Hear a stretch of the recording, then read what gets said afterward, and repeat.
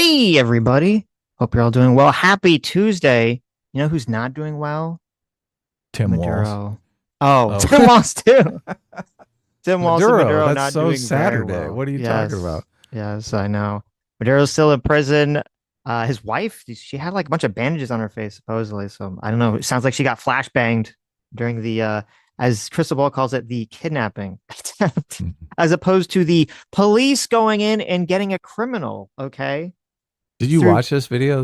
This Breaking Points video with Crystal I Ball? I watched some of it. Yes, I watched some of it. Her content has been very hilarious over the last couple of days in response to all this. The first, like right as it happens, I said on Sunday, right as it happens, she has this guy come on who's doing so much propaganda, so much damage control for the Maduro regime, talking about how like, oh, you know, I work for Drop Site News, and we're gonna have, we have our reporters on the ground, and they're talking to all the people, and all the people want to defend Maduro, and they're gonna defend, Venezuela from American invasion, and we got to protect the Socialist Party. And I'm like, what the fuck? This is insane. What Wow. is this? I have not seen any of that content, but Oh I'd my like to see God, it. it's so terrible. And then and I have a clip from this too if we want to watch it at some point. It's hilarious. We haven't checked in on our good friend Greyjoy in a long time. Okay. Yeah. Don't you want, yeah, no, who's paying the iron price? Ever since Greyjoy, Brianna Greyjoy got kicked off of Breaking Points, which was not Breaking Points, Rising. That was a huge mistake because that show took a Oh, I massive dive. know. God, I It's a, miss her so much, to I be honest know, with you. All the I new know, people that they put up against Robbie, they pale by comparison. It's not I even know. close.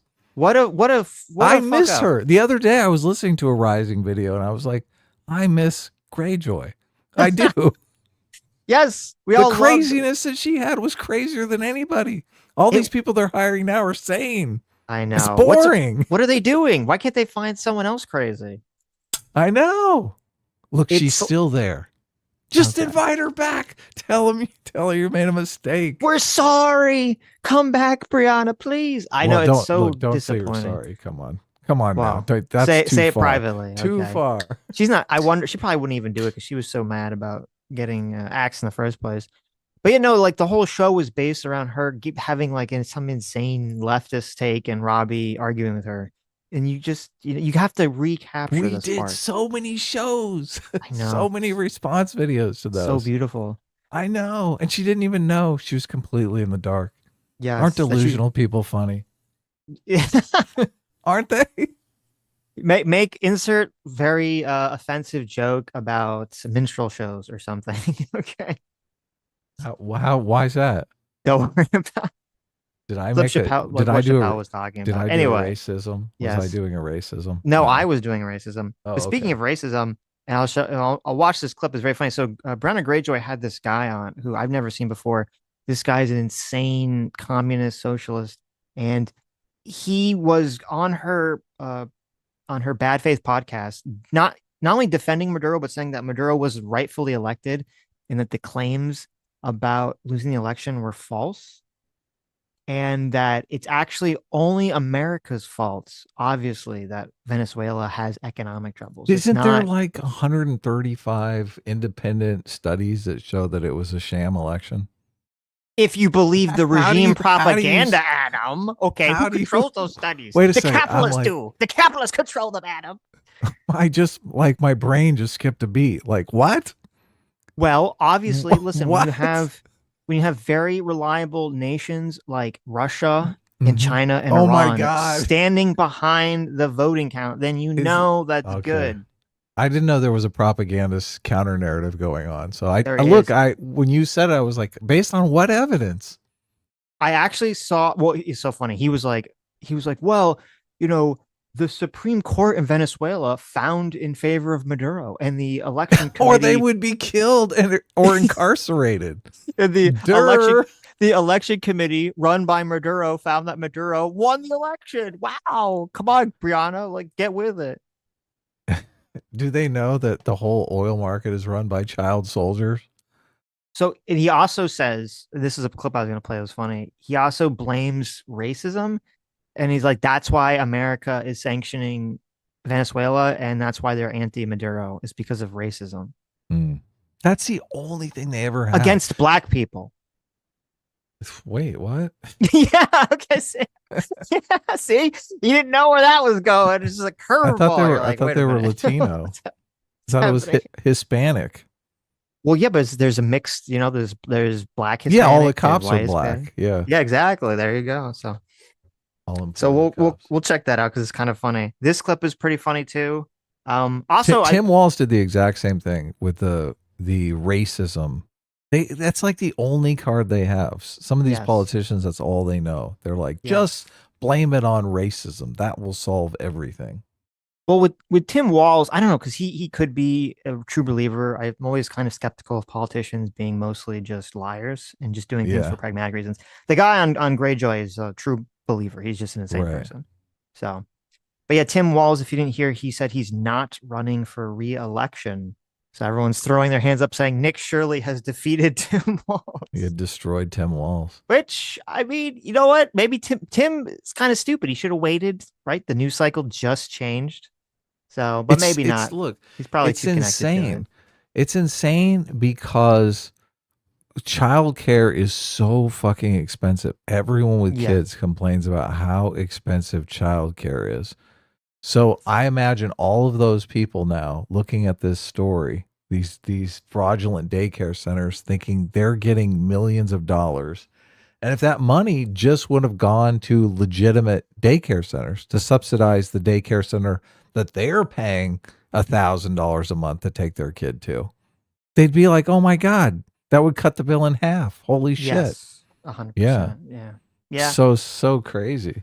It does make I'm sense. so angry. I'm so angry about the daycare fraud and whatnot. And it seems like they didn't even really want to find it. They spent no effort whatsoever. People came to them.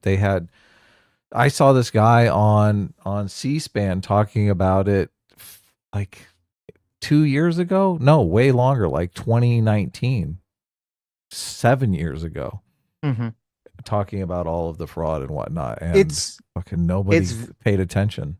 the whole thing is very insane just also because I mean this isn't a new story. They've been talking about and there's been state investigations in this fraud for almost 10 years now. And yet they keep finding these places and nothing's getting done. These people are not shut down or they're shut down and they just reapply for, under a different name as opposed to people being actually arrested for fraud. Yeah. So I am glad. It's unfortunate that this is the world we live in, but I am glad that there's so much political capital behind the story that's made the feds, the Trump administration, like really sink their fangs into investigating it to try to get to the bottom of what's going on here. Is this incompetence or is there just massive corruption in not only the city but in the state in terms of allowing the stuff to just go unchecked, and that anyone involved should just go to jail. This is straight Dictator's Handbook too. In Dictator's Handbook, he talks about how the people in power want to devote resources to the people keeping them in power, and it seems Right. like there is that level of corruption going on here, which is It wouldn't be probably why surprising. Walz is running for the hills because Right.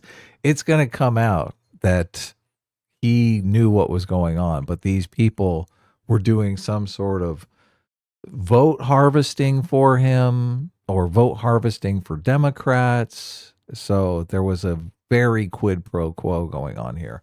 And I hope the Trump administration digs in and finds it. I don't have a lot of faith in Pam Bondi, unfortunately. Not because she doesn't want to find it, but just, maybe But she can't. she's gonna listen. Her and Cash Patel, they're gonna be so motivated to find the smoking gun here just to distract people away from Epstein. They're gonna be like, Oh, we have that's a to good give up point. Yes. something, yeah, to our base to distract them from Epstein. That is a good point. Yeah. They haven't really been stellar participants in our system as long as they've been in there. So No, seems not like they not got at all. hired more on the loyalty front than on the you, competency front, you think so? which is unfortunate because we need someone super competent right now to get in there and just find that Hmm. fucking fraud. So, but yes, So first, we should watch. Actually, before we watch this, we should watch a little bit of the Marco Rubio interview. Is kind of interesting where he goes over some of the stuff. He look because we were kind of talking about during the press conference. Oh, and there's a question I want to ask you because I got in a long debate with Sam about this, but because we were watching the press conference where Trump kind of comes out and announces all this stuff, and we're like trying to do the body language stuff to read Marco Rubio to see how he feels about this. And in all the interviews I've been seeing of Marco Rubio, he looks really tired. So maybe he's just tired because it's an important operation and he's been dealing with stuff, but he just looks like he's not happy. He doesn't look very, for someone who pulled off like this amazing operation, he just seems really tired. Yeah, Okay. look, I agree. I think he's tired of the media clown show that he's forced to deal with.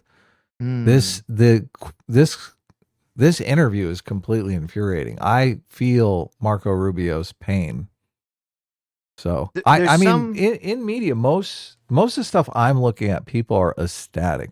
It's funny, people got super triggered over me saying I didn't do any research on the Sunday stream. I didn't mean I didn't listen to stuff on the story. I knew the facts of the story and whatnot. But mhm. I there's only so much you can know. But then I started listening to a bunch of podcasts yesterday from a bunch of historians, people who know the facts on the ground in Venezuela. And they were saying all the things I was saying. They were like, "Oh, this is too early to tell which way this is going to go." You know, everyone's vying for power. Yeah. If the vice president is left in charge, it's really nothing has changed at all because it's a problem with the regime. So, I mean, everything I said on the show, they were basically saying as well. Yeah. And I was There, just basing mine on the selectorate theory. These are all the ideas they lay out in the dictator's handbook with selectorate theory. I'm saying that there's certain things that you can know with very little information just because they're based on this is how power works. This is how human nature works. yeah. It is too early to know because unless you're in it, unless you're in the government of Venezuela or you're getting like really good intel reports or something, it's too early for people to know exactly like who, like once you remove The Maduro, players, yeah. yeah, who's the next big Who player? Is it the has vice the president? power? Is it some general person? Who's the person? Is it nobody? Or is everyone fighting now for power? That's all these questions are sort of like opaque to 99% of the population. So it is too early to see what's going on. But what is interesting, and I do want to play part of there's a Stephen Miller interview where he's definitely signaling the exact thing that I said and that I think you agreed with, which is that I think the Trump administration's thought process on this is they're going to do the mega mind meme, which is I'm not, you saved us. Oh, I wouldn't so much to say saved as It's not under new saved. management, right? Because they keep signaling that they want to work with the vice president or that the vice president is going to do what they want. And it's funny because when I say that, some people get really mad. They're like, "Oh my God, you're like, you're so hard on Trump." And I'm like, you're not really understanding what I'm saying. I think that might be the only way to handle the situation properly. Because if you do go in there, guns a blazing, Iraq 2.0, we're going to bring democracy and cheer the world.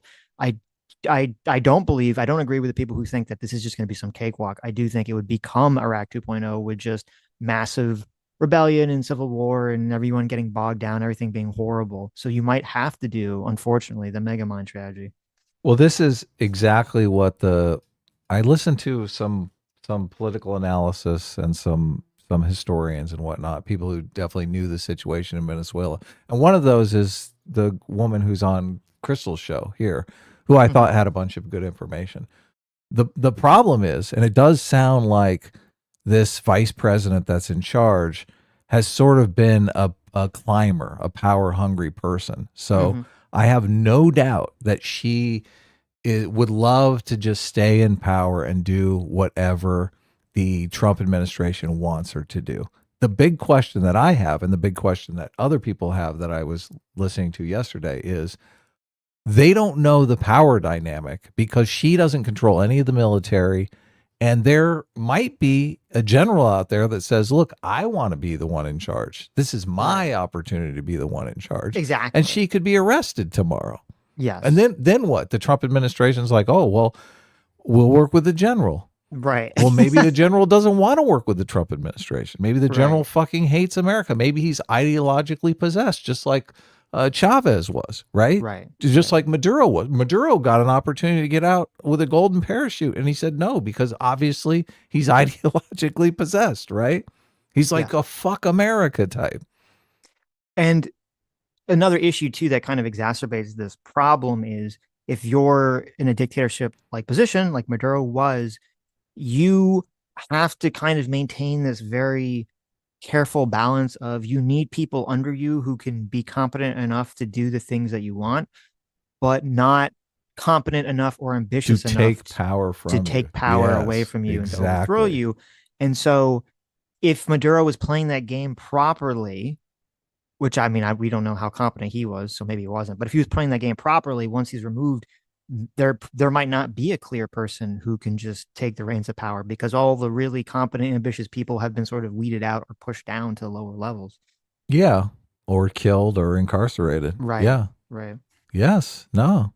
These are the facts. This is the world that we live in. So it's too early to tell now. I do like that a lot of the news is gleeful about how this is great. A lot of people are optimistic about it. So Mm-hmm.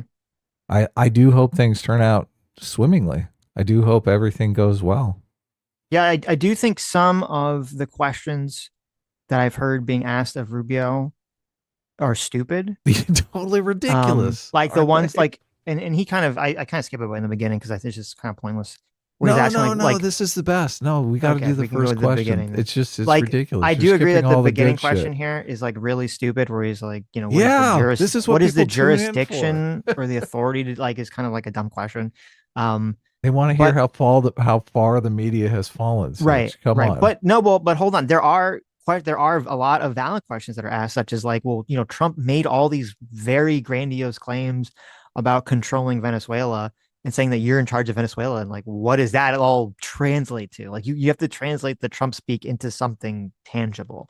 And to me, Rubio can't do that. well, Nobody can. that's my perception of when why Rubio's so tired is because like a normal president would come out here after the operation and they would say things in a way that wouldn't make it so that their administration has to come out and like do cleanup work for them. Right. That's generally what happens. They'd come out and they'd phrase things in such a way, in a careful enough way, a vague enough, a careful enough way that it's just not going to create like a feeding frenzy for everyone. Like, well, what do you mean we're controlling Venezuela? Are we? Do we have an American person on the ground control? Like, what does that mean exactly? So he's tired because Trump keeps stepping in it. Or look, Because he Trump knows he might has be. to pick up the pieces. No, I know, I know. Trump could also be changing the plan by the hour behind the scenes, and that's got to Yes, be infuriating for anyone, I'm really sure. anyone who's like competent who wants to get the A, B, and C objectives out in like written in stone. A And hundred Trump just percent. Trump just keeps coming out over and over again. Oh, this new plan. I thought of a Right. great idea for what we should do with Venezuela. Right. Oh my god. Right. Can you read a super chat real quick while I Oh, run and grab sure. something? I'll be right back. Karakan for $5 says Dev introduced me to you guys, and now I watch every week. Love the sensible, non ideological takes on politics and shows. S class is the best class. Well, thank you so much. I do appreciate that. And look at that. Glad we got Dev. Glad Dev introduced you to us. It's funny, actually. There was a tweet that I responded to that was totally. This is like an insane tweet here from Kyle Kalinske of all people. Kyle Kalinske said, if somebody gets robbed or shot in the face, it would be fucking absurd and disrespectful and idiotic to be like, quote, yeah, but he was kind of an asshole. Enough with the throat clearing bullshit. I don't give a fuck that you don't like Maduro. Trump waged an illegal and offensive war against a country that didn't attack us to steal oil for the billionaire class. He's a depraved criminal. Say that. And it's like, okay, for Kyle to make this whole long argument like, oh, it doesn't matter. It doesn't matter. It's absurd for you to say that the person was, kind of an asshole if they got robbed or shot. And I'm like, wait a minute, did I just have like do we have like a fever dream? Because I remember there were like 8 fucking videos of Kyle Kalinske dancing on the grave of Brian Thompson, the United Healthcare CEO, and sucking off Luigi Mangione. And the whole argument was, well, that guy was an asshole. Brian Thompson was an asshole, and the healthcare industries are all composed of assholes and bad people. So Therefore, Luigi's a hero, and it's totally awesome to know what's going on. Blah blah blah blah blah. I mean, and it's funny because I went back to his videos. He had a whole video where he was laughing and criticizing Ben Shapiro, who took a very strong stance against Luigi and Mangione. And he's all like, "Oh, look how awesome it is that Ben Shapiro's audience is like dunking on him because they're in favor of the murder." And I went back, he had like 8 different videos, and I was curious. I'm like, did he ever denounce it?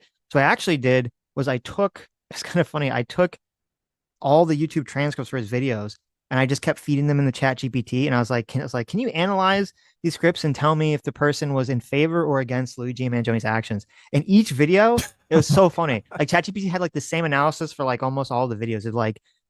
Well, at one point in the video, he'll say something like murder is bad, but then the entire rest of the video is just him making excuses, very implicitly and sometimes explicitly supporting the murder.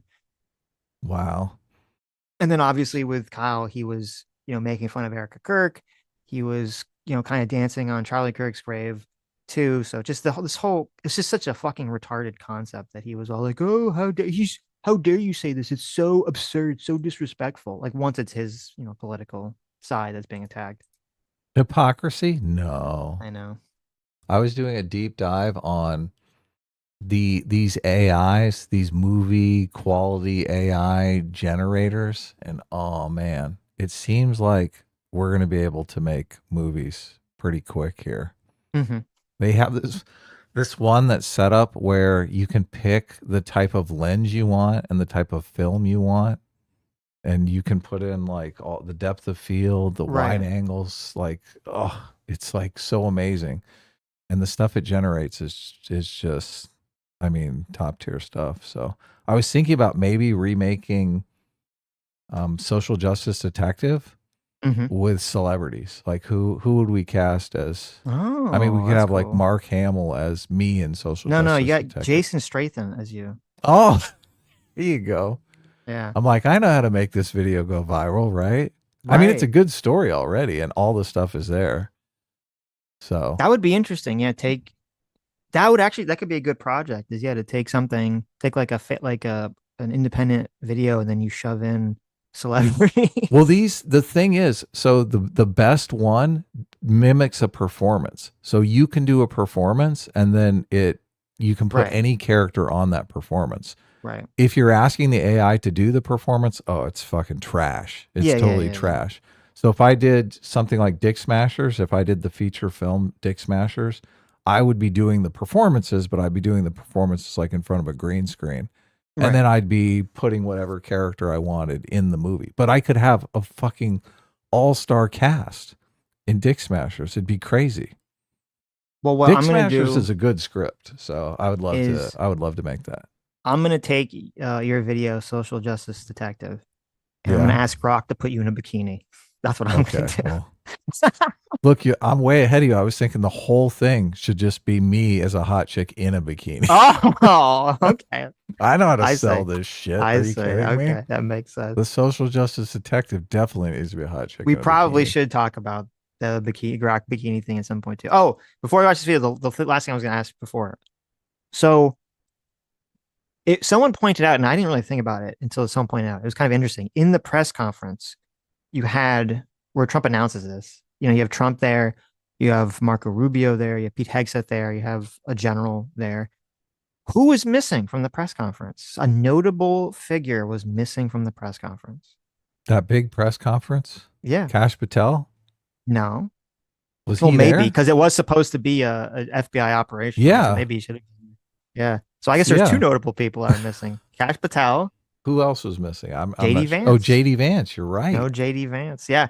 And so people were speculating about this. I was speculating about this because I was like, okay, well, maybe there's like one of two things that's going on, which is either there is this kind of wondering if it's going to be JD Vance versus Marco Rubio in 2028. And maybe I don't know, maybe Trump was like, you got to give Marco, this is Marco's baby. You got to give Marco this one. JD Vance. I don't know, maybe that's going on. So he told JD Vance to fuck off. Or maybe JD Vance, who has been very, very isolationist so far and seems to be on the train, maybe he was against this. He's not really in favor of this.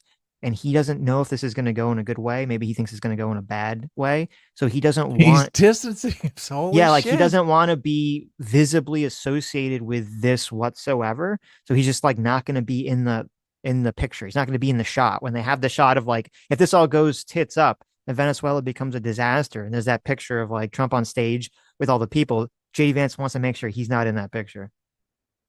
Yeah, it's real easy to be enthusiastic about this right now, but I was thinking also in the context of Iraq, would Obama be Obama if he hadn't been against the war in Iraq? Because he kind No, of just guessed correctly. no. That was why he won the primary. Well, it was a big reason why I think he won the primary against Hillary Clinton. So And JD Vance I like the way you're thinking. JD Vance is sitting back and he's like, let me just see how this goes before I throw yes, my lot in completely on either side of this. it does make sense strategically because if it goes well, people aren't going to point like if he's quiet about it or he just says like, oh, of course I'll Yeah. support this, right? Like, yeah, if it goes well, you know, it's he's not going to get penalized for it. But if it goes poorly, he can kind of just be like, well, listen, I wasn't really ever in favor of this. Yeah. This was Yeah. Marco No, Rubio's it baby. is. So It is politically astute. that was my thought process. Now, Sam argued with me because she thinks that the reason JD Vance wasn't there was because he was on vacation with his wife and his wife wouldn't let him return to the to the White House to be in a historic press conference. Okay, cool. I don't know if you agree with that or not. Well, I was actually distracted by the chat. What'd you Okay, don't say? worry about it. Don't worry about it. It No, doesn't no, matter. no. I want to hear I said what Sam Sam's said. prediction was that JD Vance was on vacation with his wife and family, and she wouldn't let him leave the vacation to be in a historic press conference with the president. I love you, Sam, but I think that's probably not true. I think that's probably some There you crazy go. speculation. There you go. Okay. Let's we so if I if whenever me and Sam get a dog, we've decided we have to name the dog Chat so that whenever we have a disagreement, we can Mhm. ask Chat to weigh in. Oh, that's brilliant. Yes. That's brilliant. You have to do that. Mm-hmm. Oh yeah. Okay, let's jump into here. So this is Rubio talking to Who's this totally blank on this guy's name. stupid talking head? George Stephanopoulos. Stephanopoulos. Yes. Thanks. We're joined now by the Secretary of State, Marco Rubio. Mr. Secretary, thank you for joining us this morning. President Trump was pretty clear yesterday. He said the United States is going to run Venezuela. Under what legal authority? Well, first of all, what's going to happen here is that we have a quarantine on their oil. That means their economy will not be able to move forward until the conditions that are in the national interest of the United States and the interest of the Venezuelan people are met.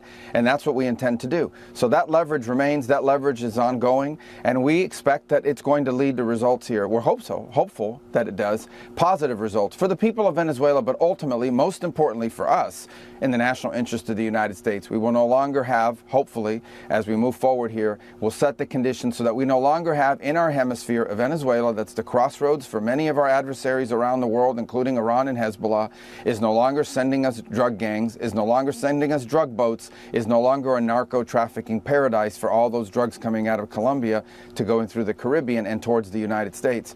And obviously, we want a better future for the people of Venezuela. We want them to have an oil industry where the wealth goes to the people, not to a handful of corrupt individuals and stolen by, pirates all over the world. That's what we're working towards, and we intend to use the leverage we have to help achieve that. Power to the people. It's beautiful. I love it. You know what this? I think you know what this interview really needs to like What's really that? make it pop. Cowbell. Background music. More cowbell. I think ABC News should have like a little like background music playing, like just like going on whenever they do interviews. Oh my god. You don't like that. You don't want to have like the Batman, the Dark Knight, soundtrack like blaring in the background while Maybe Marco a little Rubio's answering this circus question. music when he asks the question again. Oh, okay. Whenever Stephanopoulos talks, there needs to be circus music. Why don't you like this question? Because he is going to ask it again. He asked it like 4 times. Right, yeah. Yeah. Why don't you like this question? Why is this a bad question? I mean, they don't know. I guess there's nothing wrong with the question. I guess my rejection of the question is really around the fact that we all know it's just Trump talking shit. So I guess my worldview makes this question irrelevant, but other people who are still clinging to the idea that Trump should just be a regular president like all the other presidents. They're the ones that this question is for, right? Yeah, They're the ones I that are guess you're getting right, mad about, oh my God, why would Trump say something like that? Trump doesn't know how the fuck they're going to run the country either. Right. This is also part of the negotiation. But the question, see, if he asked the question like, how is this like logistically going to be run? Mm-hmm. I think that'd be like a good question, even though, and I agree with you, Trump doesn't fucking know because they haven't, I don't think they've really done a lot of extensive planning on this. That question. Yeah. And he was like, deferred to these guys. He's like, right. Oh, these guys are going to figure it out. Right. And they don't really have a strong answer on that question too. Though to be fair, even if they did, I mean, they wouldn't give all the cards away, right, publicly. But because the question wasn't that. The question is, and here I'll play because he's going to say it again. Let me ask the question again. What is the legal authority for the United States to be running Venezuela? See, he's asking, like, what is the legal authority? What is the jurisdiction for America to even be able to do this? And to me, that's like a really stupid question because it gets into the whole like people that are complaining about violating international law and all these other things. And it's dumb because first of all, everyone knows it's just, because we can, essentially. That's the answer to the question.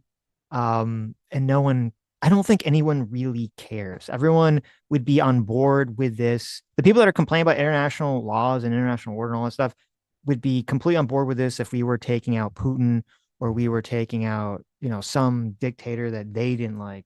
They'd be totally on board with this action. Yeah. Do they like Maduro? Stephanopoulos is a big Maduro stan. No, he doesn't. I mean, I've heard him say that Maduro was terrible. Even Rachel Maddow was saying Maduro was terrible. All the mainstream media people were saying Maduro was terrible, but they don't like the way in which this was done.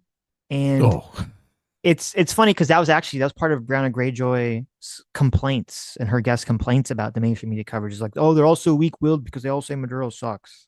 What is the proper way to do this and actually accomplish the goal?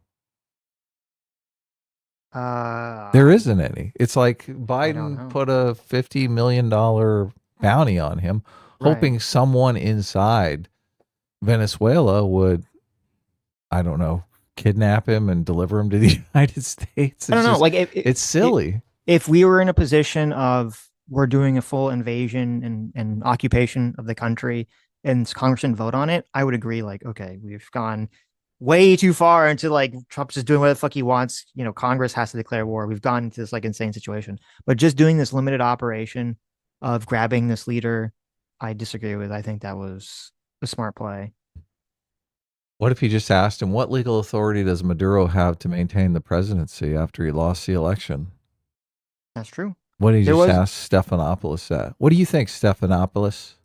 There was an interesting X post on read that was from someone, I don't know what country they're from. I don't know if they're Venezuelan, but it was in Spanish. And translated, it's from Christian Campos. And translated, it reads, if international law cannot prevent me from being tortured in a cell at Venezuela, but it does protect Maduro so that he can continue torturing me in Venezuela, international law not only does nothing for me, but it's fucking me over. Interesting. I do think that's a very persuasive argument. Yeah. We did it for the good of humanity. There you go. Yeah. Well, I explained to you what our goals are and how we're going to use the leverage to make it happen. As far as what our legal authority is on the quarantine, I'm very simple. We have court orders. These are sanctioned boats, and we get orders from courts to go after and seize these sanctions. So I don't know, is a court not a legal authority? So is the United States running Venezuela right now? Well, I've explained once again, I'll do it one more time. What we are running is the direction that this is going to moving forward. And that is, we have leverage. This leverage we are using and we intend to use. We started using already. You can see where they are running out of storage capacity. In a few weeks, they're going to have to start pumping oil unless they make changes. And that leverage that we have with the armada of boats that are currently positioned allow us to seize any sanctioned boats coming into or out of Venezuela, loaded with oil or on its way in to pick up oil, and we can pick and choose which ones we go after. We have court orders for each one. That will continue to be in place until the people who have control over the levers of power in that country make changes that are not just in the interest of the people of Venezuela, but are in the interest of the United States and the things that we care about. That's what When we the intend president to was do. asked And the legal yesterday- authority is the court orders that we have. When the president was asked yesterday who will be running Venezuela, There's an interesting thing, I guess, that has been cultivated around Trump, which is that the way in which he talks, and this is probably from his, business career, the way in which he talks is that he always oversells everything to a level that most politicians or presidents would never do because they don't want to put themselves out so much on the hook the way that sort of Trump does consistently. And so that's why Trump will say things like, oh, well, we already run Venezuela, or, we're running it right now, or, like all these things that are not true. And people just like blink and they're confused. They're like, well, okay, how is that supposed to work? Because, Trump just has kind of been used to saying this when he's doing his business deals and everything to try to like upsell people on a concept. And it's interesting because on one hand, I'll hear a lot of Trump supporters they'll repeat what I'm saying, that this is like kind of Trump's way of speaking, and they use this as a defense in order to basically defend him from saying things that are very often not true or very often hyperbolic or kind of stupid things to say. But then it does undermine what Marco Rubio ironically said in that press conference. In that press conference, Marco Rubio, his entire little speech that he gave was, when Donald Trump says something, that means it's true. That means it's going to happen. So people have to fucking pay attention. So it's kind of interesting that Trump exists in this, and this helps Trump from like a persuasion point of view. He kind of can basically say almost anything, and his people who support him will just sort of like interpret it in a way in which is beneficial to him at that moment. He's trying to talk the things into existence. Yes. So, and sometimes those things, sometimes it doesn't work, right? Sometimes those things can't be talked into existence, or things Right. go a different way. But is that, and look, I think this is what you're saying when you're talking about people who understand how Trump works, using this as an excuse. They're saying, look, I even said it. I said, look, this is part of the negotiation, right? He wants us to be able to control Venezuela. And the way Marco Rubio lays it out, we have the best of intentions, right? We're trying to marshal the resources that will best help us and the Venezuelan people. Like, we want to be a partner with the Venezuelan people, not the dictatorial leadership. Mm-hmm. So, but is it really, can you say that it's batshit crazy when sometimes it actually does work? Sometimes Trump does talk the thing into existence. Well, that is the benefit of the strategy, is that when it works, you say, oh my God, Tindy chess, Trump talked the thing into happening. And then when it doesn't work, or people don't really like the idea, they just kind of hand wave it away as if like, well, he didn't really mean that. He was joking. He's being hyperbolic, blah, blah, blah, blah, blah. I wouldn't say he was joking. I would say in this situation, I know, I'm just saying he's shooting for the moon here. Right. But it's the same thing, because, people were bringing up, and they actually, we can watch the clip about it because someone asked Stephen Miller about this, was because Trump has also made all these comments repeatedly about wanting to take Greenland. And so I know they were talking about it immediately after this. Of course, like, of course. Oh my God, the Greenland people are like shit. Right. And I know there's a lot of memes on the internet.com, but I think people are really living in a bubble if they think that America doing a military action where we try to capture Greenland would not be the biggest historical blunder that any president could ever possibly do, in that the country would en masse turn against Donald Trump for doing that action. People on the internet.com in their little bubble might not realize that, but this would be one of the most unfavorable actions he could take. It would completely destroy his presidency. So that's where you get into kind of the weird thing, because it's like, okay, well, when Trump keeps saying this, he's trying to talk it into existence. I agree with you. I think that's what he's trying to do. But the fact that there is this sort of weird wishy-washiness to the things he says actually plays to Trump's advantage to kind of have this protection from when he does throw out the crazy idea about invading Greenland. Hmm. Yeah.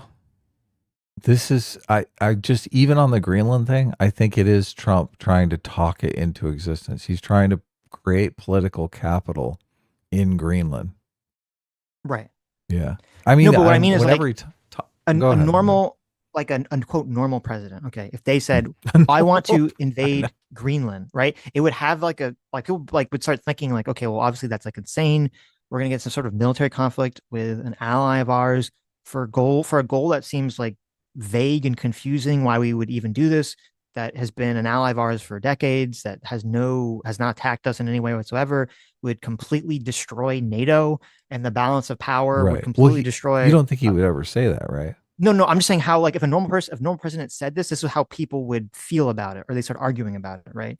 It would destroy our relationship with Europe. It would make America very clearly the villains of the world. It would like people would kind of like go through all the kind of the steps of like why it's obviously stupid and bad to do it, and then they'd say, well, the president who recommended this idea or even brought this idea is a fucking retard for even suggesting this in the first place. Because people would kind of like game out all the things that happen. But with Trump, since he has this weird like talking into existence, hyperbolic, joking, not joking sort of way, like defense that people always give him, then only the people that don't like him play the gaming out how it works. So he's stupid game. Where the people that do like him just hand wave that all away because they're like, well, he's not really serious, or it's just a meme, or shut up. And that's that kind of mentality. I don't think exists or has existed for normal presidents in most situations. They haven't cultivated that power, I should say. I don't like the example you're using because it's something Trump would never say and would be retarded for Trump to No, no, no. say I'm because sorry. Either I misspoke or you misunderstood what I'm saying. I'm not saying Trump is going to come out and explain all the bad outcomes that could happen by invading Greenland. I'm saying he's going to say, I want to invade Greenland. no, he would And never then, say I want to invade Greenland. That's the wh- part that I okay, think I is want to take Greenland. ridiculous. Whatever language he's used Everything he's repeatedly to saying say is like this. Greenland should be part of America. Oh, it'd be so good for them. It'd be so good for us. He's only talking about it in ways that can be seen as helpful, right? An invasion of Greenland would not be I seen don't as believe that's helpful. true. I believe I'd have to find the quote, but I'm pretty sure Trump has said he's been asked, "Would you rule out military force to acquire Greenland?" And he refuses to say no and says it's absolute. The president says it's absolutely necessary for the U.S. national security to have Greenland and won't rule out the use of force. It's very clearly saying, "Well, we want to invade Greenland or take Greenland for ourselves." That's what that means. Hmm. So I don't know. He saying that he wouldn't rule out military force is different than saying he would invade. But it is a lot closer, obviously, to saying he would Uh, invade. uh, When did he say this? it was like a couple Was days this ago. recent? Yeah, it was Okay. recently because everyone's been asking him now about all this because of this stuff. They keep asking him about it. He wouldn't rule out military force to take Greenland. Wow. Yeah, Okay. that's what I'm saying. Like, Well, look, if we needed to liberate the Greenland people, if they had an oppressive regime lording over them, then we would have to use military force, yeah, exactly. obviously. Right. Yeah. That's the argument you would have to make to make Right. that Which seem sane, no right? one is going to believe that whatsoever. So, Right. I did hear him say that we have to acquire Greenland.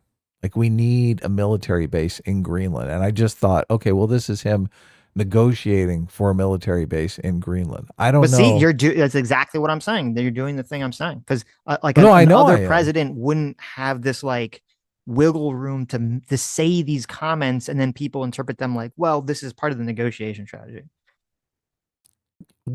Th- Things are actually happening though.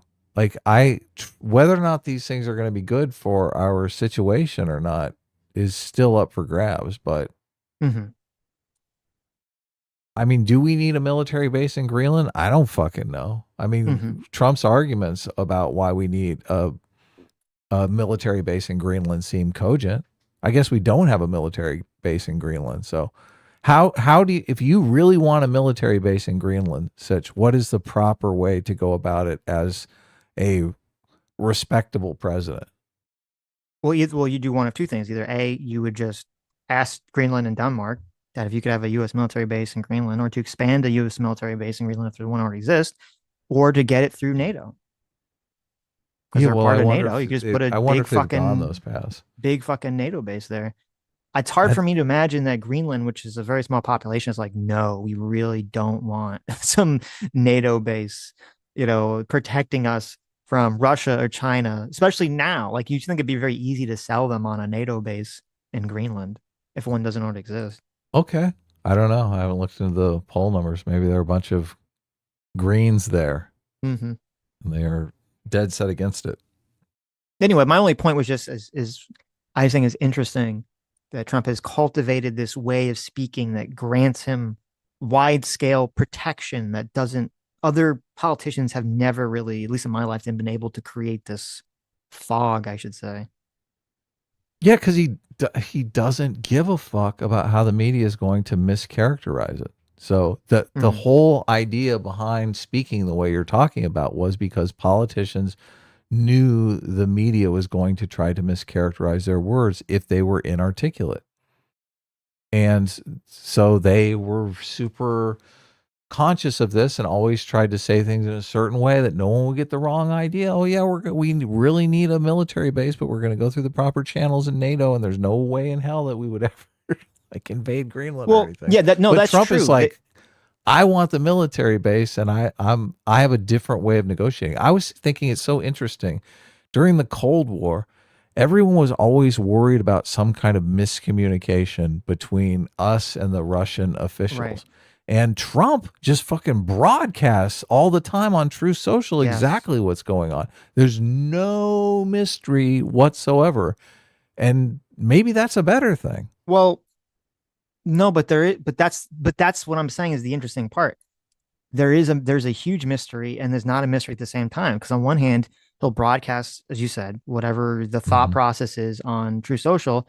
But then very often, as you're saying, that thought process is so rough and so far out there that people say, well, that can't possibly be true. So like when he says, well, we control Venezuela right now, or we're going to control Venezuela right now.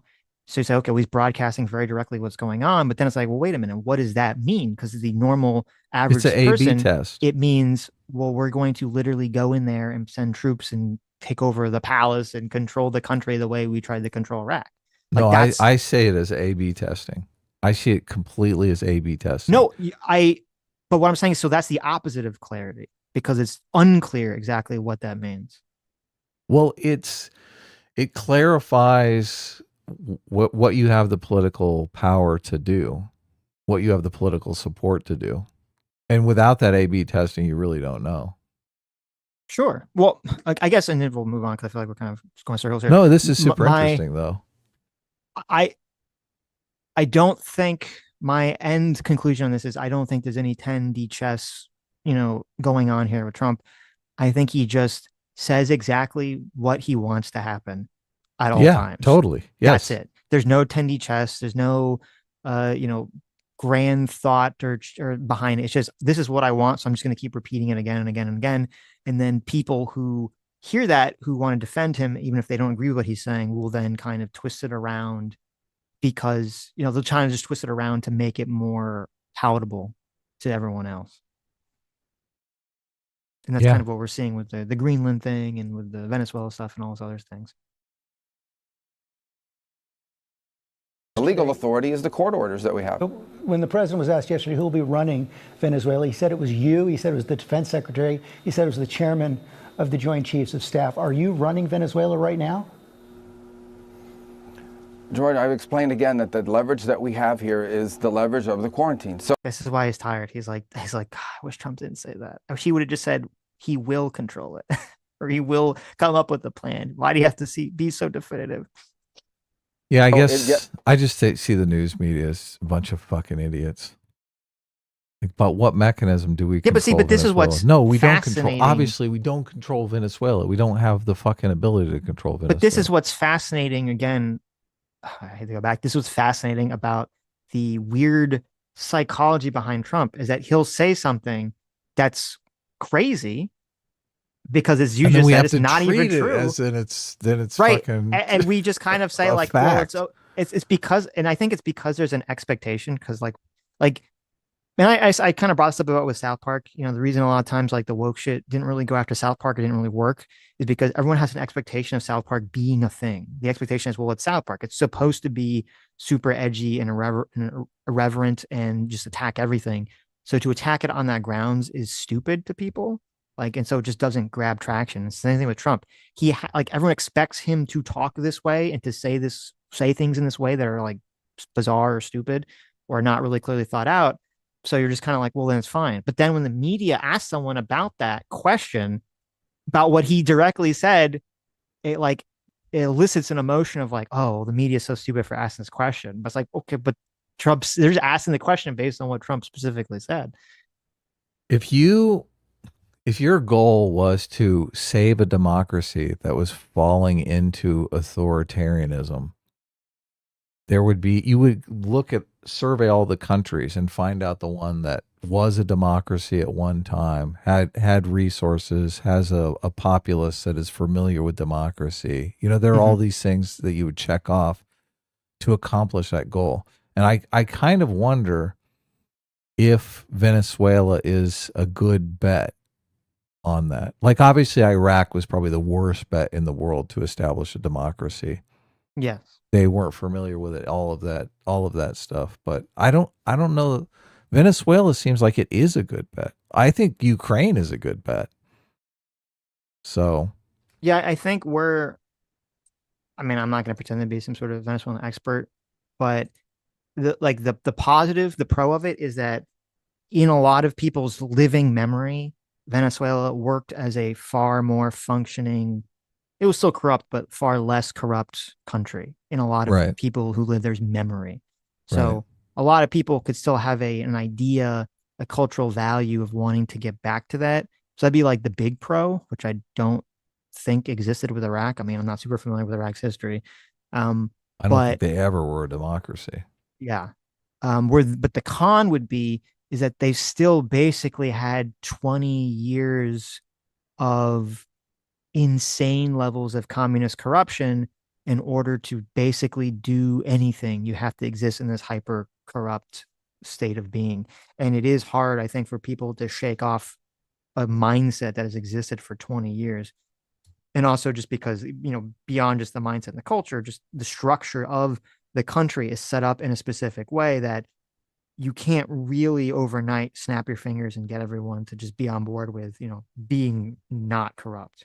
20 years of political and institutional decay is difficult, obviously. Yes.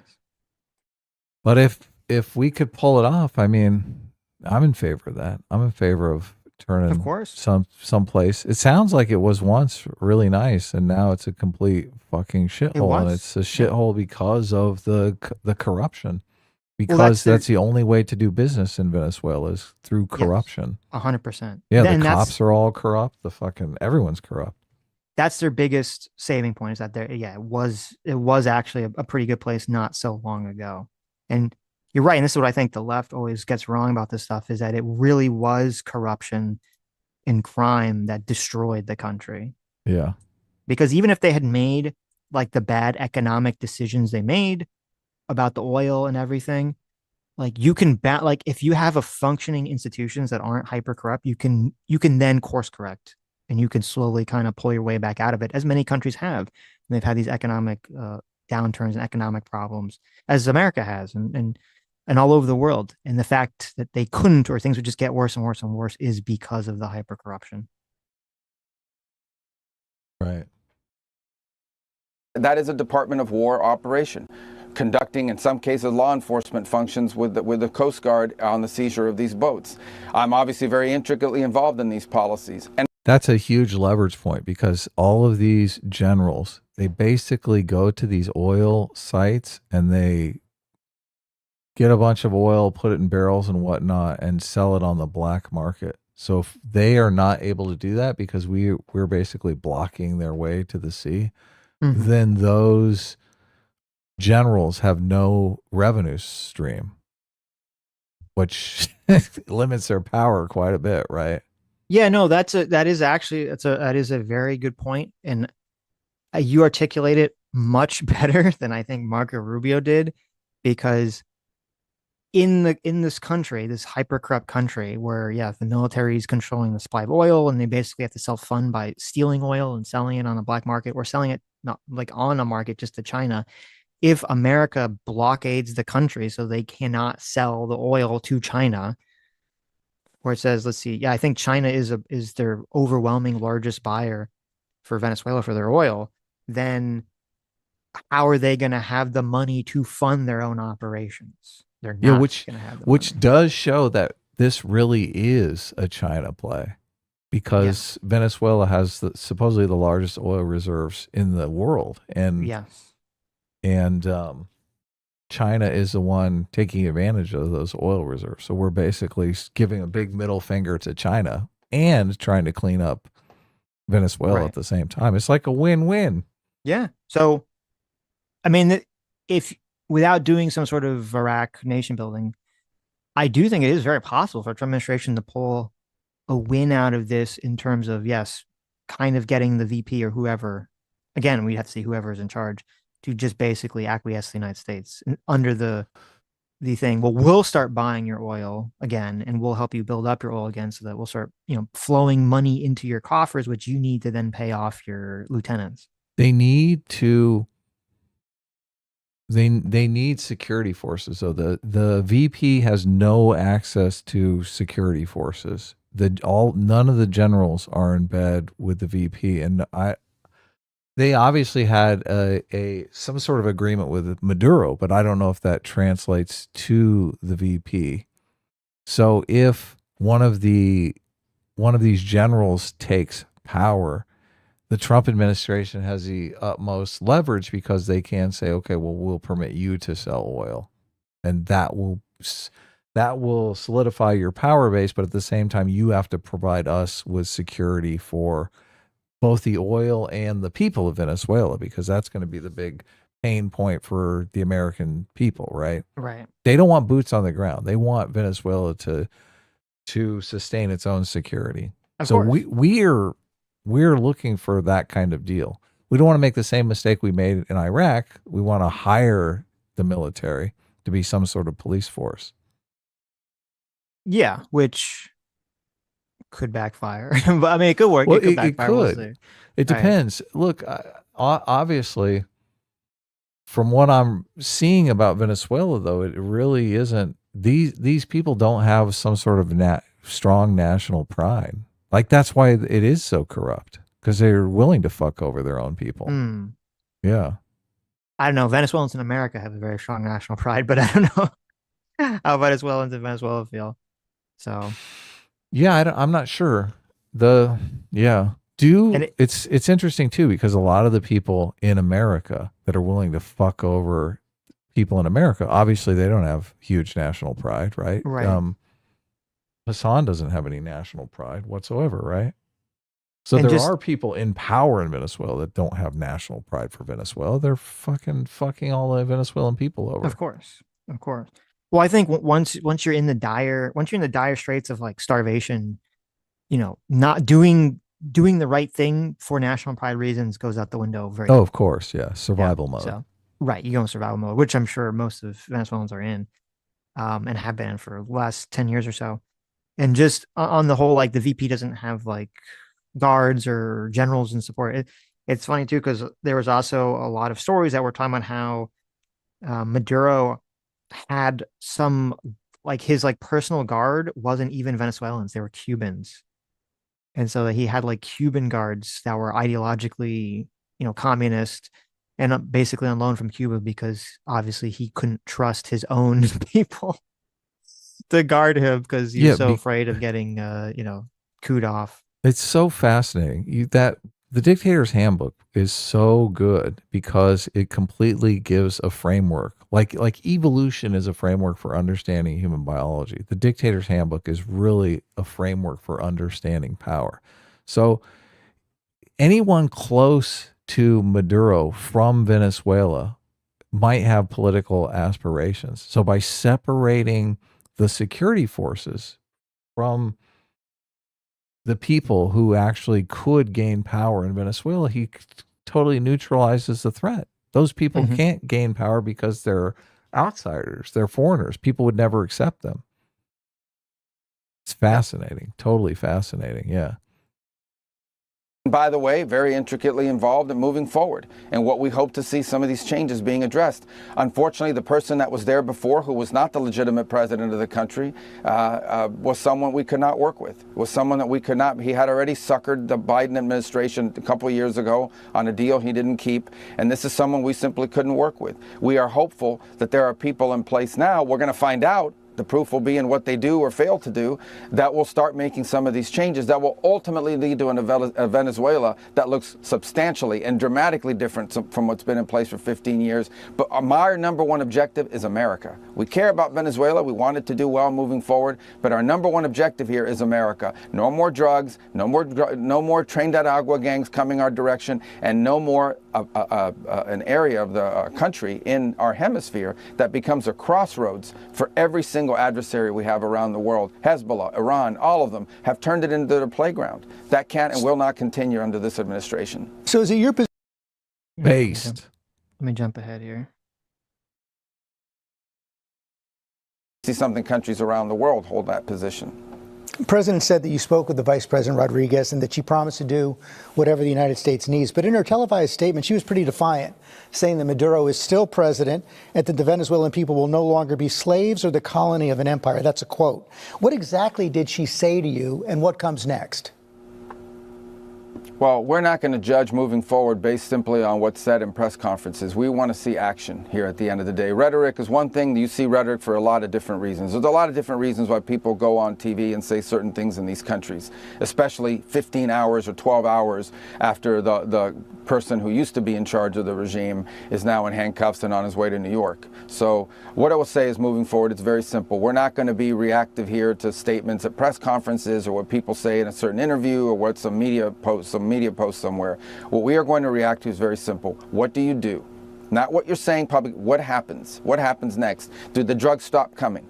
Are the changes made? Is Iran expelled? Is Hezbollah no longer able and Iran no longer able to operate against our interests from Venezuela? Does the migration pattern stop? The drug trafficking boats end? Do you deal with the ELN and the FARC, two narco-terrorist organizations who control territory and operate with impunity from the territory of Venezuela against the interests of Colombia and the United States? These are the things we want addressed. If they are addressed, that's how we'll judge it. If they're not addressed, that's how we'll judge it. And what happened? I do think that was mostly a good answer because it is true. And I think this was again when Trump not putting himself in the greatest position when he said that publicly, oh, well, we had a conversation. Mark Rubio had a conversation with the VP, and she seemed amenable to becoming the stooge of America, essentially. Putting that out there because then that forces her to come out there and make a very strong statement. Now she has since. I guess it was after this interview because she has since, made a written statement that's a lot more amenable to working with America. So, that definitely shows that, I think Rubio is probably correct in terms of the rhetoric that is said by her during some sort of press conference is a lot less important in terms of, right after the event is not very important in terms of what actually is going to happen. The only thing I think that he fucked up here is I think he was a little too specific with the changes they wanted to see in place. It's better to be vague because then obviously, if you're too specific, then if those specific things don't change or they don't change quick enough, then you're going to have everyone hounding you about it. Like, oh, but you said this, you said this.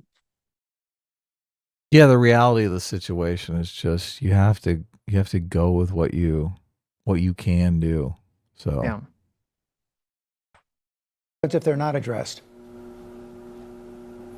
Well, as I said, we retained all the options we had before this raid and this capture and this arrest was made. We continue. The quarantine is in place right now. If you are a sanctioned boat and you are headed towards Venezuela, you will be seized either on the way in or on the way out with a court order that we get from judges in the United States. We will continue to enforce our sanctions.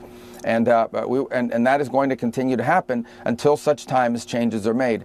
I cannot overstate how crippling this is for their future. On the other hand, there's an alternative to that. And here's the alternative, and that is an oil industry that actually benefits the people, that actually goes to the benefit not of people, of the people, not just 2 or 3 or 5 people who are stealing it, and certainly not to Iran or any of the other sanctioned entities that we're going after. But how does the United States intend to? That's what I think. See, I think he said that a lot better than the way Trump said it.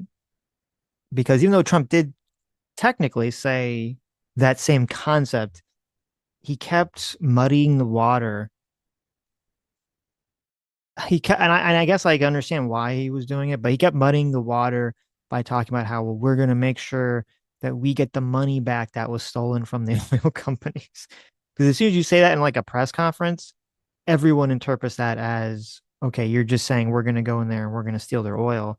And then obviously they combine that with Trump's previous comments where he basically said the same thing about Iraq. We're just going to go, we should have gotten in, we should have taken the oil, which it doesn't play well both at home or in Venezuela. And it would kind of make it an easy rallying cry to say, well, Trump's just doing this to steal resources from Venezuela, which you already see lots of people doing, which, yes, people would have said that anyway, but now they have a bunch of sound clips of Trump saying that, making it harder to defend against the claim. He's trying to sell it to his coalition. I think we both agree on that, obviously. He is trying to, it is twofold. The reason he kept saying that was he's trying to sell it to his own coalition of people who don't want to spend money there, but he's also trying to give assurances. I think he should have done this privately, though. He is trying to give assurances to oil companies that they should be willing to invest money in Venezuela, because if it goes south, because the big problem is, and we talked about this on Sunday, you had a bunch of American oil companies, they invest a bunch of money in pumping oil out of Venezuela, and Venezuela over a 50-year period basically took all that infrastructure from the companies, didn't really pay them what it was worth, so they lost billions of dollars. Well, they didn't keep it up, obviously, because it's a bunch of thieves just stealing oil. Right. But they I mean, maintain the infrastructure. Right. But I mean, like they stole the investment. As I went over Sunday, originally in the 70s, they only paid $1 billion when they should have been paying $5 billion to the oil companies in terms of taking it. And then the other oil companies were trying to sue them and were owed $40 billion from Venezuela, and Venezuela hasn't paid them back for that. Right. And so it's going to be a little difficult. No, it's going to be a lot of difficult maybe for America or for the Trump administration to go to American oil companies and say, hey, we want you to risk spending billions of dollars investing in Venezuela oil infrastructure because we'll pay dividends, when they might think, well, it's going to take us 4 or 5 years to do any of this shit. What happens if we invest a bunch of money here and then, the Venezuelan government just steals it again, or, Trump's not president anymore, and you have, J. Vance, you have a Democrat who's not really are they really going to send boots on the ground to protect U.S. oil company refineries? Is the American public really going to support that? So it is going to be kind of a hard sell, I think, for oil companies. And I think part of the reason Trump kept harping on this is because he's trying to tell them, we got your back. It'll be safe. Yeah. Because he knows that they really need the private business to invest in this, because he doesn't want the American government to have to pay for this, because American people don't want to pay for this. You can make the investment. Yes. Secure the oil fields. Won't that take U.S. troops?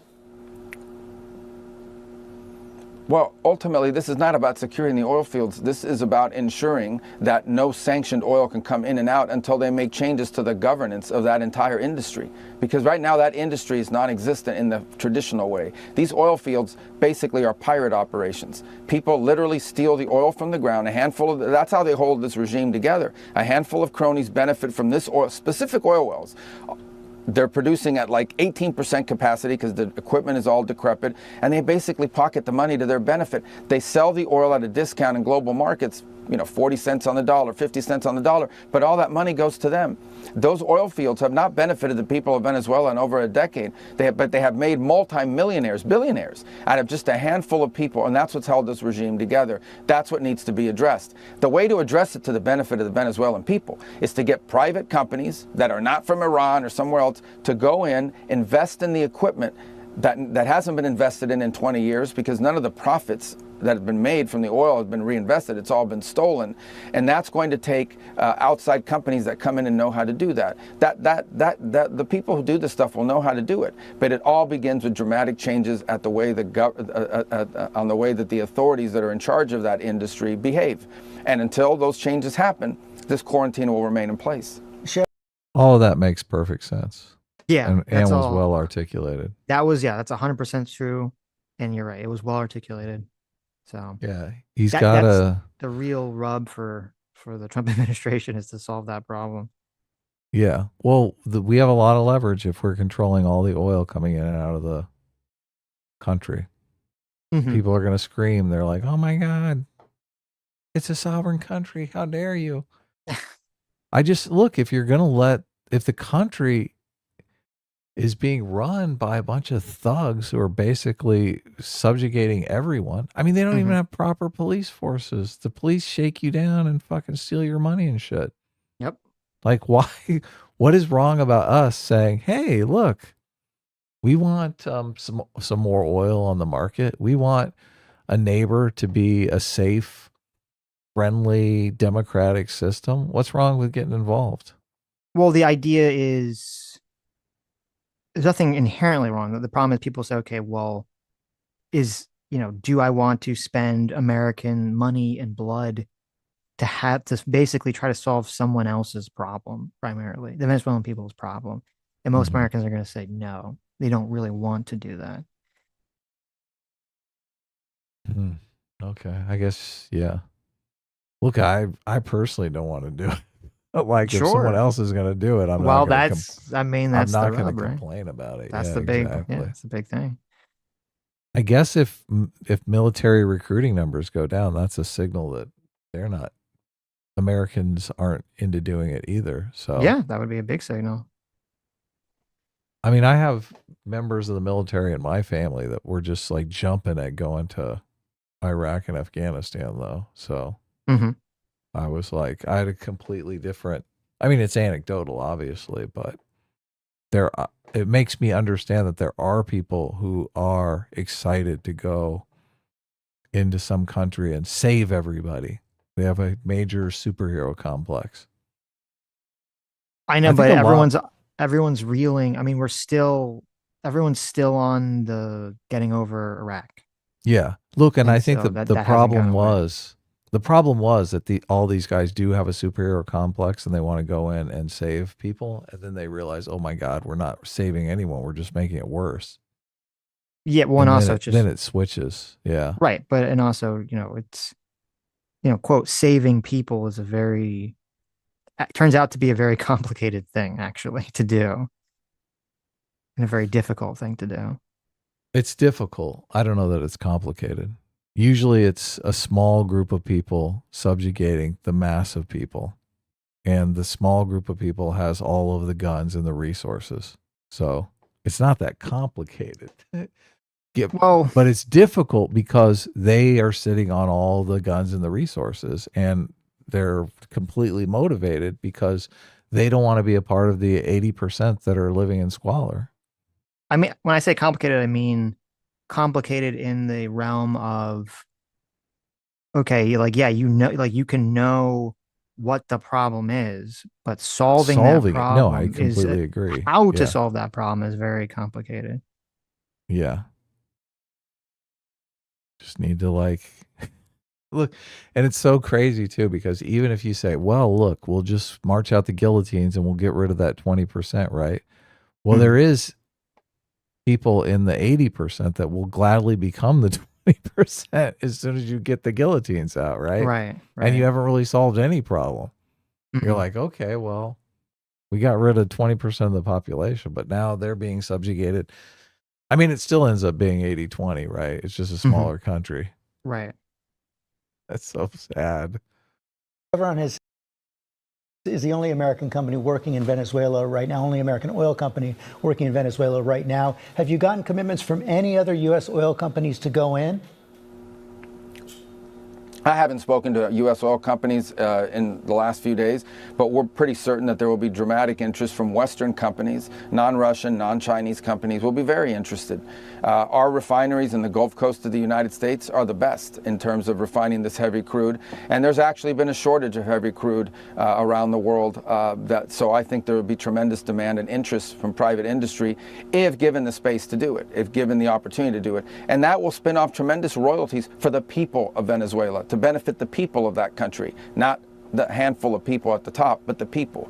And you know, that can happen. There will be interest. I haven't spoken to the companies since all of this has happened. I'm certainly aware of who they are, and I have spoken to Secretary Wright and Secretary Burgum and others and I know they'll soon be sort of taking an assessment and speaking to some of these companies, but I don't have any concerns that there won't be interest. There'll be tremendous interest if it can be done the right way.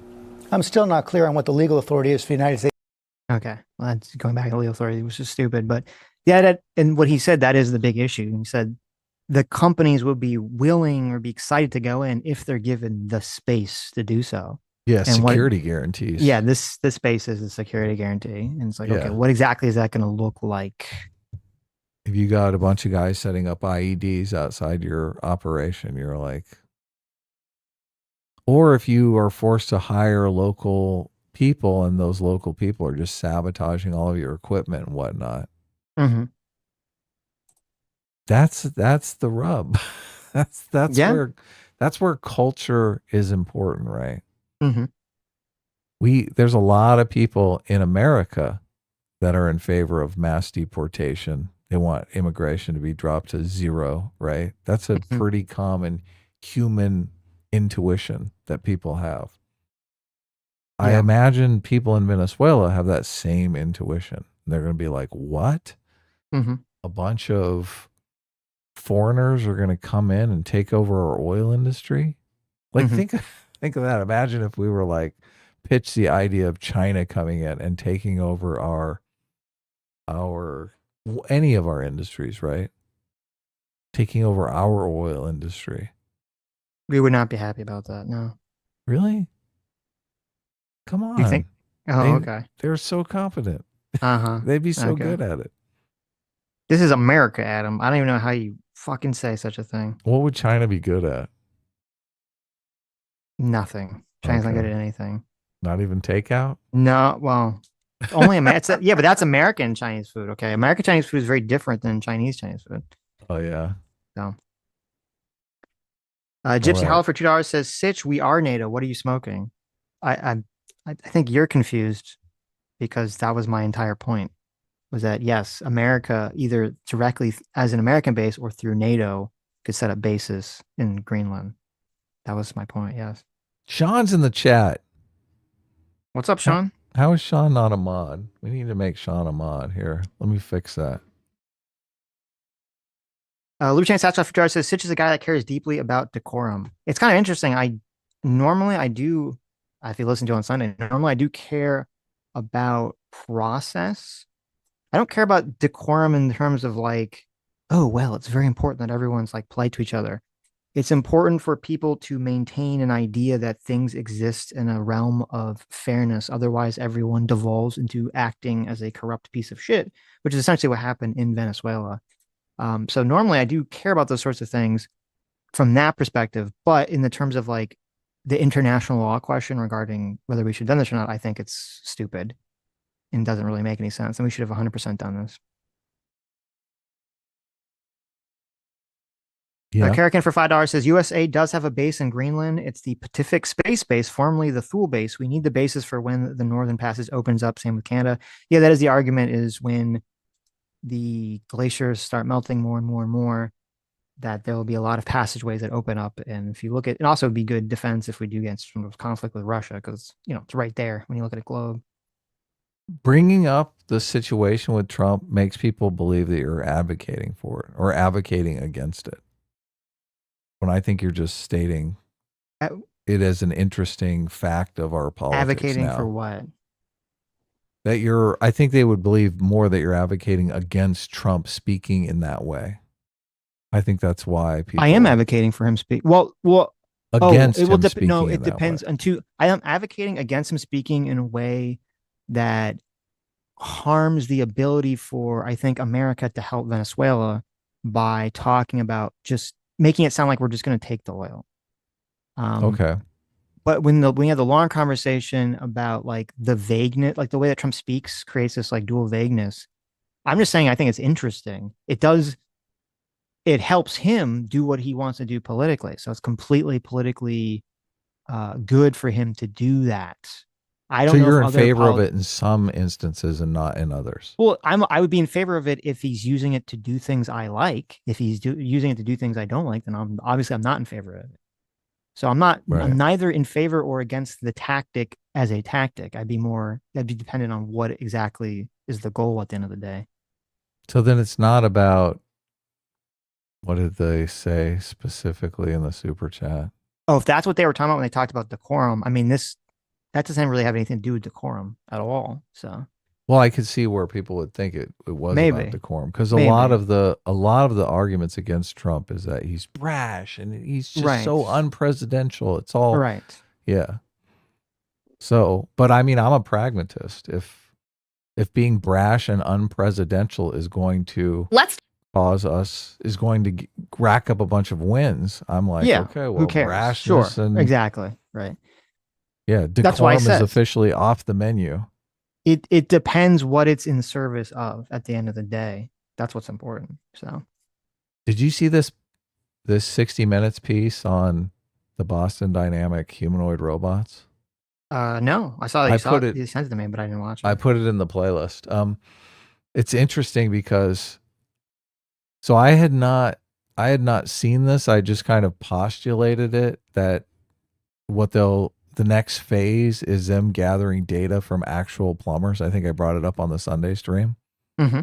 In this live stream, or in the piece, the 60 Minutes piece, they actually are doing that. I'm like, oh shit, I totally nailed it.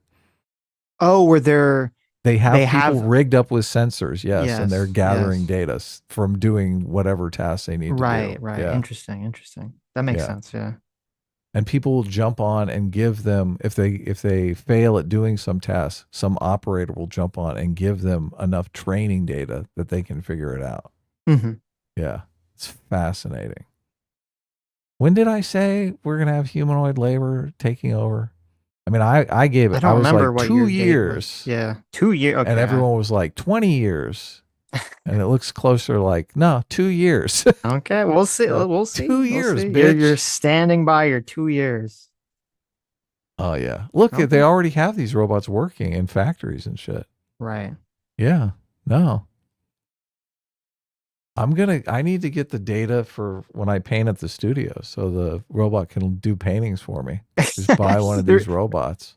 I like the idea. It's like, okay, so yeah, people don't like when you have the AI make the picture, but what if you have the AI literally pick up a paintbrush and paint?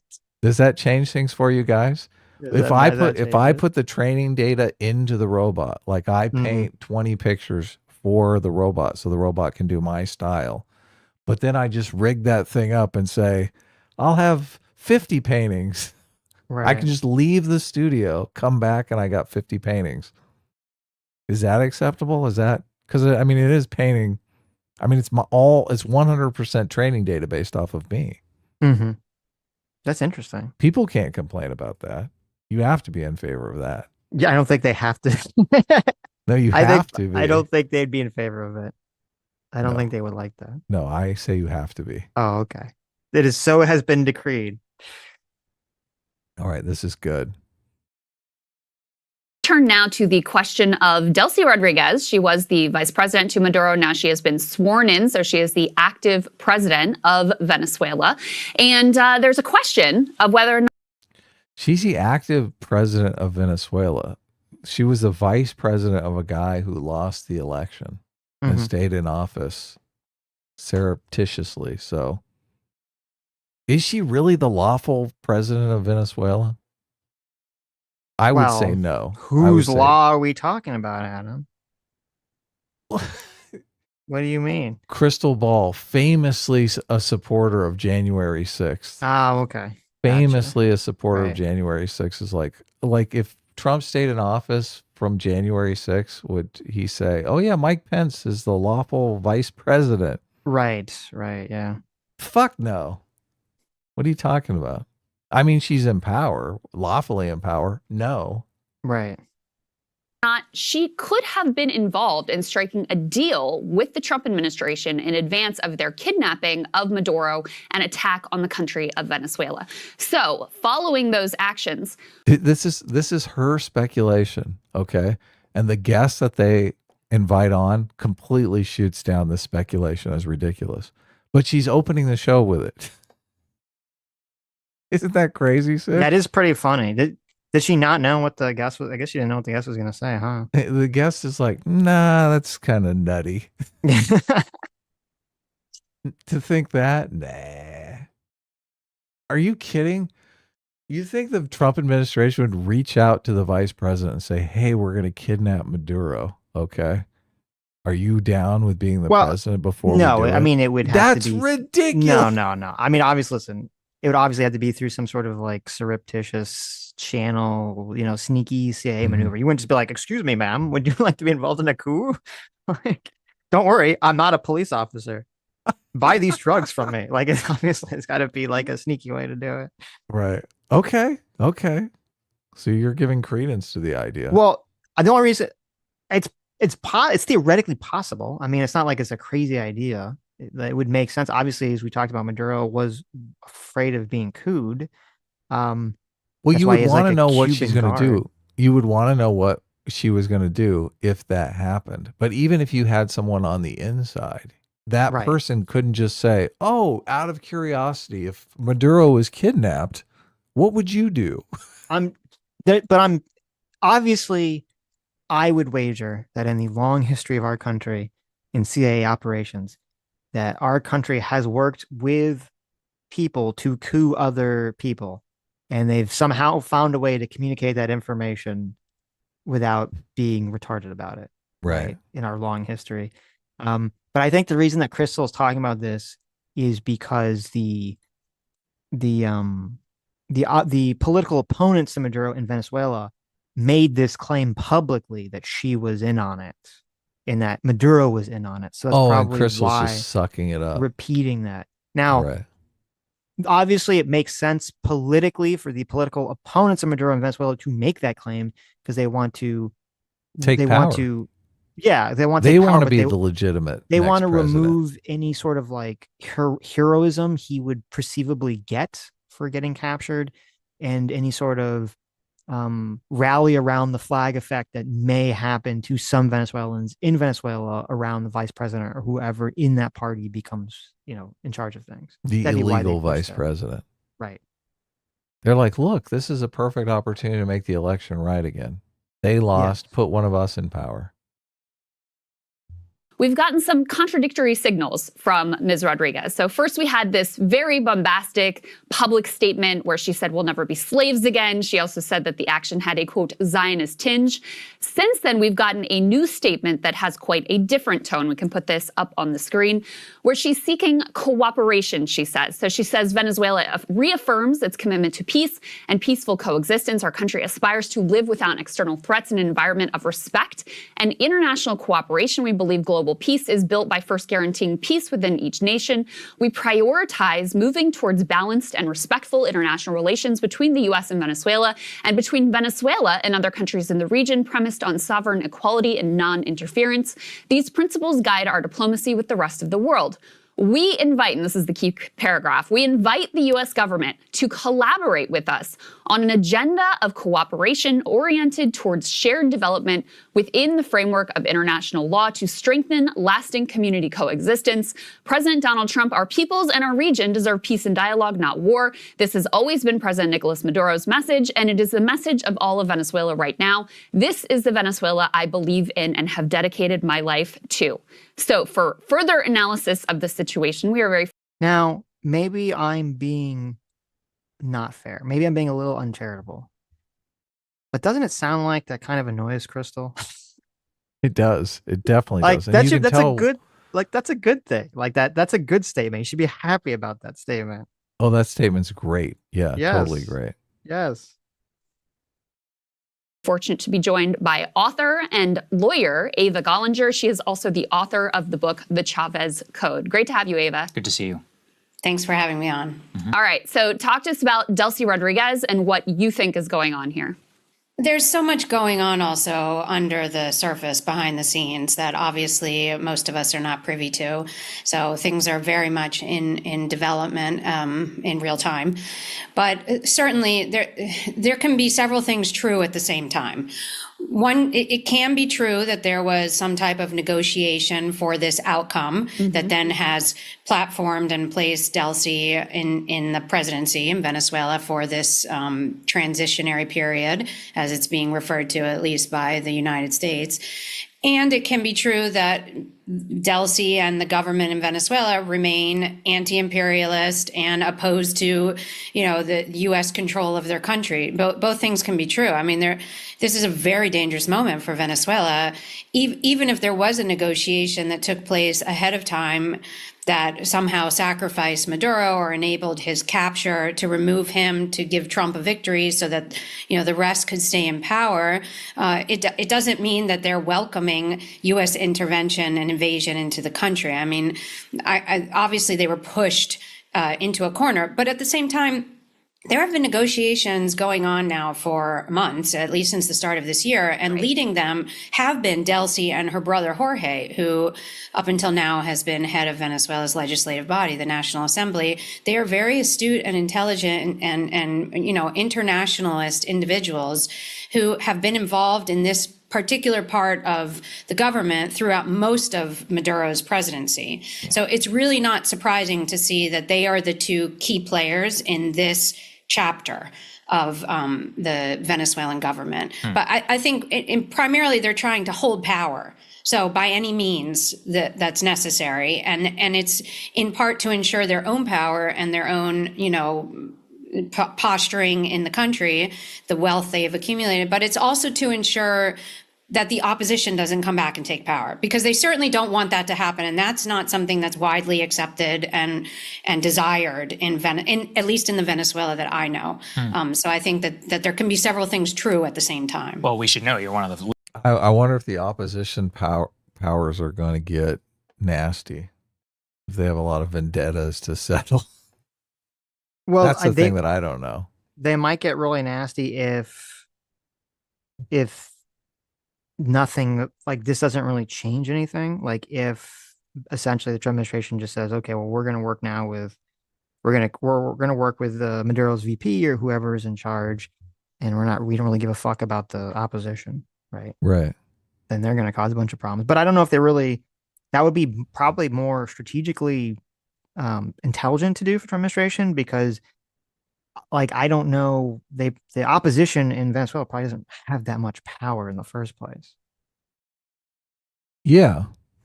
Oh, yeah. Even if they did gain power, no one would listen to them. Well, if they gain power at the boot of America, right, then that obviously strains their credibility in the country. Yeah, hugely. But I mean, I wonder if they'd be wanting to settle scores. How much the people in power are pressing them pretty.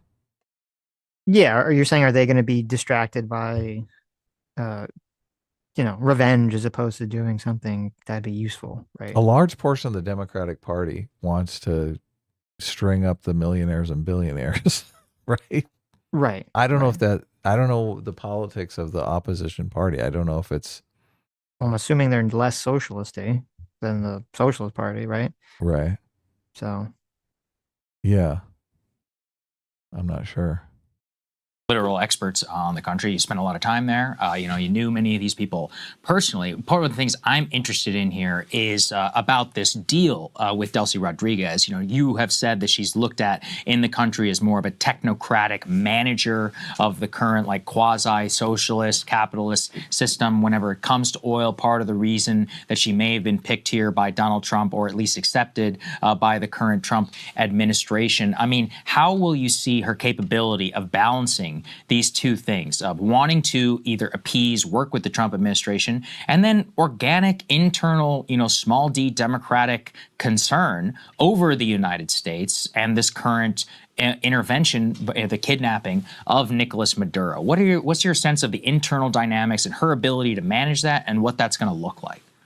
Well, I think that's going to play out over the next few days, because certainly there's an internal power struggle going on. I mean, Delcy may have been the chosen one by the United States and through the negotiation process, but that doesn't mean that she sort of has that power over the other groups, powerful figures in the government. I said exactly the same thing on Sunday. You did? Exactly what I said on Sunday.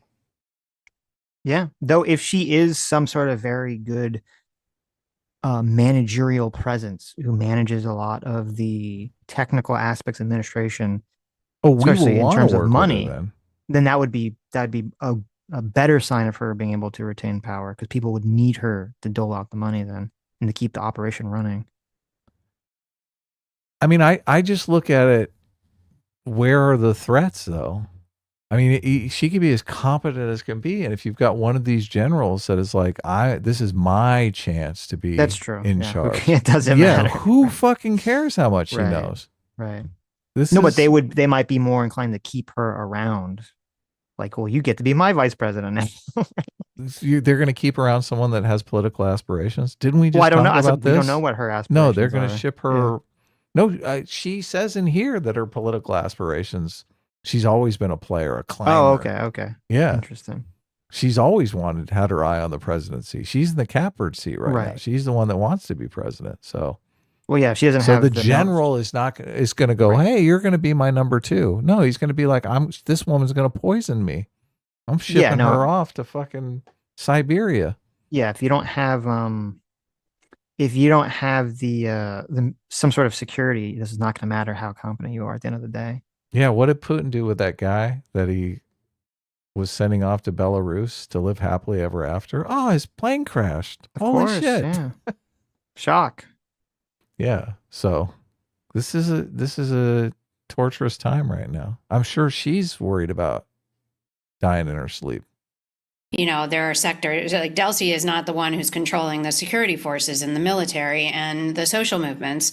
But again, they have been the key negotiators with Washington. And one other aspect that's a couple of things. One that's very interesting is that both her and her brother Jorge have never been sanctioned by the United States or implicated in any of these indictments, whereas pretty much almost every other figurehead of the government has been. And that was reiterated in this most recent updated indictment that included Celia Flores, Maduro's wife, as well as his son, and Diosdado Cabello. And so that's curious because I think it puts them sort of on alert that they're the ones who are next in line, Diosdado particularly, holding the threat on Maduro and his wife, possibly to not give up any information because their son, his son, it's not their son together, but Celia's stepson, could be next. And there's already outstanding indictments and sanctions against the Minister of Defense, Vladimir Padrino Lopez, and others in the security apparatus. So no indictments against her, so maybe she is a do-gooder. Who knows? Or, well, when you say do-gooder, you mean maybe she is more, or at least the Trump administration believes that they can use her to their advantage. Well, I mean, maybe she's a do-gooder for the Venezuelan people. Like maybe she's trying to not be as ruthless as some of the other people. No, I think I think what this lady is trying to say is that shows the Trump administration has her eye thinks they can use her as their puppet, essentially. Right. Which I think would be beneficial to the Venezuelan people. So you're saying she is dirty, but the Trump administration look the other way because they're like, this is our person, our She stooge. can be dirty for good. Right? Yeah. She's our stooge. Exactly. Yeah. Okay. well, I think there's several factors going on that she has to comply to maintain order and power in the country right now. She has to be complicit to the U.S. I think that's what's gone on behind the scenes. But again, this has been a lobby in place now, at least for months, possibly since the beginning of the year. We saw her placement, for example, in the New York Times weeks ago, where she was presented as the moderate, which is entirely laughable because her history shows, while she may be the more pragmatic to deal with in terms of business, certainly not moderate in terms of ideology and behavior. These are. So she's basically saying, nah, she's ruthless. Yeah. I mean, you can't imagine anyone would be a high ranking person in this administration and be like, not like that. Right. Right. Yeah. Yeah. You got to kill all your enemies. Of course. People who have, I would say, very repressive instincts. She will not accept any kind of dissent. They will go after anyone who they think would be betraying them. So I think it's a very volatile time in the country in that aspect, that she's going to be, with the help of her brother, trying to exert some kind of control and power brokering amongst the groups to see how far can they advance under this immense pressure that they have. But Trump's made clear they'll just go in and do it again if they want to. And I mean, I think that it's true. We've seen that it's true that they can do that. And now I think they've placed all these, CIA assets inside the country. So they could execute another rendition at any time if they wanted to. Right. It's so weird to me that people will advocate for this sort of political system in America. It's like bloodthirsty, cutthroat sort of political system. I feel like we're so insulated from this with our democratic institutions, and this is just nightmarish, right? Adam, you don't understand. This already is the system we live in. It's just as bad. Okay. It's just that you've been lulled into this false sense of security by the media. Oh yeah. America is obviously just as bad as Venezuela. In this situation, all these politicians die in office. Like, we have so many ex-presidents. Our ex-presidents live on forever and ever and ever. Isn't it nice to have a life after your leader of the free world? No. That proves the opposite. That proves that they're really all in on it together, and that all the fighting is part of the kayfabe. Yeah. Okay. Well, you can't win against these people. I know. Everything well, look, I understand you're bringing out the laws of perspective here to explain to me why the earth is flat. So right. Hard to argue against the laws of perspective. I look out at the ocean and it looks flat. Okay. I don't see the roundness. So obviously it's flat. But when the ship leaves, you see it. Don't tell me about no ship sails. Okay. That's obviously the devil's tricking you. Right. Ava, give us a sense of who Delcy is, where she comes from, how she comes into this position as vice president to Maduro. Well, she's someone, again, her brother, Jorge, her older brother, is the more sort of behind the scenes powerful player here. He did always have a key position, not directly with Hugo Chavez when Chavez was president. Neither of them are from sort of the grassroots original movement that brought Chavez to power, nor were they close confidants of Chavez, whereas definitely Maduro was, his wife Celia was, Diosdado Cabello was, Padrino Lopez was. I mean, those are more the core members that were part of the original movement. Delcy and Jorge were always on the outskirts, but had powerful positions. Well, Jorge did. Jorge was head of Venezuela's National Electoral Council, so he oversaw the voting process for years in the country. Oh, how convenient. It's hilarious. This is all fascinating to me. All this is great information. He also was mayor of Caracas at a key moment. He pushed Delcy into Chavez's government at one point.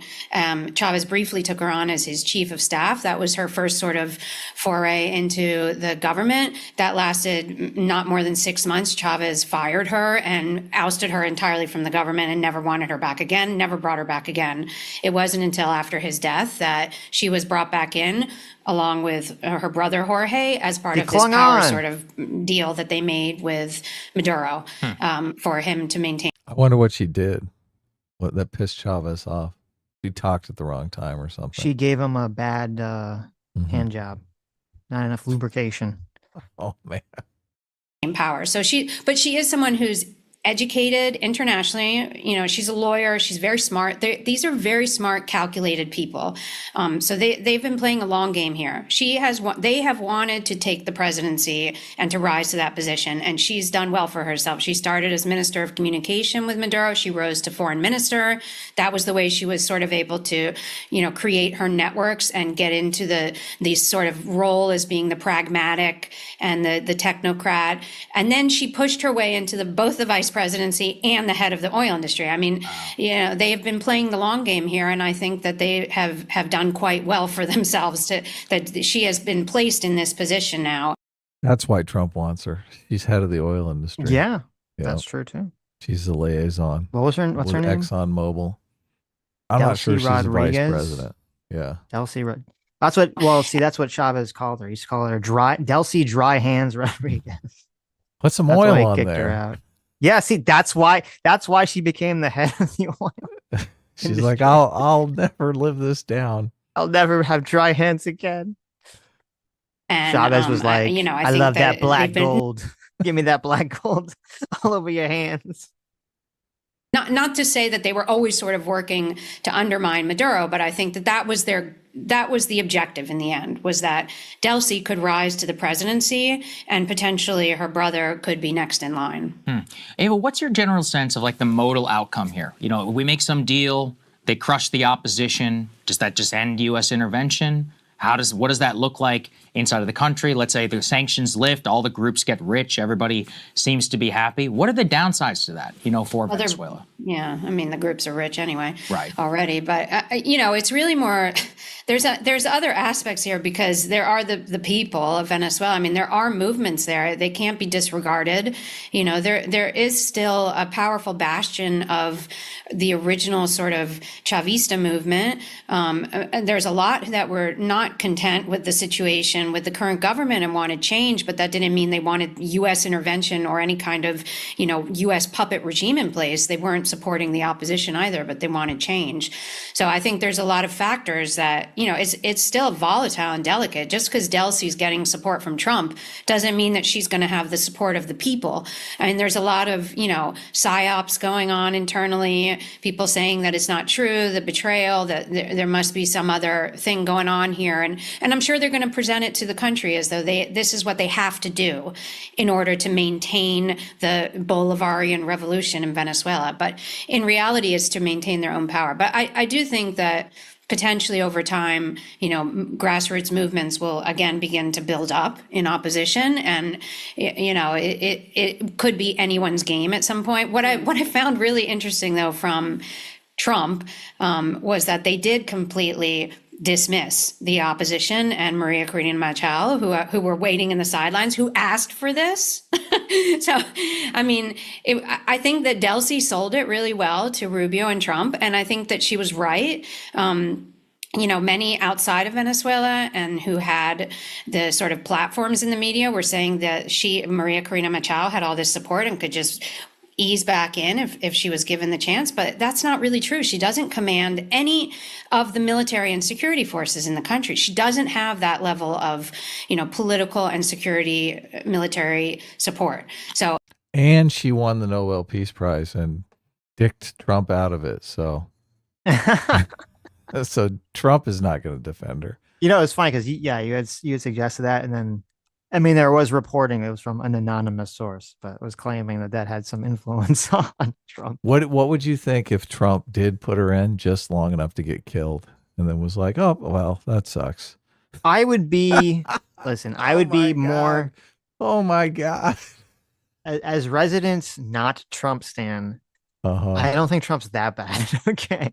Oh, really? That he's Holy like, shit. oh, well, she won the Nobel Prize instead of me, so I'm going to like put her in some position she's going to get assassinated. I mean, that would be a smooth move, though, because everyone would love that he did that. And then all of a sudden he'd be, oh, how magnanimous when he's no, yeah, she's right. And then it turns out 24 hours, but that they're like, hey, we found her will, and in her will it said to post post mortem give her She Nobel did Prize dedicate. to Trump. Yeah, she did dedicate it to him. So that she did. I think what's more likely, because it seems like there's a history of Trump kind of hears something and then he repeats it. and it's interesting that she framed it this way. I hadn't thought about it. It was that maybe it was I could believe that Delcy Rodriguez, really pushed in the conversation with Marco Rubio that, oh, this woman, she doesn't have any influence, she doesn't have any control, people don't really like her, blah blah blah blah blah. Rubio tells that to Trump, then Trump repeats that at the press conference. Oh yeah, easily. Yeah. I think she did dedicate the Peace Prize to Trump because it was a play for her to be in power in this position right now. Mm-hmm. That was her play for being in the presidency over the VP. Mm-hmm. But it didn't work. What if she just gave him the Peace Prize? Oh no, Trump wanted her to deny it and say it really should go to Donald Trump. That's what Trump wanted her to do. If she did that, she would probably be president of Venezuela right now. Mm-hmm. She fucked up. Good luck with your Nobel Peace Prize, bitch. This was definitely sold to Trump as, we are the ones who can maintain stability. We are the ones who can guarantee access to the oil, which is what Trump wants, and everything else in the country. If you try to come in and put these other people here, it will be civil unrest, and there will be a civil war, which could also be true. So I think that that's how it was explained, and I think that was a very reasonable proposal to Trump, and I think that they believe it because it's actually true. And so it just depends how it's going to play out, because this doesn't seem to be that it's a long-term solution with Delcy at the forefront, but you really never know. I mean, these people are survivors. People thought that when Chavez died, the whole thing was dead, the whole revolution was over, and here we are. Look, it's now going to be 13 years since Chavez's death, and they're still in power. Wow. Do you think it's possible that Maduro was also in on the deal and the whole thing was sort of like fake and staged? It's hard for me to imagine him going to trial here. I mean, just with a sort of cursory understanding of his showmanship, it would be quite a spectacle. I sort of have doubts in the ability of them to proffer enough evidence to actually fully convict him, at least on all of the charges that they've asserted. So is there a possibility that actually he and Delcy, that they were... Could you imagine? That would be that'd be a huge embarrassment. What an embarrassment for the country if they like go through this giant trial and then they're like, the jury comes back like, he's innocent. We accidentally let a bunch of like communist college kids onto the jury. Yeah, and they all just said that he was innocent. That'd be so embarrassing in the country. They wouldn't allow that to happen. He would trip and fall down a flight of stairs on the way to hearing the verdict or something. This question struck me as solely manufactured by Trump derangement syndrome. This question does not seem intelligent in any way, shape, or form. But it seems to be. It seems obviously like Crystal Ball has this idea of Trump just doing things. Well, look, Trump obviously does things for his own ego, so that part is true. But the idea that Maduro would be in on it, that he would conspire with Trump, that's completely ridiculous. Yeah, I guess this would be the argument. Now, I don't believe this, but this would like the strongest version of this argument would be Maduro wants to give up, but he doesn't want to give up in a way that like makes it super obvious that he gave up, either for his own ego or for security reasons or something. So he's going to give up by allowing himself to be captured in some bombastic way. Then he's going to go on trial. They're going to find him guilty. And then Trump is going to like commute his sentence or pardon him or something at the end of his term, right? Like, and then he gets to live out on some island sipping, drinks on a beach somewhere. Now, I think that's like very low likelihood. I don't think that's going to happen whatsoever. But that would be the strongest argument you could probably make for this sort of play. Yeah, the idea that this is reality is so crazy, but it seems like, look, it seems like Crystal Ball is pitching this question because she believes that it is true. There's a strong possibility that this is actually the situation. Doesn't it strike you that way? Her I don't know. I asking don't this know what her question? motivation. I don't Her know if that's her motivation is to motivation. say that Trump is like a liar, who's a scam artist, Well, who's just scamming America, that this is all just a television show for people. you could be right. That could be the motivation. Her motivation is to impugn Trump's character. That's Well, why I said it's manufactured by TDS. right. You could be right, but there's another way. There's another idea here that could do both those things and have a different thought process that also impugn Trump's motivations or character, which is Look, that you're saying you've got a better argument to impugn Trump's character. yes, You should ask this I question. just thought of one. Okay. Okay, well, Because there are people that are saying, oh, well, like Maduro is in on this and blah, blah, blah, blah, blah. And if you believe that or argue that, that could be used as a defense of Trump's actions. Because you can say, well, how is it illegal or bad that Trump did this if Maduro's in on it? So if she can get it very clear on the record that he wasn't in on it, then Crystal can say, see, look at this horrible, illegal, bad action that Trump did, that Maduro Okay. was 100% not a participant in. right, yeah. So there you go. No, that's good. She should have done that. Yeah. Would have been more effective. Well, I like the lady's answer. Check it out. All in on some sort of a deal with the Trump administration. Trump gets his military spectacle. The revolution, the regime gets to stay in power, and Maduro, maybe they quietly ship him off somewhere else after some period of time and decide not to go through with the trial. Oh, see, look, I haven't even seen this yet. That's exactly what I said would be the argument. I don't think so. Oh no, look at your pause. Like that's a perfect pause. Just like, I fucking love her answer. I don't think so. right. Because look, they offered Maduro to take him to Turkey and Right. live And out he his. turned him down, supposedly. Yeah. Or no, Trump administration turned him down because he wanted too much stuff. Oh yeah, he wanted like 100. He's like, not just me and my wife and kids. I need 100 other people to go with me. Yeah, I have an entire palace of like attendants that need to be pardoned. Like what?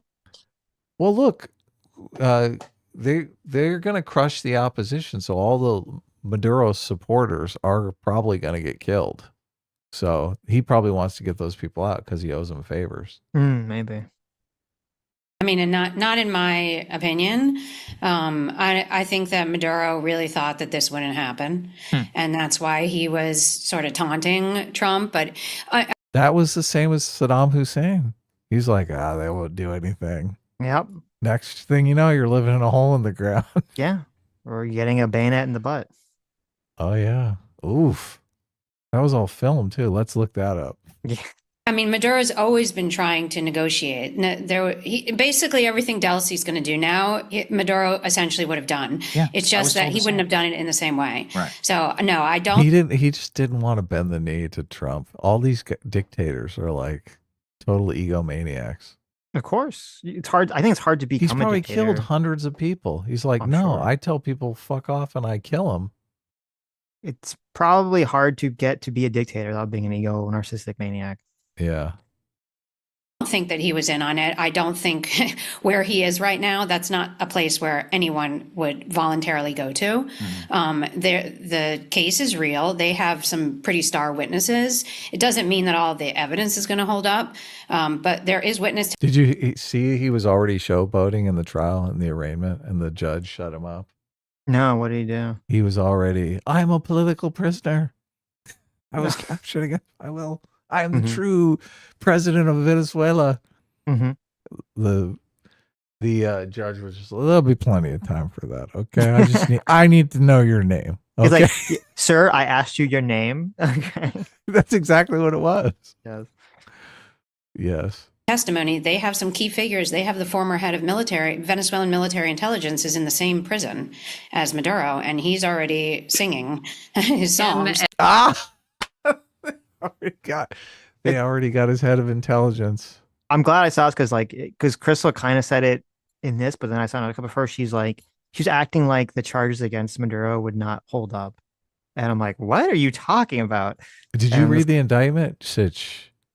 No, yeah, I did. I know. That's why I was like, what the fuck Did you really? Did you read Yeah. the indictment? Oh, Yeah. I knew it. I knew it, Sitch. You can always be trusted to read the indictment. It wasn't that long. I mean, but And then so I was like, what is Crystal talking about? And then I'm glad Slade's like, oh no, they have like star witnesses and like they're gonna get him on a lot of things. I don't know what you're talking about. Like pretty solid open and shut case here. Crystal, you got to read the indictment.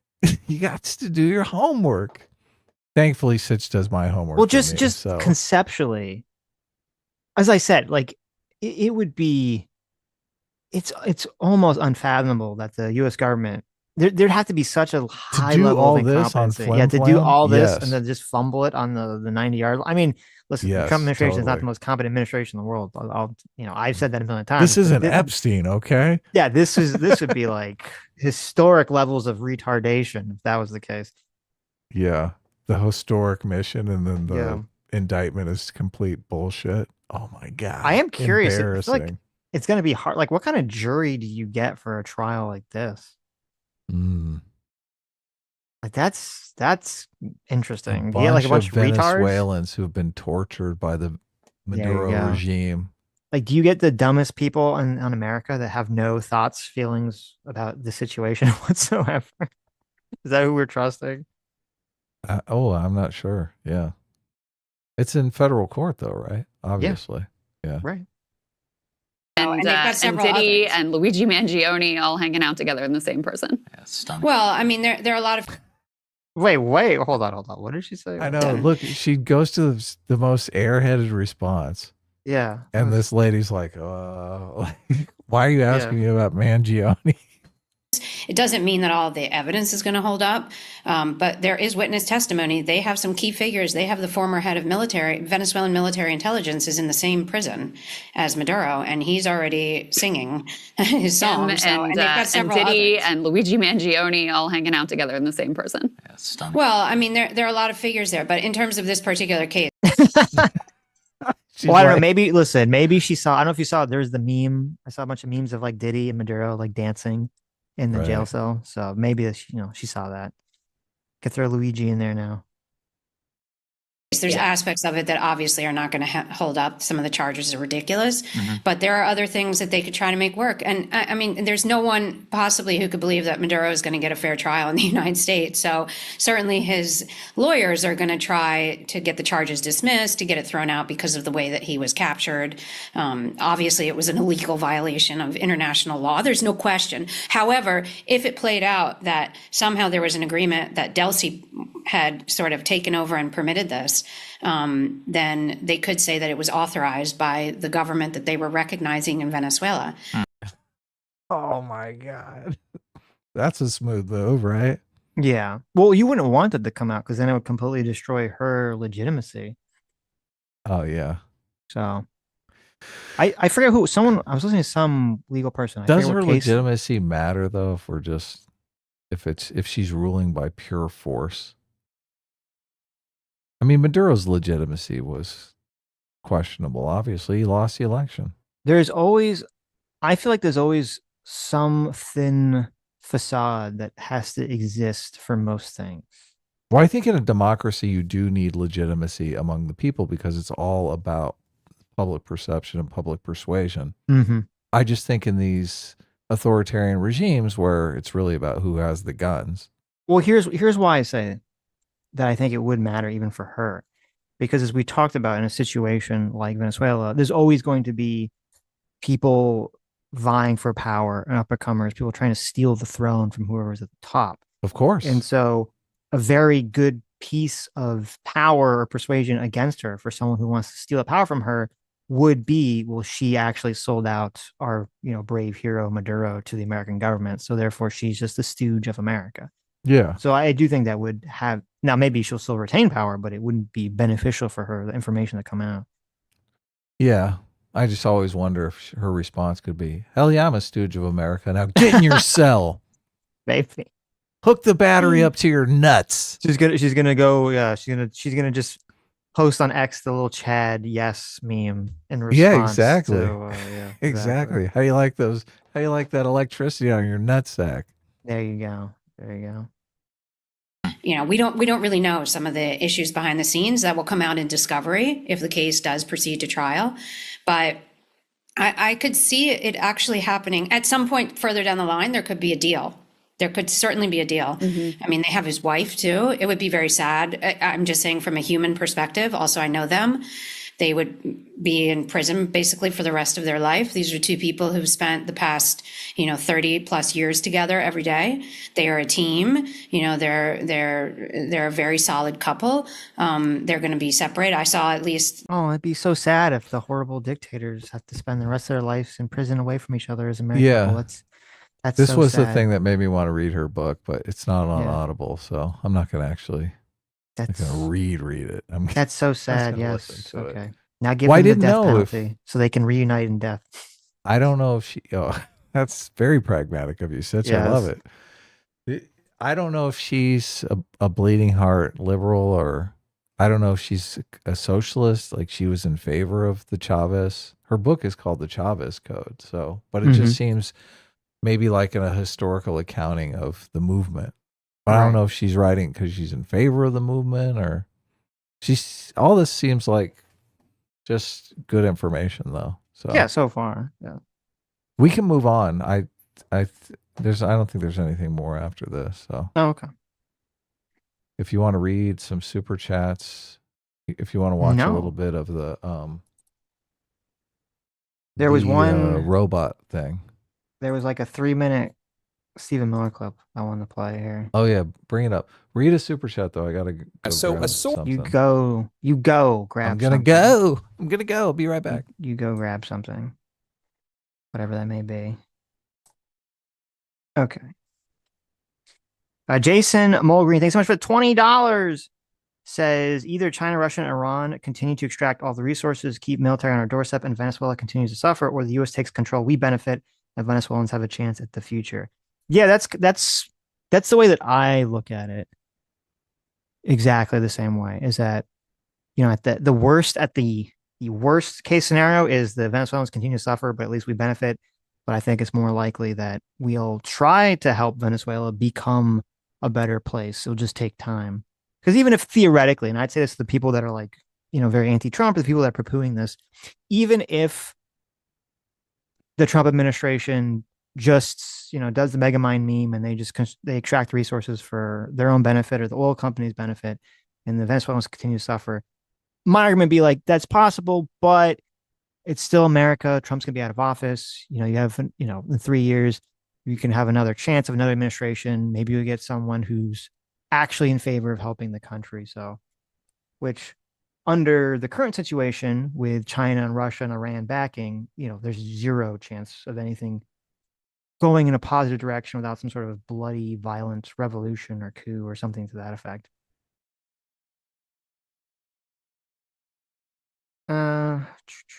Lisa Shane for $5 says the oil companies are not owned by our government, so I don't understand how people think that Exxon is going in and just giving the oil to the U.S. Yeah, it's the kind of the same thing with Iraq too. That is sort of the shorthand way that people talk about it, as if our oil companies are owned by the government.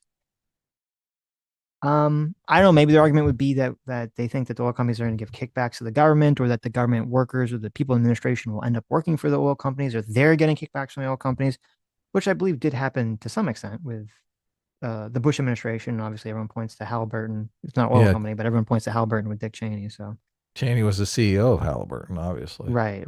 And they got a ridiculous cost plus 20% contract, which is like the no bid contracts, obviously hyper suspicious there. Look, that's just a ridiculous bid structure because you're incentivized to spend as much money as humanly possible since you're making 20% profit. So you go in there spending like a drunken sailor. You don't want cost plus 20%. No, yeah, that's stupid. So I Bush think administration was definitely very, very corrupt and stupid. I think what Rubio was saying about Trump saying what he means is not really him saying that Trump says what he means. He's saying Trump is a president that's not afraid to take action. I think that's really what was the meaning of his phrase. Of Rubio? Of Rubio, yeah. Because when Rubio came out and said, people need to take notice that Trump means what he says, I think he really, the substance of that comment is really that Trump is a president that's not afraid to take action. Do you agree with that? Yeah, I mean, I guess that's probably the substance of what he was trying to say. Which Sure. is true, 100% true, right? That is true. Trump is definitely willing to do things that most other presidents and political figures would not be willing to do. Yeah, Because they're risky, yeah. because they're very risky. Yeah, or He's got because a much people would higher say you tolerance shouldn't for do that risk. because it's dumb, and Trump either doesn't understand or care. So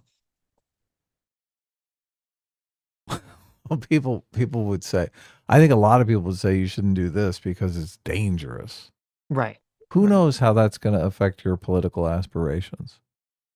And Trump is like, fuck it. Trump has an amazing tolerance for risk.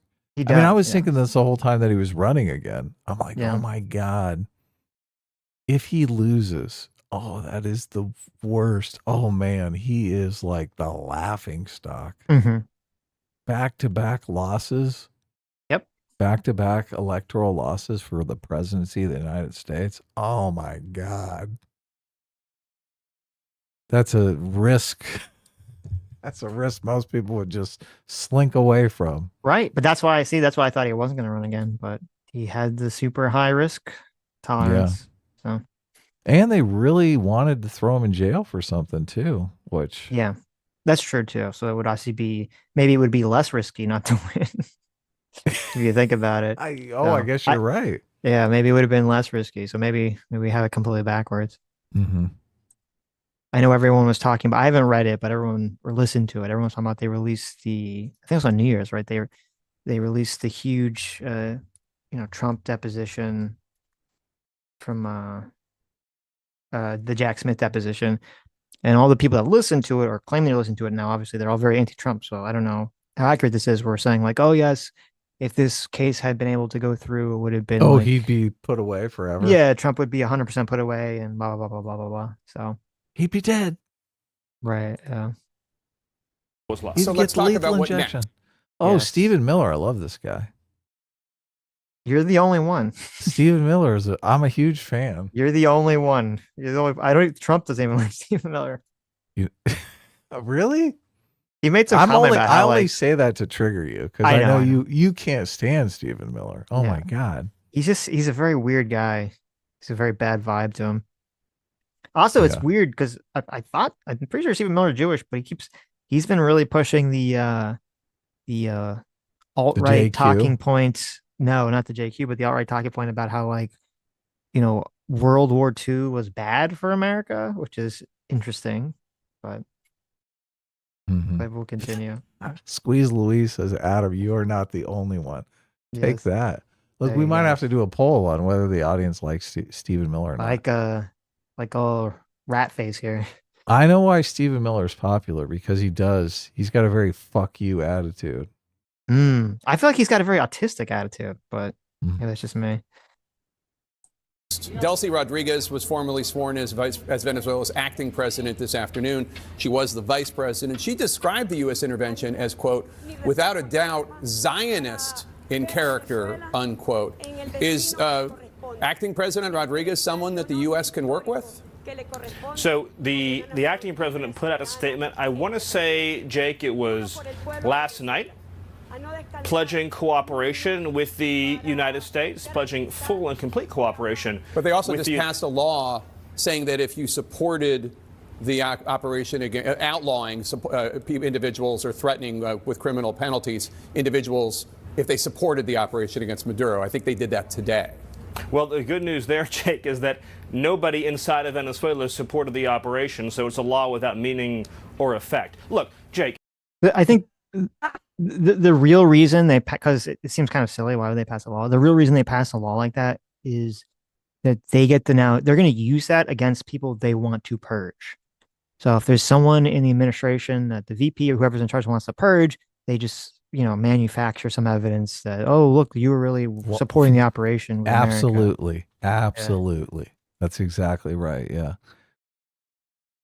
There's going to be some posturing that occurs when a nation has been so thoroughly defeated in this way. The United States of America. I thought I was going to say emasculated. I thought he was going to say fucked. So thoroughly emasculated. Thoroughly, yeah. We just took our big old American dick out and said, That's true. bend over. Dragged it across the face of Venezuela. Exactly. America. Think about this, Jake. The United States of America has encircled this nation for months. One of the largest naval armadas in history has been stationed off its coast. Yeah. Fighter jets have been encircling the island. We've been engaging in kinetic lethal strikes against Maduro's drug boats and trained Araguaia gang members leaving the island. Yeah. We have launched a complete oil embargo of the ghost fleet, the dark ships. We've and been now covering on all top of it. of that, Yeah. and now on top of all of that, right? Maduro is sitting in a jail cell in New York, as is his wife. So of course there's going to be, this is very important though, of course there's going to be some posturing. Okay. Without giving anything away, I want to be very clear. Very clear. The government has sent messages, this is such an important point, Jake, to the Secretary of State, to our senior U.S. government official negotiators. They have sent message after message making clear that they will meet the terms, demands, conditions, and requirements of the United States. Okay. And I want to be very clear about that, Jake. So I just want to say that you and I take a victory lap here because we really called this on Sunday about We how did, yeah. this was we both thought this was the Trump administration's thought process on this, was that they were just going to shift in with whoever was next in charge in order to avoid an Iraq situation. And now we have both Stephen Miller and Marco Rubio essentially laying this out to the press. Whether or not she can hold on, that was my only reservation on Sunday. Yes. Was like whether or not she could hold on. And I did Right. specifically bring in the guy waiting in the wings. I mean, there's some Yeah. big dick general out there that is like, this is my fucking shot. Mm-hmm. And she's going to have to take care of that guy. Look, she might. Yeah. We'll She see. might be the butcher of Caracas. So Mm-hmm. who knows?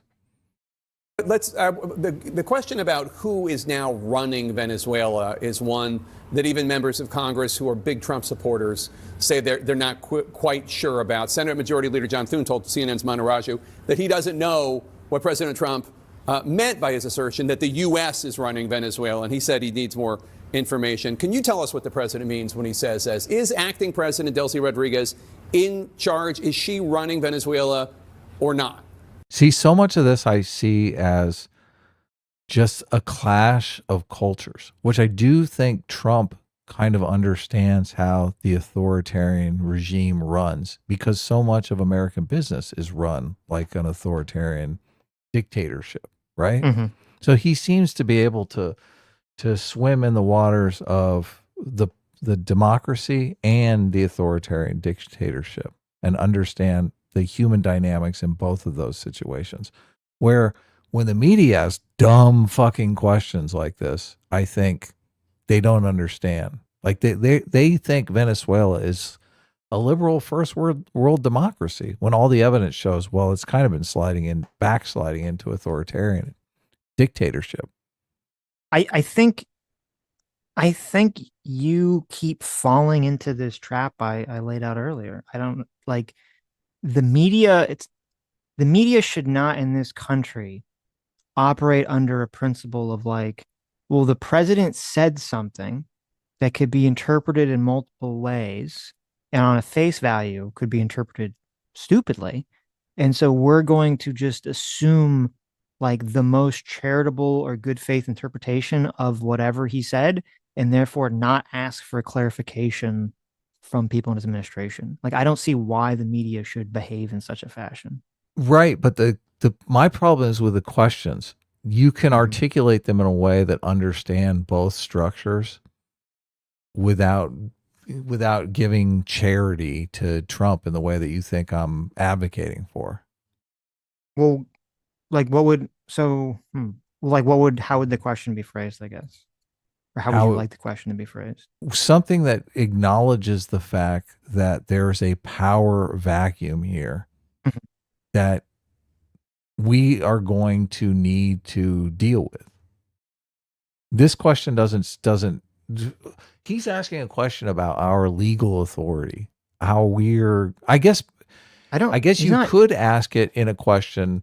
You could say, okay, well, there is a potential power vacuum that could open up here. How are we going to deal with the aftermath of something like that? You could phrase the question that way. That would be a pertinent question. What happens if she's assassinated? Does she, all of the questions are just how are we going to deal with this? They're all revolving around Trump's statement. Well, it's interesting. I didn't think about this till you said this. Because that is an important question. And it would be nice if time by the media when they're interviewing administration officials could be more focused on questions like that I think are more interesting. And I think that's another negative I hadn't thought about for the way in which Trump speaks, is that because he speaks in this, I don't know, whatever. Yeah, Trump is not articulating in this very yes, yeah. right. Because Trump speaks in this very inarticulate way, I think it does force the media to ask the question that it shouldn't have to ask, which is because the question he's asking, it's not necessarily about the legality or the jurisdiction. He's just saying Trump made this statement. This statement on its face seems like it makes no fucking sense. Can you make sense of it? Which hopefully, yeah, it's a waste of time, and I wish that we didn't have to waste time. Yeah, it's a fucking retarded. Yeah, but that's the problem, is that they kind of have to ask that question because Trump made the statement. So you kind of want an answer for it because you're like, well, what the fuck does he mean by this? Yeah. So is the VP going to be able to hold on to power with American support? I think that would be a better question. A much better question, right. And would show that Jake Tapper wasn't just a fucking idiot. He's not. I don't know why you keep saying this. He's not. Idiot. If the president of the United States makes a comment that seems bizarre and confusing and doesn't seem like it makes sense on his face, we can't have a media that just doesn't ever ask. Like, what the fuck are they talking about? So we have to have a media that only interrogates the actions of the president, doesn't actually interrogate the situation as it stands in the real should do fucking both. world. They can do both, obviously. No, they can't. This media shows that it can only be responsive, reactive to Trump. Well, no, even in the other one, he asked the other guy, in the other interviewer, when he was talking to Marco Rubio, he said, like, he asked a question like, well, what is, and it's a good question. He said, well, okay, what if Venezuela doesn't do what we want them to do, what is our response, right? And then Marco Rubio kind of like, laid it all out. So you can ask both these things. Yeah. I don't think it's, I don't know. I guess I don't understand why you're labeling it as stupid. It's not stupid if the president says something and then you have to ask, well, what does that mean? It's stupid because it's just reacting to Trump. It's only reacting to Trump. I want information about the actual situation. I got more information on Crystal Ball's show from the lady who actually knows about the situation on the ground. Well, and I should be getting more information from fucking CNN. But all CNN wants to do is say, oh my God, Trump said this thing. Let's talk about it. Okay. I mean, should not Trump be responsible for his statements then? For saying things that lead people down these stupid pathways, like the most obvious stupid pathways of getting bogged down in these questions? What do you mean by responsible? What do you mean responsible? I think that the How do we hold him president responsible? of the United States of America, well, I think everyone should be responsible. Should we write him a ticket? No, I'm saying in terms of your... Well, how's he going to be held accountable? You just said he needs to be held accountable. What is the punishment for how he spoke? No. What is the accountability? You misunderstand. I'm talking about in terms of your You use the word accountable. Listen, can I respond? Sure. Okay. Please do. In terms of your and other people's reaction to Trump, why is it, as I said, and this is why I brought up earlier, it's kind of interesting because we perceive psychologically as Trump is like the bull. He's an animal. He's going to do what's in his nature to do. We sort of like waive responsibility. I don't perceive it that way. But that's what you're doing when Trump will say something that's obviously stupid or crazy and it doesn't bother you at all. And then when Jake Tapper asks someone about what he said and then it bothers you, it's kind of like the same scenario I've talked about where there can be a person who is unreasonable in your workplace. And then you kind of just accept that person's unreasonable and you kind of get more mad at the other people in their reaction to the unreasonable person. It bothers me that we have a media that is wholly reactive to Trump. and completely retarded when it comes to actual events in the real world. I think the media should be more astute, should be more intelligent about real world situations and not just playing petty high school politics with the president. But unfortunately, we have a media that is solely focused on playing political games that involve Trump. Okay, I think I that's don't why agree. I think that's why the media sucks. I don't agree because I mean I think one of the big failings of the media. I think if you were to say that the media is a little bit more hyper, maybe more than a little, is more hyper zoned in on like Trump saying things because a lot of people don't like him, especially like CNN or MSNBC or something. I agree with that completely. Um, but I think we do want that level of detail focus on the way the presidents speak or act. And this was part of the problem that you had with Biden was that they were more permissive of Biden, and that's kind of why they allowed the question of Biden's mental facilities to go as long as it did, essentially, because people were not probing at what he was doing, because people, I think, were sort of hand waving away things Biden said as like, well, you know what he meant. So we're But they're not going to playing the hyper opposite fixate game with on. Trump. No, that's my point. Is They're I'm playing saying the that complete opposite game with Trump. that's what I'm saying. I'm saying that the level of scrutiny that they give to Trump, they should give to everyone, as opposed to saying, well, no, that the opposite of that. There should just not be this level of scrutiny for anyone. I don't think that's the way to handle the Well, no, situation. I'm looking at it from the lens that I set up. I'm saying they're playing the reverse game, but they're still playing the game of petty high school political reputation destruction politics when they should be actually astute and examining how the real world is. They didn't do anything to examine Biden's actual condition in the real world. They fucking pretended it didn't exist. I understand. Yeah, because the way, unfortunately, this works is that when Biden is president, the more left wing aligned media, they're going to put the blinders on and they're going to give them the benefit of the doubt. Right wing media is going to go all in and This say is a these. different Well, kind of blinders, hold on, though. hold on, hold on. The right wing media is going to go, oh, Biden has dementia. They're going to go all in, right? Because they're going to be they're going to be in a hyper motivated mode to suss out all these things. So they're going to be hypercritical. And then as soon as it switches and then Trump's president, then the reverse happens. Fox News is going to be super amenable to everything Trump says, and they're going to always have the like the most charitable interpretation of everything he says, and then the more lefty media are going to go into hypercritical mode, right? Because unfortunately, this is just the way that our media exists, and I think the way humans exist. Right. And I'm saying I want there to be the same level of hypercriticalness to all the presidents, regardless of whether they're Democrat, Republican. And through that lens, I think it's completely fair to ask the question. Donald Trump said that we control Venezuela. From our understanding, we don't control Venezuela, at least the way people would take that sense to mean. So can you please explain what the fuck that means? I think that's a completely fair question. Okay. Look, I think it's a fair question as well. I think we all know the answer to that question. That question has been asked and answered a million fucking times, but the media only has one question. And the undercurrent of that question is, why did Trump speak the way that he spoke? Why can't he just be a normal president? The whole undertone of that question that they ask over and over and over again is not to get a different answer. It's to wag their finger at Trump.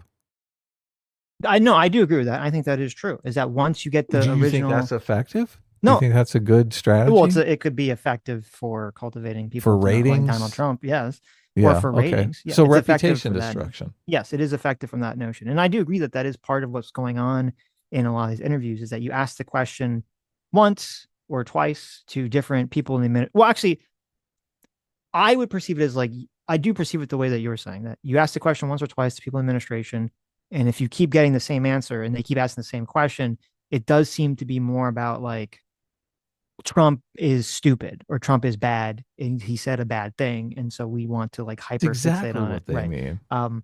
Now you could, I don't think this was going on, but I could hear someone making the most charitable defense would be, well, it's very the Trump administration is kind of, there's not like a unified goal, and different factions and different people are all have different ideas. So it's possible you need to ask all the different factions in the Trump administration, because maybe you will get different answers from what they say, as we saw in the tariff battle.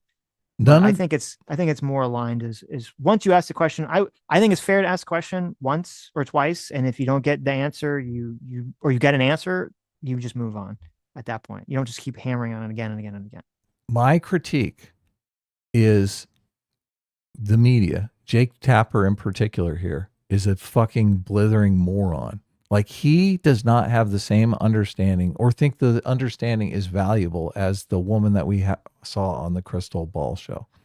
Like, he does not understand the reality on the ground at all. So he is incapable of asking questions that would be intelligent questions. And I want to go back to the accountability thing. So is the finger wagging from the media, is that the accountability that Trump needs to suffer? What is the accountability for him speaking that way? There's only accountability would be from some electoral if the electorate doesn't like it. Okay. So he suffered I did loss. not mean it in this context at all, the way that you took it, that Trump should have some criminal proceeding or something whatsoever. If just using the term accountability is sort of I'm sorry I said a word that was triggering or something. I don't know. No, look, it's not triggering. It's insightful to what you mean. Didn't I say responsibility? Responsibility and accountability are the same, basically the same thing in this context. You're saying that he shouldn't speak that way, because if you speak that way, there's some account that you need to pay, or it's irresponsible to speak that way, if you want to use the term responsibility. So it's not triggering to me. It's just I'm trying to interrogate the meaning of what you mean by that. So this is what I mean by it. If we kind of go through the chain, the dialogue chain that got us to where we are, was your reaction to the question, which I think Jake Tapper asked this question. Donald Trump said that we control Venezuela. What the fuck does that mean? I think that's a fair question. You don't think that's a fair question, and in response to it, you call Jake Tapper. I think it is a fair question. I just think it's a dumb question since it's been asked. Okay, so you say ad nauseum. Right. So you say it's a dumb question and it's a stupid question, and Jake Tapper is a stupid fucking asshole for asking this question in the first place. I don't feel that way, and so then we're kind of going over. I get it. Like this thing, and I'm like, so when I talk about responsibility, what I was saying was, it's interesting to me that you put all this responsibility on the way that Jake Tapper interacts with Trump, but you don't seem to put any, and it makes you angry that he's interacting in this specific way, but you don't really put any responsibility on Trump and how he's interacting with the media and the press and the American public by saying these things in the first place. That's what I meant by responsibility. Well, look, I meant responsibility in terms of your reaction to him, not in terms of like Trump suffering some sort of penalty from it. I think Trump is doing it because Trump understands the high school game that the media plays and is just playing it back with them. I think Trump is using the media. I don't think so. Effectively. I think he just, that would actually make it worse if that was the case, but I don't think that's what's going on. I think he just says shit. If you're in some sort of battle with some participant that's going to continually use mean girl tactics on you, you shouldn't use mean girl tactics back. Well, no, it would, because as you were saying, if you're theoretically, if you're the president and you know that you saying this comment is going to get the media to hyperfixate it instead of the media fixating on actually important issues, and so you would continually say things or to have the media fixate on stupid things, and I think that would be a bad thing to do. There's no way that you believe Trump thought, oh, the media will fixate on this. I don't. I said I don't. Yeah. I thought that was what you were saying. No. I misunderstood what you were saying. Trump does not really give a fuck what the media That's what does. I said. Yeah, that's what I thought. Okay, I guess I misunderstood what you're saying. So, but you are the one advocating that Trump should consciously know that the media is going to think this, and he should curtail his language accordingly so they don't get into the mean girl stuff. Well, I think that's your argument. No, my argument would be that I don't think it's either politically effective or even really intelligent for Trump to say things like this, which are going to, I would argue, obviously dominate a news cycle and confuse the population and make things worse for people in Venezuela, and doesn't really seem like it has any sort of positive effect whatsoever that I can see. Would you Except prefer that if people Trump get to did point not? at it and say, "LOL, media dumb." Would you prefer if Trump did not say this? Yes. Okay. So your preference is Trump wouldn't have said this statement. Yes. That's manufactured all of this media outrage, which is really, I mean, would it's prefer just if our president hilarious to spoke me. with clarity and said things that were true. Yes. Okay. I don't think that's a stretch. I don't care. I really don't care. Okay. Okay. Yeah. Well, I don't care at all. I'm on the same page as Trump as far as like Okay. the media, it's too much work for him to try to be politically correct and say things, because this no isn't- matter hold on, what wait. the media is going to do. this isn't a politically correctness. This is a It easy is. fact. That's No, exactly no, what you're no. saying. No, that is not what I'm saying. This is not a statement of politically correctness. Trump didn't say, "Oh, well, Venezuela is a shithole country." And people said, "Oh, how dare you say that?" He made a fact claim about America controlling a country that people think means something. And Mhm. people are asking, "What do you mean?" It doesn't seem like that fact is a true claim. Mm-hmm. That's not a politically correct thing. To say something Right. that doesn't seem to be blatantly true. Does okay.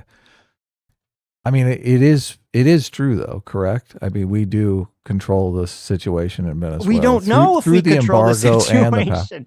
That was our whole position. We don't know. Even that's what the lady said. We don't know. We're gonna have to wait and see. Nobody really, or somebody knows, but we don't fucking know what the situation is.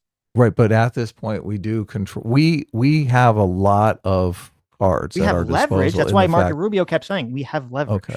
Right? He said it because he's a lot, more savvy in these things. He said it in the way that a normal politician would say it, which is we have a lot of leverage that we So can you use are- to pressure on So Venezuela. then to it do isn't a something. fact claim. Then it isn't a fact claim. You are quibbling with the way that Trump said it. Trump didn't say God. we have so much leverage that we basically control the country. He said we control Venezuela. If he would have said we have so much leverage here that we basically control the country, then you got no problem with what he said, because that is factually correct. If Trump said we have a lot of leverage and we have tons of leverage, we have the most leverage, okay, and we're gonna use this, and hopefully Venezuela is gonna work with us, okay, so look, we you don't have to can't pressure default to the Venezuela. fact claim. Then you are That's not- mad at the way okay. he said it. This is like insane. I don't understand. What you're saying is an insane thing. You understand that words have meaning. And so someone could say something that means one thing and says a different thing that means something else. If you say, "I have control over you," that means something. If I say, "Well, I have leverage over someone, so I'm hoping they do what I want," that means something completely fucking different. Okay? And as the fucking president of the United States of America, the substance, I would hope the that substance, you use clarity of your fucking speech to actually say what the fuck is going on. look, you, All right, you as opposed to can't- just you saying can't- random vague shit that causes everyone to spiral out into a fucking news cycle to waste their time arguing about this because he just says whatever the fuck shit pops into his fucking head, and for some godforsaken reason you want to defend this shit to the fucking death while throwing Jake Tapper into a pit of fire. And I'm sitting here like, this is a very strange reaction to me. You're mad about my reaction to Jake Tapper? I'm mad. I don't know. Like, you're fucking you're spiraling out, defending no, this shit. hold on. I'm Arguing not- with me about this. I am like, not spiraling. Doubling, tripling down about this. I'm not It's spiraling. baffling to me. Look, you seem much angrier than me. I'm Okay, angry now because now you're started fucking bad faith in me saying, "Oh, well, Sitch, I am it's not about bad the, faith. it's just about How- the words look, you're using. It's just how- about the word. Sitch, it was Look, just you about the cannot- words. Why you you care about the cannot words? say You said this is Sitch bad earlier. faith. You cannot said say this Sitch. is bad faith. You just said there is a difference here. There is a fact It's bad claim on the faith. table, or it's the way that you said it. Those are It's the bad two faith. options. Okay, It's bad. Listen, you maybe can't. you didn't You real- can't maybe- bad faith. Maybe you You're didn't trying to have real- it both ways. You're trying to say that it's a fact claim, and you're trying to say that it's not the way that he said it. Well, I'm it is gonna- the way okay, that he I'm said it gonna because pull back. the fact claim that he I'm gonna made pull back. is the facts. I'm going to pull back. We and I'm do gonna- control the situation because we have enough leverage to control the situation, and you agree with that. I'm going to pull back and say you didn't mean to be super bad faith, but you were accidentally super bad How? faith. How am I bad literally, faith at all? I'm literally trying to tell you. Okay. because you're basically accusing me of lying or being wrong. Because how? I'm trying to explain. How? I am not. Look, and I never would. Okay. That's total bullshit. How am I accusing you of lying? Can I answer? Yes, please do. Because the beginning of this whole thing was about like, well, does it matter? Like, do the words matter? Okay. Does decorum matter? Do the words matter? And I said, no, I'm not talking about that. I'm talking about the idea. And then so I go through this super fucking long, we had this super long argument and conversation about this. And then at the end of it, you circle back and say, well, no, Sitch, you're fucking wrong. Is the words. That is what you care about. And then you wonder why I get mad. Well, look, I first of all, I thought that you didn't care about the words, but I don't. I'm talking about the idea that the word means. There's no substantive difference, though, between having enough leverage to control the situation and actually controlling the country. Substantively, those are the same exact position. Same exact fact. Is there a substantial difference, or is there a substantive difference if someone says, I control you, or if someone says, I have leverage over a person? Well, I mean, I would have to know what the leverage was. Well, why? No, it's just those two sentences. Are those two sentences the same sentence, or are they different sentences?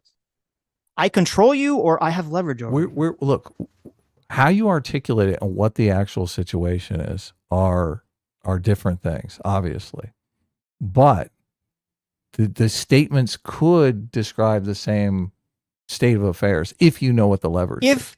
If so the leverage is simple. great enough, it is true. Okay, we can move on because this is like, it's so fucking simple. Okay, Trump speaks out of his fucking ass all the time, 100%. It's not fucking 10D chess. Does that get under your stupid skin? He just says this stupid fucking thing. And I don't know, who knows what the fuck he meant. Maybe he meant leverage. Maybe he means something else. Nobody fucking knows. But Marco Rubio responded the correct way and said, well, we have a bunch of leverage. Okay. Which is what Trump should have said the first time. But what if that's I don't what remember Trump what meant? Stephen, hold on. I don't remember what Stephen Miller says, but that's what he should say here. And we could just fucking move on. I don't understand why, like, you get fucking so mad at the media for asking for a fucking clarification when he says some stupid shit. And this is the first time Jake Tapper's asked. It's not like he's been asking this whole fucking clip. What did Trump mean by this? What did Trump mean by this? And then he says, well, he meant leverage. And then he says, well, what do you mean by this? What, like, this is the first time he's fucking asked the question of Stephen Miller. Zero Fuck says, will the drama channels cover this like last time? God, I hope so. Whatever. We can. Sitch, I don't know why you get so angry. Jeez. I don't want you to gaslight the fuck out of me where you get very obviously angry. And then when I get angry, you're like, well, I don't know why you're angry. Okay. I don't really appreciate that look, at all. I am not angry. You're not angry now, but you were angry before, and you were angry when you kept interrupting me every 2 fucking seconds. And then you do this shit where you're like, well, they try to make me look bad because you're like, well, I don't know why you're angry when you were fucking angry before. Okay. I really don't fucking appreciate that. Okay. Well, I'm not angry. Okay. Well, guess what? I am angry. Okay. I know, but look, I have not. I'm glad that you're not angry now. All right. I have not been angry at all. That's why you kept interrupting me every 2 seconds when I tried to explain. And I was literally in the middle of explaining, and you interrupted me every 2 seconds. What's it called when people? It's gish galloping. You were gish galloping. What are you talking about? No, we're in a Heidian defense spiral, but it's okay. We can move on. Oh my God. I can read the super chats. It is weird to me that I have the reputation for being the one that is like triggered and angry, but you get way more angry than me. Why is that?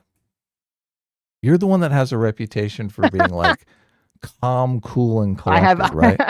But you get like fucking 20 times more angry than I ever do. Why is that? What is the situation there? I guess it's because the reputation of being calm, cool, and collected that you have allows you to get more angry, and it just you not suffer any sort of downside. I don't think we're in a space to have any sort of remotely productive conversation about this topic.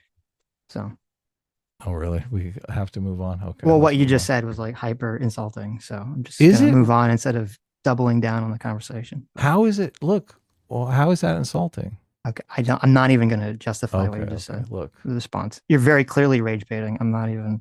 I'm Yes. I am not rage baiting. Okay. Shirts off for $20 says, have you guys heard about Pokemon's cookie company allegedly being out of business? Seems like Sitch might have been more correct. I hadn't heard about that, but that's good. I thought she just rebranded. I thought it was some existing cookie company and they just slapped her name on it. So, All right. anyways, okay, that was a $20 one. Are So we I'll going to go back. watch it, Stephen Miller? Or are we? No, I have no desire to watch the rest of the clip anymore. We can't. No.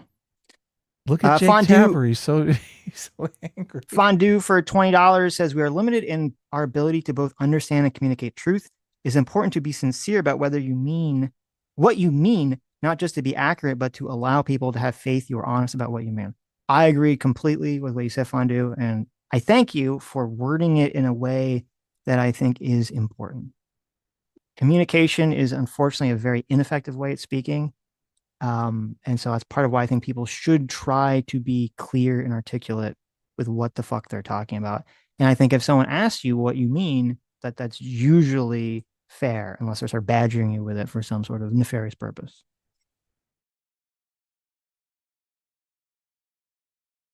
Let's see.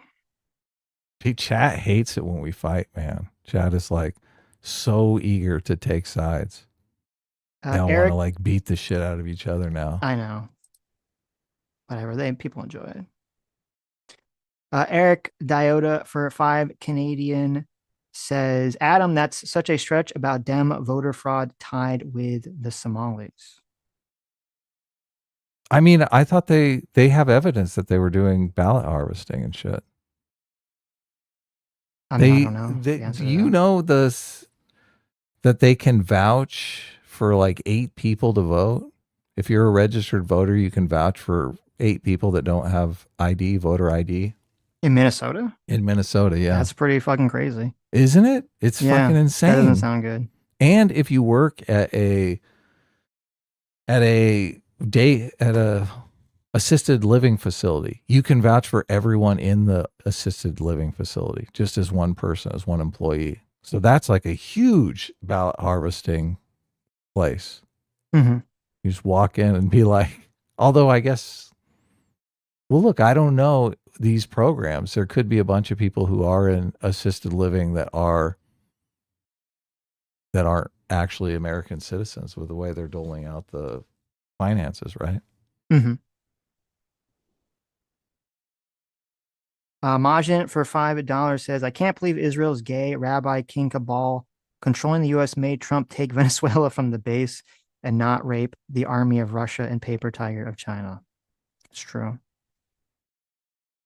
I'm waiting for I don't think Candace talked about it. Maybe she talked about it today. I don't think she talked about it yesterday. I was waiting for Candace to talk about this extensively and how it's really Israel's and the Jews' faults. Instead, she talked almost entirely about she was mad the news cycle changed, and she kept talking about Charlie Kirk and all that shit. Jay the Slime for 8 months says, don't forget the whole story he made up about Erica Kirk and JD Vance sleeping together because they hugged. Oh, that was Kyle Kalinske did bring that up. Alexander for 20 Donkey Kong dollars says that video title cracked me up. Oh, that was my video title. Did you see what I titled it? No, this stream? Yeah. No, what was it? It's a master stroke. Something about Tim Walz going home to Somalia to be with his people. I say. Is that too far? No, it's pretty funny. It is technically fake news, but there whatever. was well, everyone knows it's not real. Okay. Are you sure?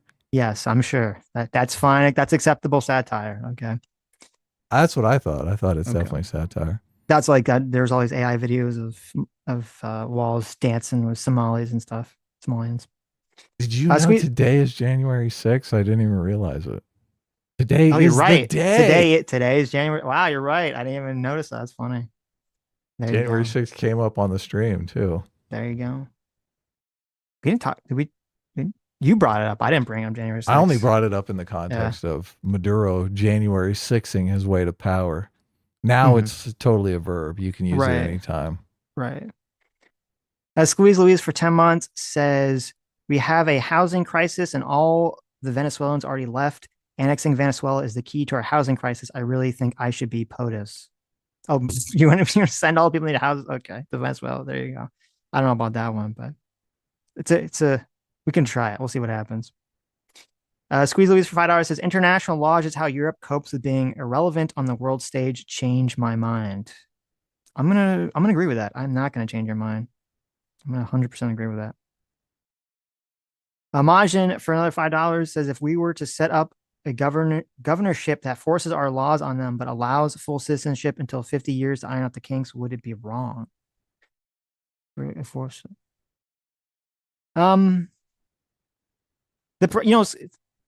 theory, if you actually manage the governorship in a way that would be beneficial to the population and would be just and moral, then no, it wouldn't be wrong. In theory, I guess the problem is always just like in practice, and this kind of always comes up with what we talk about with selector theory and dictator's handbook.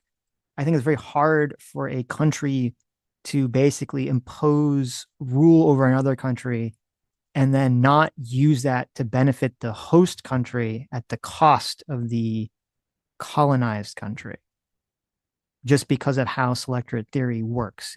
There's so much pressure on the leadership to extract resources from that country and then to bring it home to shore up their own political base. Now, there are, I'm sure, lots of examples, however, of countries that did much better as colonies than when the colonial empire left, but that's kind of a different situation. We can't even distribute resources in our country effectively. How are we going to distribute resources in another country?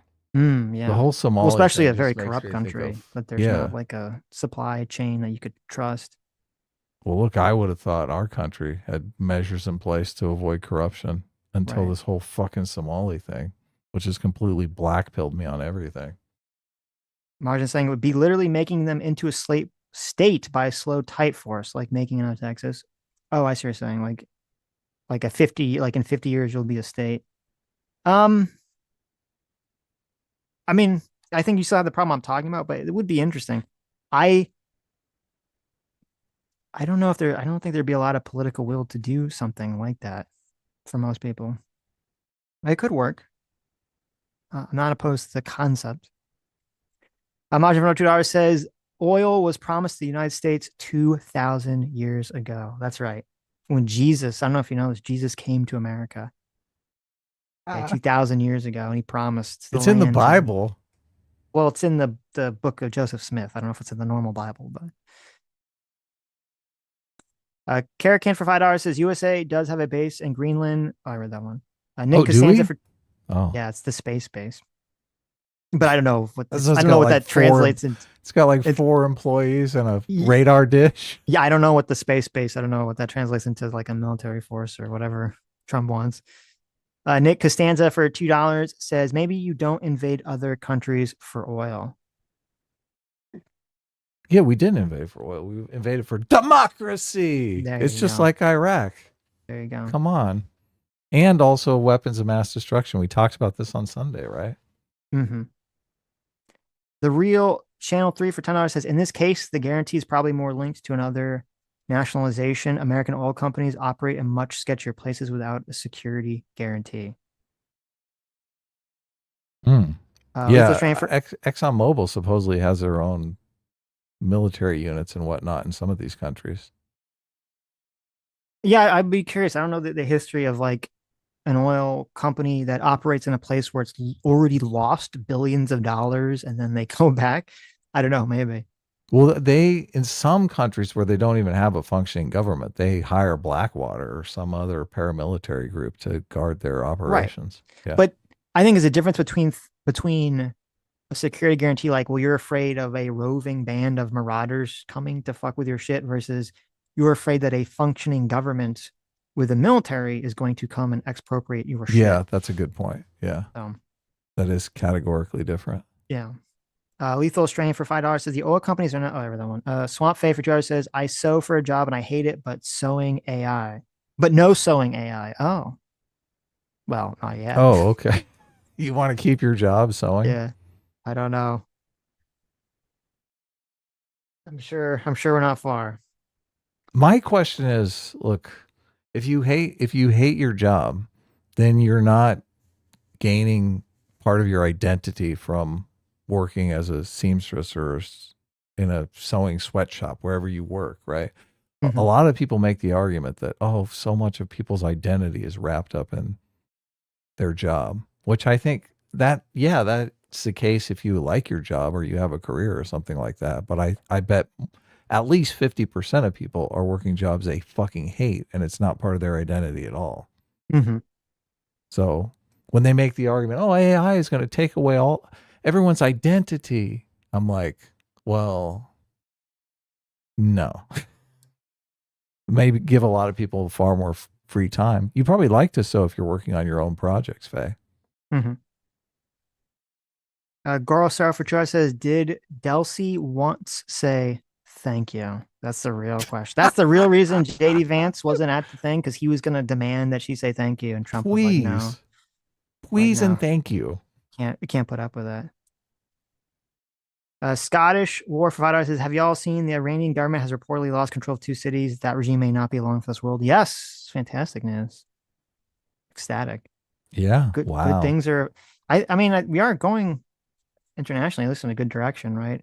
Iran's definitely weakening. Venezuela, maybe has a chance of not becoming shit. What if the crisis climax was just Charlie Kirk being assassinated and it's all smooth sailing from here? That would be nice. We got off easy. I'm a little I think. skeptical. Yeah, we got off easy. I think Well, I'm a obviously little Charlie skeptical. Kirk didn't get off easy, so Right. He died for us, Adam. But Mhm. no, I'm a little skeptical because I think the disruptions that AI causes have not even really begun yet. So I think that's going to be massive. Did you read Zero Fucks 40 months? I was about to. Oh, This was okay. next. They're just in Zero different Fucks for order 40 for me. months. Thanks so much. Being 40 months. Fear Seeker says, Kasparian and Mullally, that's who we talked to, right? I'm saying his name wrong. Will be on the first Word War debate on January 10th in person, Atlantic City. Main card is Anna versus Pearl, and undercard is Ryan versus Pisco. Wow. Okay, that's awesome. So Anna's doing one of these debates. Fuck, that's awesome. She's That's debating totally Pearl awesome. on what? Probably feminism, obviously. Anna is I'm sure she's a career woman. Obviously, she's in favor of. Uh-huh. I hope they debate on whether women should vote or not. That would be There great. you go. So the debate will be on, yeah. Right. Pearl doesn't think I'll, women should be allowed to vote, so yeah. that would be a great debate. Fuck it. Fuck yeah, I'm stoked. I'm sure we'll recover it. It sounds like interesting things will come out of that. Mullally, thank you. That's Ryan Mullally, who we spoke to. Interesting conversation with him. Nick Costanza for Travis says, can we all agree invading our ally Greenland is bad? Well, I agree. Mm-hmm. I mean, it depends on the situation, obviously. If they have some dictator that takes power and starts holocausting all the there you go. Then we'll be on board. Would be well in favor of right. But under the current situation, no. Well, look, he said, can we all agree invading our ally Greenland equal bad? Right. But look, he didn't give us enough information to really know. If the situation is what I laid out, I think obviously I agree. I don't agree. I think it would be good. I think we need Jake Tapper to ask Nick Costanza to clarify what he meant. Well, this is by the great statement. thing about it. It could always mean something different. Right. Look, and Nick, why are you in favor of letting the Greenlandians get holocausted by some roving dictator? How dare you, Nick? How dare you be in favor of this? Yeah. Though I happen to live with someone who, for some reason, is super on board with invading Greenland before Trump even said it. So I hear that a lot. Squeeze Louise for $2 says, Sitch doesn't have TDS, you guys. He promised. Okay. Thank you. Alex Wright for $2 says CNN has made Adam deranged. Well, I guess we got both spectrums here. Look, no, it's great. Look, Yes. I'm wondering. I was like, how many super chats is this generating here? Yes. Brian for $5 says, when you guys get animated and passionately argue, it's honestly the most fun part of the stream. Love it. There you go. See, look, Sitch is just a better actor than me. Right. I'm terrible at the acting Right. angry thing. That's true. Well, Artemis, really, it's all kayfabe. it is. You It's all guys don't kayfabe. believe any of this, do you? Right. Squeeze Louise says that you were supporting me. What is that? Okay, mean? I didn't interpret the super chat that. I guess I don't understand what you're saying then. Artemis Fowl for $5 says, it seems like Sitch is gaslighting Adam and is mad that Adam isn't buying the distinction without a difference argument. That's true. I am gaslighting Adam from the beginning. The second Adam you accused me of gaslighting. mentioned, I don't know what I did to the gaslight second you. Adam mentioned this, I, for no reason whatsoever, was like, yes, I'm going to die on this hill that when Trump says that there's no difference, there's no difference whatsoever between the concepts of saying you have leverage over someone, saying you control them. Yes, Artemis Fowl, very intelligent. I never accused you of gaslighting, but you accused me of gaslighting. What was my gaslighting? What did I do? We're not going to revisit it, but no, just now. Look, I don't care. I will I'm tell. not angry I will about it. tell you later. Oh, okay. Bermuski for $5 says, it's amazing how much of Sitch's discourse is just him pretending not to understand things, thus making discourse impossible. That's true. I don't know what you think I pretended not to understand, but you can let me know because I'm very curious. That is not a law yet, but it should. Yes. What did you call it when you? I mean, obviously they're using something you said against you. No, I didn't say that. That was that's that Millennial Woes tweet that everyone throws out there. Oh, okay. It is Millennial Woes. He's the one that said that. I was fully ready to take credit for the new Adam and Sitch law. I wish, but no.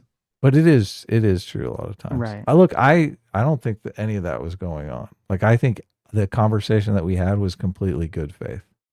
So Van Codling for $5 says, Adam does not agree with you. Adam continues to be bad faith, imprecise, catty, a mind reader, and an interrupter, then gaslights everyone after the fact, shaking my head. See, look, can you, this might take a $20 super chat, but you can super chat us $20. Explain how I'm gaslighting everyone in your next super chat. Van Coddling. There you go. Yes, explain it. Alex Wright, thank you for the $3 and the emoji of a hippo. I don't know what they're doing, but they're spanking his bud. But he's like switching hands. He's switching up. I don't know what he's doing. It's very strange. Where do they get these emojis? Yes. Why does this emoji exist on YouTube? What is this supposed to mean? Like, that's what if you're just listening, it's a picture of a hippopotamus. Okay, I thought it was scuba gear, but I guess it's supposed to be like he's in like army fatigues or something, and he's infiltrating. He's got the infrared goggles on, and he's like rubbing his wrists, and then he's like doing hands. Oh, I guess it's supposed to be like he's like silently telling like a squad to go in. I guess that's what this is supposed to be. Yeah, those are gang signs, man. Okay. That one is like maybe they're gang signs. Cocaine available over here. I'm just wondering what the thought process was when the designer designed this little emoji for YouTube. Majin for $5 says, hey, Adam, can you trigger incite Sitch? There you go. Thank you. After our joke super chats. Also, I'm now for colonialism, not nation building. The third world cries out for order. I agree. I think we need to make colonialism great again. Mm-hmm. And I mean, the thing about colonialism, I could agree with that. The thing about colonialism the first time was bad, is we were just really interested in subjugating the population and extorting them for their resources so that we could send the resources back to the motherland. Now we will be colonizing a system that works, that actually sustains human flourishing over time. And I think that's, people will call it colonialism, but it will really be something that's done for good. even when they did the Spanish conquistadors did the Crusades, the cover story was it was about spreading the word of Jesus, but really it was about stealing all the gold, right? Mhm. If we could do it where it really was imparting a message of good and teaching people how to live a prosperous life, setting up a system that works. I mean, how is that bad, right, Sitch? Well, yeah, theoretically, but then of course you always get into the dictator's handbook selectorate theory problem. Like, what is the incentive for a nation to quote colonize another nation and then treat it well from that perspective? Well, the incentive would be trading partners, that you'd have a nation that respected its people. You could buy products and services that you felt weren't made at the behest or the subjugation of other people. People do desire that, even if you're just trading. Yeah, but I mean, it's well, easier to steal all their shit. right. Well, that's the But problem, it's not, right? unfortunately, it's not sustainable though. Yes, but that's the problem. Is like, yes, it was like we're incentivized. We all should be long-term incentivized that if every country in the world was a first world democratic country that was stable and produced things well, like we would be better off. We would sleep For well a at host night. of We reasons. would. Yes. Yeah. Right. And we'd have more trading partners and everything would be better. You know, I don't buy the sort of like idea like, oh no, it's like better for us to keep these countries impoverished. But that's like a kind of like a long-term goal that's very difficult to manage. I do think you get into the problem of the colonialization of just in terms of like getting, as we were watching in the dictators, handbook things of just taking resources from people that can't really vote against the colonial person in charge, the colonial power in charge. It makes more sense to take their resources because what are they going to do about it? And then you pay off your key supporters. And that's why colonialism exists the way it existed from the dawn of human civilization. Previously, yeah. Yeah. We Now, would have to change it. right. We'd have to change it. Now, we could hopefully, we'd have to have like super strong cultural pressures that would push against that. But it's, it's risky. Metal Rules 81 for 13 months says Destiny, Pisco, Pandering, and Hutch will all be crashing out now that Tim Walz dropped out. Biden DOJ started investigating in 2022, yet he was VP candidate. What?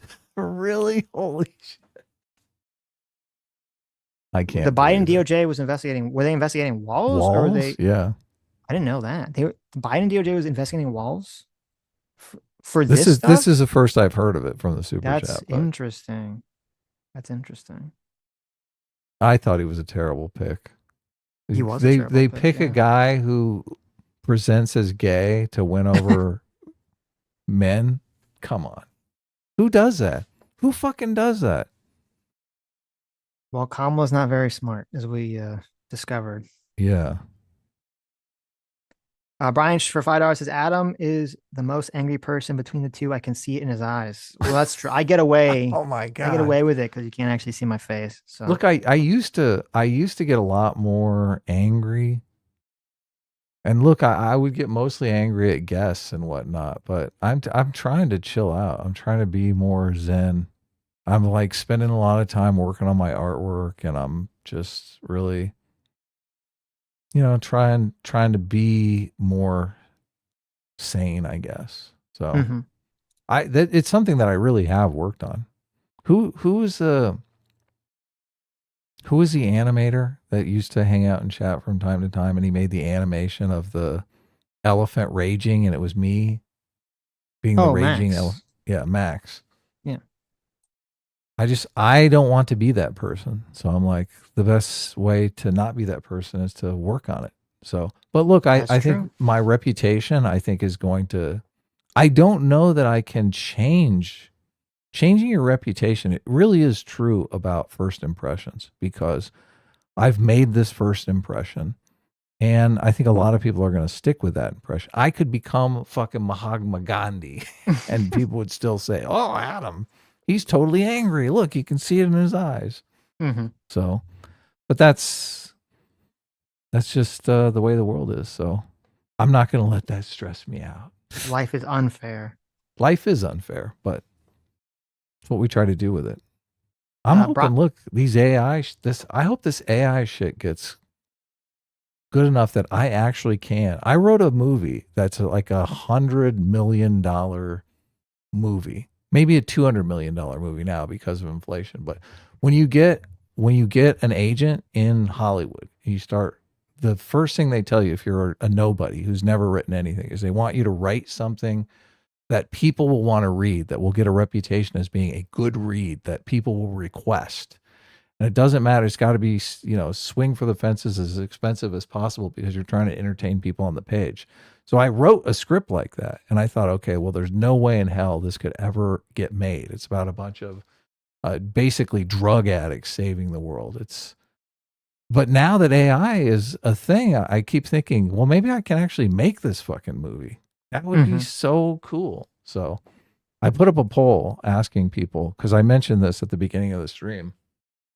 And various people, look, right, Anonymous Tree Frog is like, pain, pain. So I put up a poll. Do AI image generators make you angry? 32% of you said yes. 68% said no. I myself am an artist. So obviously, and I have kind of contemplated this idea that, okay, well, the AI can really produce images that, look, I think a lot of the AI images are great. They're like images that I would have liked to produce myself as an artist. So, and I do produce, I go to the studio one day a week and I paint for 8 hours. I do actual analog painting. So I'm still kind of in the game. I think I said to you, Sitch, recently that image generation is just a dead art form. Do you remember me saying that? You were like, I think you were a little taken back. Wait, I don't know what you mean by that. I guess I still don't know what you mean by that.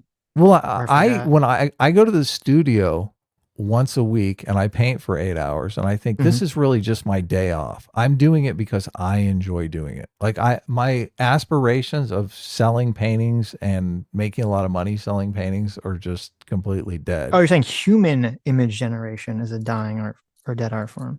Yeah. Oh, yeah. I thought you meant, okay. It's usually, I thought you meant AI generate. I was like, what? No. I see what you're saying. Human painting. Yeah. Right. Yeah. Right. And this is the argument that the tree frog guy has been making in chat, that like you're encouraging your own demise, but you're like, it's already dead already. Well, look, I never thought that I could sit home with my computer and make the equivalent of a $200 million action movie, action comedy, right? But it does seem like I'm looking at these tools and I'm thinking, holy shit, I got to get in there and use these tools. This conversation did take place with artists around photography being developed. They were like, oh my God, photography, it's the end of us. We paint things so that people can remember them. Now photographs are going to make that superfluous. It didn't, but I know people are super worried about AI right now. I don't know how to get this down to 5% of people being angry about AI image generators. For me, it's like not even really a competition.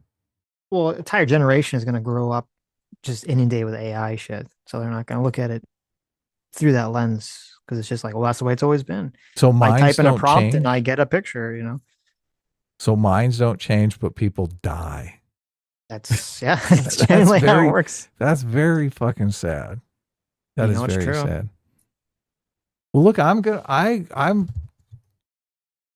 think I'm probably gonna make this movie. So okay, yeah, that'd be great. Maybe I mean, you'll change some minds. They'll see the movie and they'll be like, okay, Adam, he's convinced me. Who should star? Who should be in a starring role? I'm thinking Kurt Cobain. What do you think? Because I mean, it's about a bunch of drug You're addicts like, that save the world. Well, no, you could get a Robert Downey Jr. But look, Kurt Cobain is dead, so the novelty of it is so much more intriguing. I feel like maybe for your generation. Oh, okay. People like how about Amy Winehouse? Oh, there you go. Come on, it's got to be a famous. Yeah. It's got to be a famous drug addict, right? Anyway. Artemis Foul for $5 says, fight more, take the bait. Well, thank you for the $5. Bernuski for $5 says, "You guys notice that Clowndas Owens has completely vanished from discourse since since Ben Shapiro smashed her at Turning Point USA. She's cooked. I don't know. I wish that'd be nice. I don't know if that's the case. I think it's just that she went on vacation for a while, and then now she's back. So we'll see. It does seem. I'm curious what the response is from her audience. It does seem kind of quaint that she comes back from vacation. All this huge story about Venezuela's going on. And instead, she spends the entire show just whining about Ben Shapiro and Turning Point USA. It's like there's other things going on, Candace, for you to focus on. Let's see how far she's fallen down the podcast ranking chart. Well, right? I don't know. It's funny because you always said that Candace Owens looks like E.T. Oh no, is that catching on? God, I hope. Well, it no. is. Oh, so now Candace Owens, she put a little ET on her desk saying that Bridget. Way. No. Well, she was saying that Bridget Macron looks like ET. So she put a little ET with a wig on her dress saying it's Bridget Macron. And I was like, oh, Candace. That's fucking hilarious. You should not throw stones here. Okay. God, so many people do this trick where their podcast gets popular and it's the #1 podcast in America for like a week. Mm-hmm. And they promote it on their podcast. We're the #1 podcast. They must be like constantly refreshing on the podcast rankings. Right. They're like, we're the #1 podcast. And then I think as time goes by that they're still the #1 podcast. But no, they're dropped down to like 40. Yeah, exactly. It's like, smart. It works. When are we going to be the #1 podcast? We just got to be the #1 podcast for one day, for 1 hour, right? Just so you can say you're the #1 podcast. I want you to guess where Clowndas Owens is in the podcast rankings now. Remember, she was #1. Right now, I'll give you a hint. Joe Rogan is #1, so she's not #1. Right. And Joe Rogan is like the reigning like most of the time, Joe Rogan is #1 until one of these other people pop their head up. Where's she now? Are you cheating? Don't cheat. Don't look it up. I'm looking it up. No, don't cheat. Like 20th, maybe, would be my guess. Oh, generous. Very generous. Lower than that. Were you right? Was it 40? Did you randomly call it? No, that would be generous. Oh, wow. Okay. I know. This is breaking news, isn't it? 75. Oh, she's better than that. 57. Okay. Close. Oh, you got it backwards. 57. Yeah. Oh, okay. That's a pretty substantial drop. That's interesting. That is a pretty substantial drop. Yeah. Yeah. Interesting. Yeah. Let's see. What is Ben Shapiro? What is Ben Shapiro's podcast? Is he beating Candace? That's the rant. Yeah, he's 42. He is. He's fucking blowing He's her 42. away. He's a secret to the life and the universe and everything. That's pretty funny. He's That's up. a sign He's from 42. God, obviously. Yeah. God's on Ben Shapiro's side. He gave Ben him Shapiro's 42. beating Conan O'Brien. So I didn't even know Ben Conan Shapiro is O'Brien had a also podcast. beating Megyn Kelly. Wow. Megyn Kelly's 46. Yeah. Where's this list? What do I look up here? Podcast rankings. It's on Spotify. Is it Spotify? Oh, okay. Yeah. Let me see here. Oh, Tucker If there's- Carlson's #5 though. Look at that. Yeah, That's unfortunate. he's been in the top 10 for quite some time. Yeah. I just started looking at this because of the Clowndas Owens situation. I was like, this is what she's doing is not sustainable. Right? Joe Rogan is sustainable, right? He's building an audience for something he can do over and over again. I guess you're right. I mean, how many conspiracy theories about the Jews can you make up as a sustainable business It just model, gets Sitch? old. You've heard one Jew conspiracy, you've heard them all. Okay? Exactly. It's fucking boring. Mm-hmm. Look at that. Creepcast is 37. Even though I don't really like it because I don't like creepypasta, I'm happy that Meat Cannon has a high ranking podcast. Yeah. Better than Candace Owens. Call Her That's good. Daddy is 24. Weren't they? I mean, they were always really high, weren't they? I think they did the thing I was talking about. At one time they were #1 and they were like, #1 podcast in America. Yeah, And then that's what you got to And then do. it didn't last. That's the trick. The Daily. Let me see. Yeah, there's interesting. Yeah, so good. It's interesting That's what we too, wanna like see. it is always interesting too, like how the platform dramatically affects the rankings. Because like you look at Spotify and you're like #4th, okay, 4th highest podcast Spotify. Now you're looking at Cozy TV. No. Yeah, no. Is the fourth highest one is the Daily, which is the New York Times podcast. But like, because I see that pop up on my feed all the time on YouTube, and it has very like usually has pretty low views. So on like YouTube, it's not doing very well, but on Spotify, it's the fourth highest. So it's Oh, kind of interesting. that is common. That is Yeah, I super know. common. Yeah, I'm yeah. like, why are you even? You got to have your platform. I mean, obviously, we're nobody off of YouTube's. I mean, YouTube is our Mhm. biggest platform. So, although every once in a while I look at the Spotify downloads and I think, oh wow, a lot of people do listen to us on Spotify. So, Mhm. hello Spotify listeners, and thank you, AKA Batosai, for making all of you happy. You guys should thank him. You should thank him That's in right. some comments. Because people comment on the Spotify as well.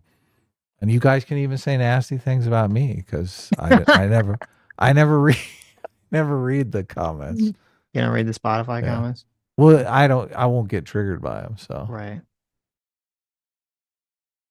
Artemis Fowl for 10 hours says, I can't believe Adam was trying to take advantage of his co-host by gaslighting poor defenseless Sitch. I know, right? How terrible.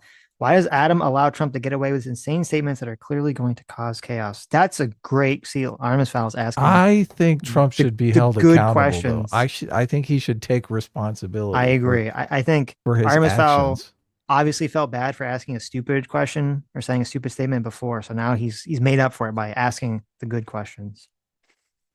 Grawl. I think I Stop. think a good way for him to be held accountable though is to be tied in a chair Mhm. and have Jake Tapper sit across from him sobbing about what he said. I see. No, they should have Trump should have to sit in a chair like Clockwork Orange. He's got like the eyes open and he has to like Right. listen to all the speeches he's given just constantly, nonstop. But that's not torture. He would fucking love that. Are you kidding me? What are you There you talking about? go. He'd be That's like, I killed it on there. I there did. you go. It wouldn't That work. was amazing. It would backfire completely. If I hear one more time, this was a dead country. If I hear that one more fucking time, we were a dead country. Oh, America was a dead country. America was a dead country. Now Trump we're the saved hottest us. country in the world. That's We're true. so hot right now. Yeah. What Biden did to this country. Oh my God. It's horrible. It's true. We were about to die, Adam. We were on the throes of death, but Trump This saved country. us. Now we're amazing. Yes. Grawl for 24 months. Thanks so much for reading 2 years of Free Will Seeker. Says, Sitch, do you think the AI bubble will pop will happen after the great AI disruption or be the cause of it? I think it's after like the .com bubble. I guess I mean in my mind I was also I think the AI bubble popping will be part of the AI disruption. I think it has a higher chance of happening before AI disruption from like jobs being stolen, just in terms of because what would cause the bubble to pop would be if you have all these AI businesses or just any business that's heavily investing in AI infrastructure and data centers and all these other things. And if all that stuff doesn't materialize fast enough into the robots, like if Adam is correct and the robots come in 2 years or sooner, Then the then the AI bubble won't pop. will Yeah. not pop. Yeah. And then those companies will just be raking in the cash and they made the right business decision. But if this stuff takes a little bit too long, because that's what happened, that's my understanding what happened with the .com bubble, was there was too much investment in internet infrastructure too quickly before it was really useful. And so all of these companies, they spent themselves into oblivion essentially with not a good payoff. Yeah. Yeah. We'll see what Van, happens. The robot thing though, I think could make it sustainable. yeah, well, it's also just it's weird because there was, I don't know what happened to it. I should look it up. Because remember last year, there was like that weird story where OpenAI was like, we're going to start doing porn. And everyone was like, what? Remember? It was like, wait, what are you talking about? And I thought, because people thought like that was an indicator of OpenAI thinking they were in trouble. The fact that they would have to pivot to do porn. I don't know if they ever did that or whatever happened because I never really heard anything about that afterwards. But because I was thinking, if you have all these like data centers and all this like infrastructure, all that stuff could be used if you could just, it doesn't really have to be porn, but if you could just generate like anyone can, I don't know who's working on this, but if you can just type in your little prompt and you could create like a video game or some sort of interactive experience or something, I would assume that would, people would pay big money for that and be highly addictive, highly useful, something to use up all that data center space until it could be used for something, more useful, like making robots cook and clean and do plumbing and stuff, things of that nature. So What I just the whole ChatGPT thing, I like it's a novelty. You can't really use it as a product. I just well, every that's the time problem, right? yeah, I like the asking the electrical questions is a perfect example, right? I'm like, this is fucking complete bullshit. Like everything is telling me is a lie. They need to teach the AI to say, "Oh, I don't know the answer to that," instead of just fucking making up some shit. Like that would actually be a useful product, right? Yes. If it said I couldn't tell you that, but it's like Well, it will answer any question, and just if it doesn't know the answer, it'll just fucking lie to you, snow job you. and I don't know if the reason it does that is because, well, now they know about it, but I don't know, like, if it keeps doing that because either they can't fix it so that it doesn't do that, or they don't want it to do that because they think it'll be bad for their business model. That people will get mad if they type in a question and ChatGPT says it doesn't know. Not being able to tell if it's telling the truth. Like, thankfully, I know enough about electrical to know that what it's saying is fucking bullshit. But if you're just a novice and you think, "Oh, this is great, I'll rewire some socket in my room," you're gonna fucking burn your house down. Yeah, but like, I guess the question is maybe from a technological standpoint. I mean, the AI, doesn't know anything really. So how could it know when it doesn't know and when it's making up something? Yeah, that's. But just I'm saying this in the context of it being a useful product. No, I agree. If I'm just saying, 10% of it, if 80% of it is fact and 10% of it is lies, but you don't know what 10% of it is lies, it might as well all be lies Mhm. because you can't tell. Yeah, no, I agree. I'm just saying, I don't know enough about technology to know if that's fixable Yeah. Well, or not. people are talking, and look, I think OpenAI are going to be the losers. I don't think OpenAI is going to make it. I think ChatGPT is a novelty, and they'll never develop a successful product off of it. Mm-hmm. So, yeah. Well, OpenAI is not a publicly traded company. It's all just VC money. So if Mhm. if the company is they're trying to do initial public offering. It'll be interesting to see how that goes because I think a lot of people might have the same intuition as me. Like, there's no fucking way I'm buying that stock. It's like Right. they're definitely there's too many other big players. Like Google has Gemini now and a platform because obviously everyone uses Google already, so they already have massive access to a marketplace. So it can Mhm. be a novelty in Google's realm, and also they can use it for other things like algorithms to dish out videos, and they're making money or algorithms to dish out ads, which are already making money. So they already have a source of revenue from it. Mhm. What source of revenue does OpenAI have with ChatGPT? Like, how is that ever monetized? I don't know. I would think it'd have to be hooked on to something else to be Yeah. useful, right? Yeah. Well, look, if So, you're Apple and you want to hook it on to Siri, there's no way they want to do that. You want Siri fucking lying to everyone? Come on. right. Siri's bad enough already, but Brawl in the chat said it's currently not solvable. A new architecture would likely be the solution. So that's not good for yeah, AI. Yeah. that's horrible. Yeah. But see, Yeah. that'd be a big thing that could lead to the AI bubble popping if they can't solve that problem. Because not being able to solve that problem does dramatically limit the usefulness of a lot of AI stuff.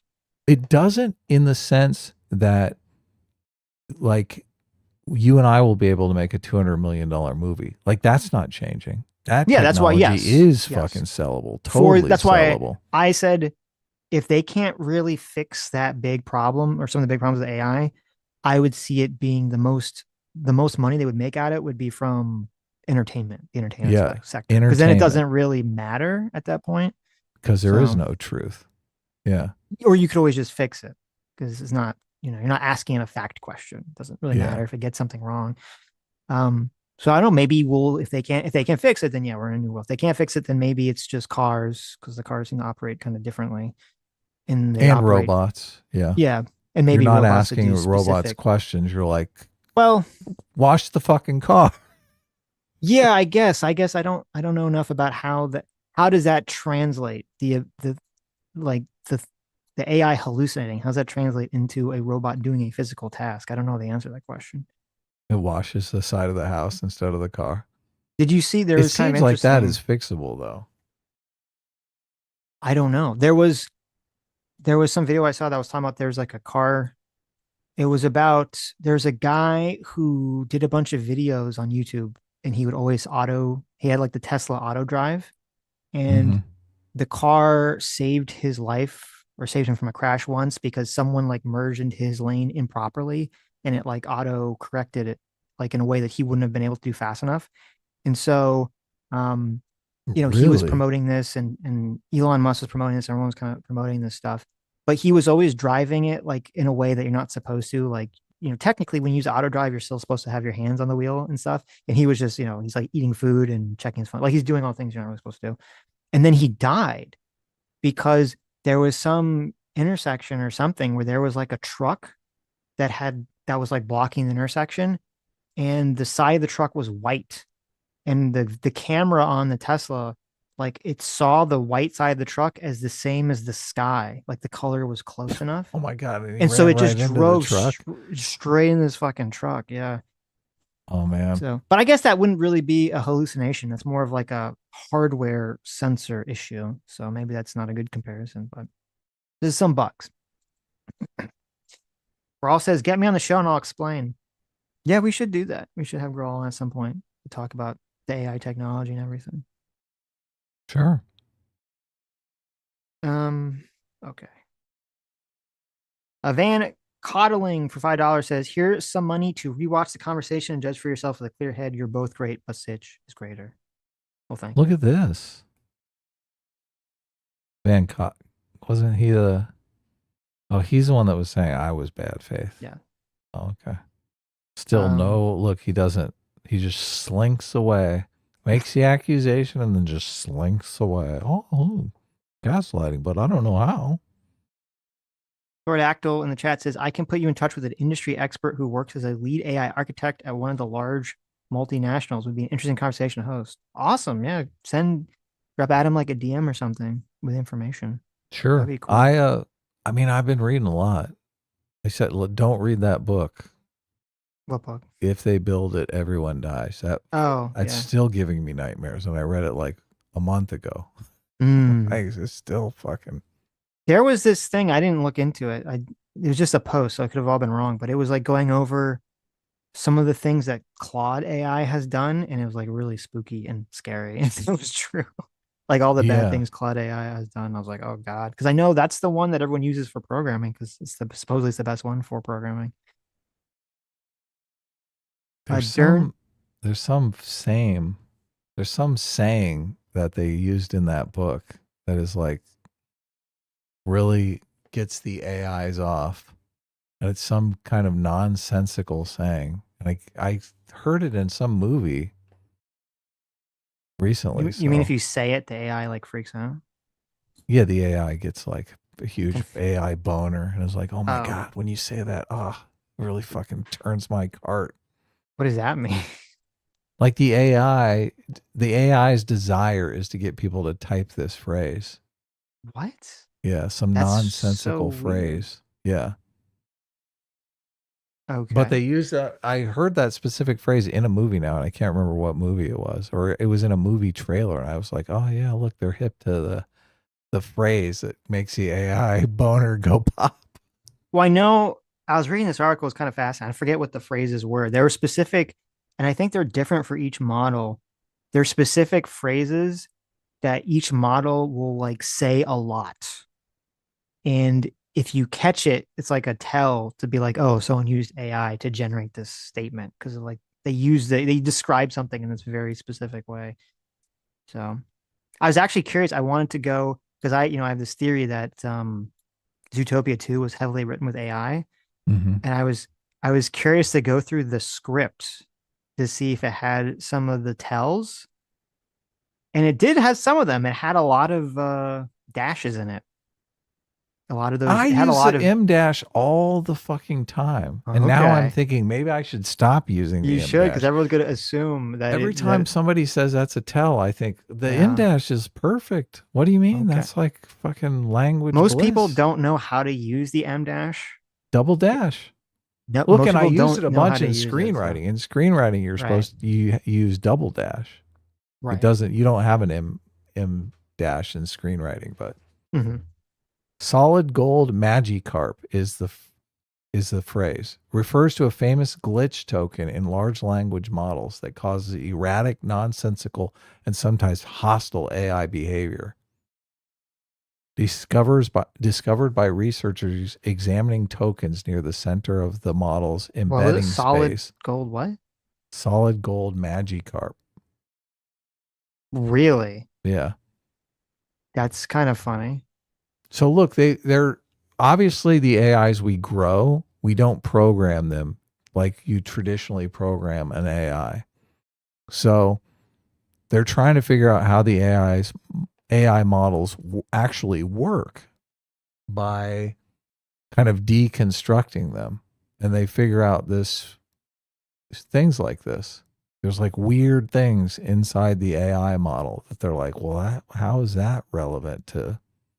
Why is this token so prevalent? Was it saying, was that what the phrase was, or was solid gold Magikarp the name used to describe the idea or the whatever the actual thing? I think solid gold Magikarp is the actual token. Oh, that's so weird. Yeah. That's like one of all the things like that it would fixate on. It's solid gold Magikarp. I mean, if it was something a lot of people are typing, right? You're like, okay, well, that makes sense. I guess it has could access yeah, to right. it. Yeah. Yes. Right. But also it would escape detectability. It had to be something you wouldn't really type, I guess, right? Oh, it's in the movie Eddington. That's where I heard it. Yeah. Interesting. Was it real, or is this just something in the movie? In the movie Eddington, they talk about the data centers too. Eddington seems like it has a lot of stuff that's kind of before it entered the public consciousness. So one of you wants us to review Eddington really bad, and I started watching it. But I watch movies with my dad, and I watch them like 30 minutes at a time. So I'm about halfway through Eddington. I haven't finished it. So far, I like it a lot. But so much of movies are about the ending. If a movie is great up until the end and then it totally blows, the ending sucks, I fucking hate that movie with a passion. It's true. The better the movie is, too, if it doesn't stick the ending, the more, like, the harsher I will be. If a movie is meh all the way through, I'll be less harsh than if it's really good and they fucking can't stick the ending. There's me and Sam started watching this anime called it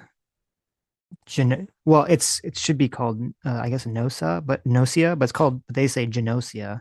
They pronounce the G, and it's just Among Us as an anime. It's these guys on a spaceship, and there's an alien. It's literally Among Us. There's an alien infiltrator, and the main character has to discover like who the alien is Among Us the game. Crew.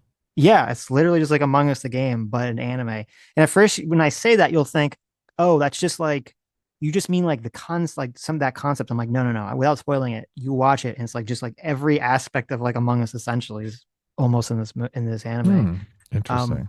But at first, so we're like on episode 5 or something, and I'm kind of worried because at first we're watching this it's like only the first season's out yet. We're watching it, and it's like really interesting and engaging because it's like a mystery, it's like the mystery story, like who's the alien. But they start like introducing like more and more bizarre levels of complexity to it that I'm like, uh-oh, is this gonna be good, or is this gonna just go? It's become like a dumpster fire of like nonsense at the end. And I'm starting to get a little worried. Yeah. You always have to be worried these days. We have some real Pluribus fans in our audience. It's surprising to me since Pluribus is just marinated in estrogen. Like that whole thing is just. I gotta Oh watch this God. just to have a feeling on this. Yeah. I think I might do a video on Pluribus just because it's so enraging. Derpenstein for 17 months says it's crazy seeing the amount of people running defense for Maduro and Hugo Chavez. Crazy level of ignorance. A team for life. Yeah. It is crazy. Yeah, it was insane level of people doing it. Just disturbing. Squeeze Louise for $5 says AI for coding and businesses, etc. is fine, but all AI, art, music, video generation should be banned as a spiritual attack against humanity. I think it's going to be the reverse of that. I know. Yeah, it's going to be the so exact funny. reverse of that. Yeah. That's so funny. Mm-hmm. I am in the thick of it because look, I've been an artist my whole life, obviously. I do think there is a bit of an existential crisis going on for a lot of artists. And it's interesting because it's so prevalent in artists that are much younger than me who have far less of an investment in art as a career. So it's interesting that I mean, I'm not against it because I think it does offer me tools as an artist that I would never have access to. I'm thinking, I can make a badass movie. I put up a table read of Dick Smashers that they did in Deadline Junkies forever ago. And a lot of people listened to it and was like, this is really good. I'm surprised. Like Adam knows how to write a script. So if I could turn that into an actual movie that you guys could watch, the thing is, I mean, it would be a lot of work to do. And if 33% of you are going to fucking hate my guts and be like, oh my God, what are you doing, Adam? It's not worth doing it. So I don't know how to get over that hump. It bothers me that so many people are against it. I also looked up. So a big argument that they use is that it's all stolen data, right? It's data mined from you. But I looked up the large language model that was the original base that they had all the artists, the images that were included, and they scanned my entire website. All of my artwork is in that large language model. High res images, because I had super high res images on my website. So, but I feel nothing about that.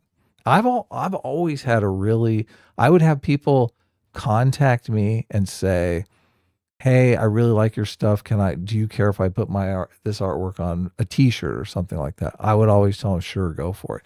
People would contact me and say, look, I want to sell these. And I would say, well, go for it. If you make any money, let me know and we'll talk once it takes off. Because I know a lot of it is, sales. I've worked in sales. So sales is like a fucking grind.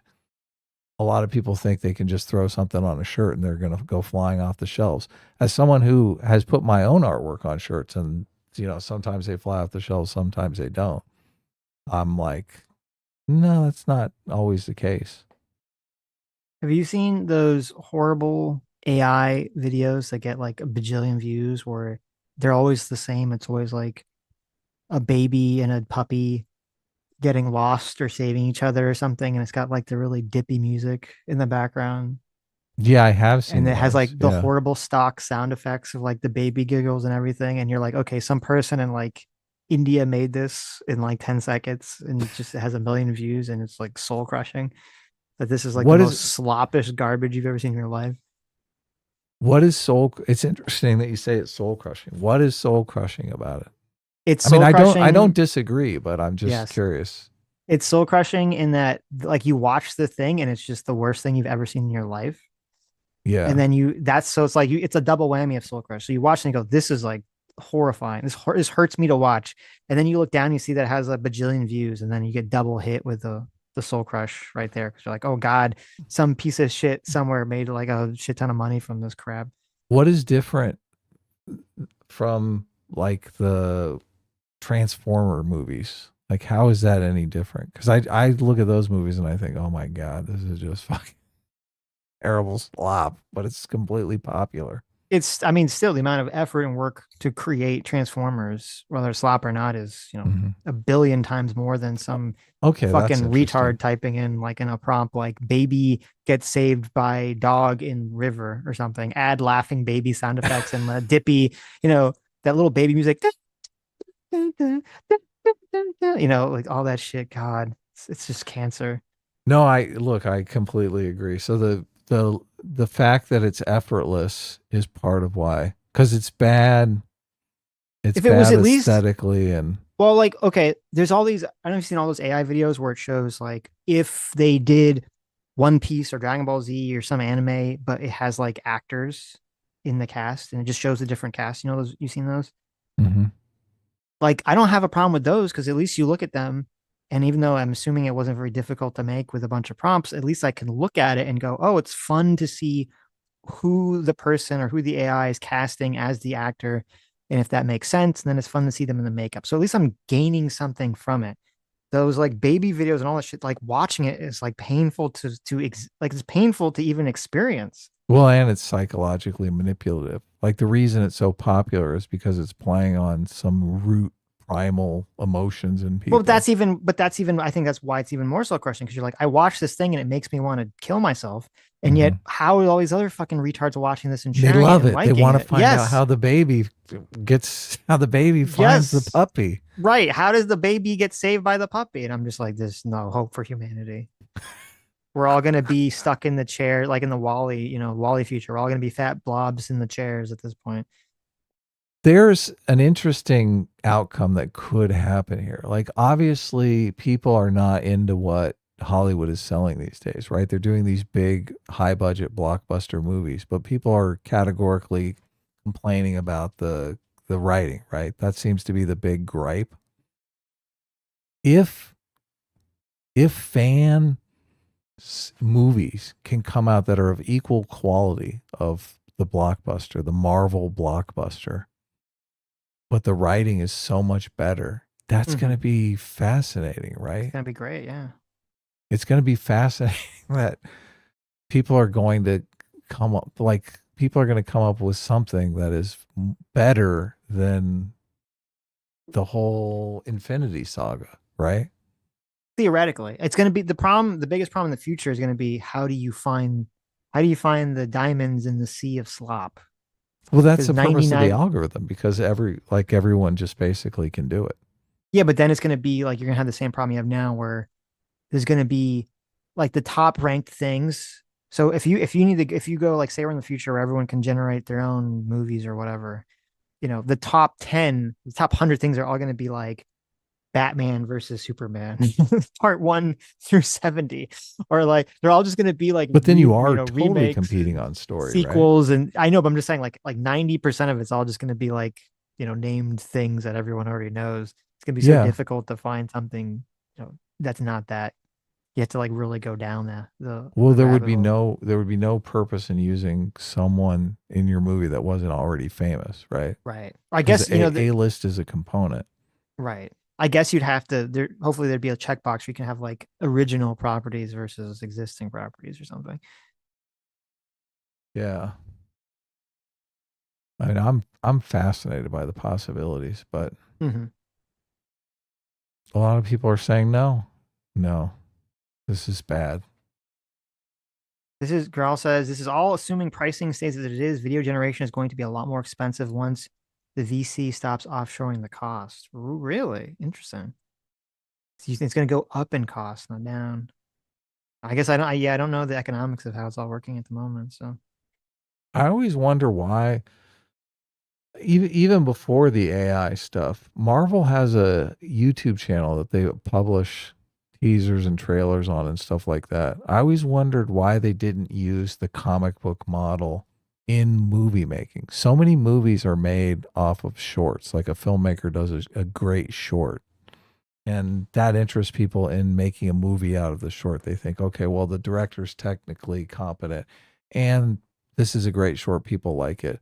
I think Kung Fury was obviously made off of a short and made into a movie. District 9 started off a short. It's pretty common.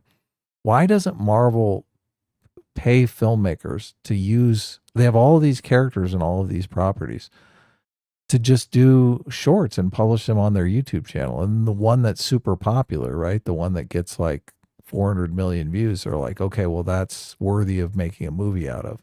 Then they don't take these risks, these huge risks. That's definitely a good plan. We're They going to should do make that. Thunderbolts. Right. We're going to spend $200 million on Thunderbolts. Yeah. Look, you just make the Thunderbolts short. You publish it on your YouTube channel. And everyone's like, this sucks. Fuck this movie. Right? That would be a good idea. You're only looking for the good one. Gotta get Kevin Feige to hire you. You're like, I got it. I know how to save Marvel. Okay. And it's super cheap too, because you're just telling people make a short. I mean, you could buy like fucking 20 of them at a time. Mark Cyborg says hubris is the answer. Yeah, I definitely think that is what's going on. Hubris is why they don't do it. Yeah. They're like, people will love Thunderbolts. They think they know. I mean, Thunderbolts was, I mean, come on. Come on. I never watched that, so. Yeah. Eric Diote for 5 Canadian. It says, "Oh, I didn't know about that for long-term care facilities in Minnesota. On a lighter note, would you guys ever create Sitch and Adam proxy Magic the Gathering cards?" It's funny, but probably not. I do like the concept of it. Fuck yeah, why not? Okay. Well, you can do that. You can ask the AI. Grawl. Hold on. I got one of these that I missed the boat, so I didn't buy RAM. It's just getting more and more expensive.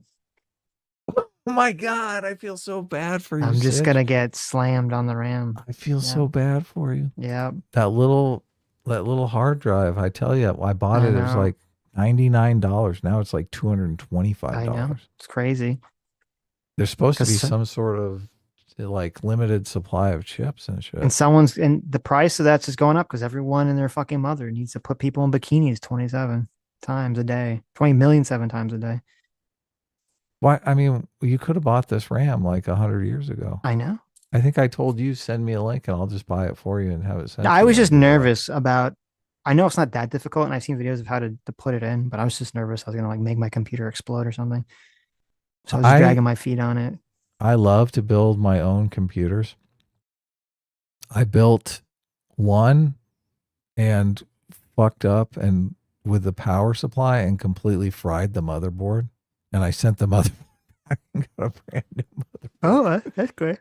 So look, mistakes might happen, Sitch, but there are ways to remedy it. Okay. Okay. Now you're like, oh, this RAM cost me $1,000. Right. You're going to be terrified, right? Right. Grawl for $20. Thank you, Grawl. Says the main issue with AI tool usage right now is how AI was trained. Eventually, AI models will be trained by professionals to do specific tasks, but currently we're working off of stolen IP being the main training data. Well, that's interesting. Yeah. One of you messaged me about they do have one for law that's trained off of just case law. So that one doesn't make any mistakes because it's just the training. I feel like it still could make up shit because I thought that's just inherent in its design. It's just to make up shit. Maybe it does. But I think there is a product that lawyers are using now. Right. Brian for $5 says, "You're the number one podcast in my heart." Oh, maybe 1B, maybe. Okay, well, we're close. That's all that matters. Bruins for 14 months says, "Sitch, thank you for your service once again, hitting your skull against a brick wall today. Thank you. Cheers." Well, thank you. Was that me? I'm the brick wall. Maybe. I don't know. We'll have to ask for clarity. Okay, let me look at the Streamlabs. Dr. Liv for $2 says, "Leftist YouTuber, the Carvinicular Cur." We've watched that guy. Clavicle is a different guy. The Carnivical guy has recently stirred controversy among leftists by referring to the bread tube elites as theater kids left. I thought you'd like to know because they consider that a slur. How is that a slur? Wasn't that always true? Isn't that what everyone knew was the case? Are they saying it's some sort of like anti-trans thing? I don't see how else that could be a slur, but I'm glad. Sells temp for $6 says mental gymnastics meme top image. Taking people's shit is bad. My country shouldn't do bad. America shouldn't take Venezuela oil or Greenland. Bottom image. Everyone else international law. Maduro's a dictator, but blah blah blah. I mean, I'm not sure. Yeah, I mean, that's part of why I said it was dumb for Trump to kind of phrase it the way he phrased it. Even if I agree with the action, but we'll see. It seems like people were just on the. We'll see. We'll see. I guess. I think it's going to be very dependent on the outcome. If it all works out, everyone's just going to go silent about it. That was criticizing it. Sales temp for $6 says Maduro is a chihuahua next to Saddam, Gaddafi, or Assad.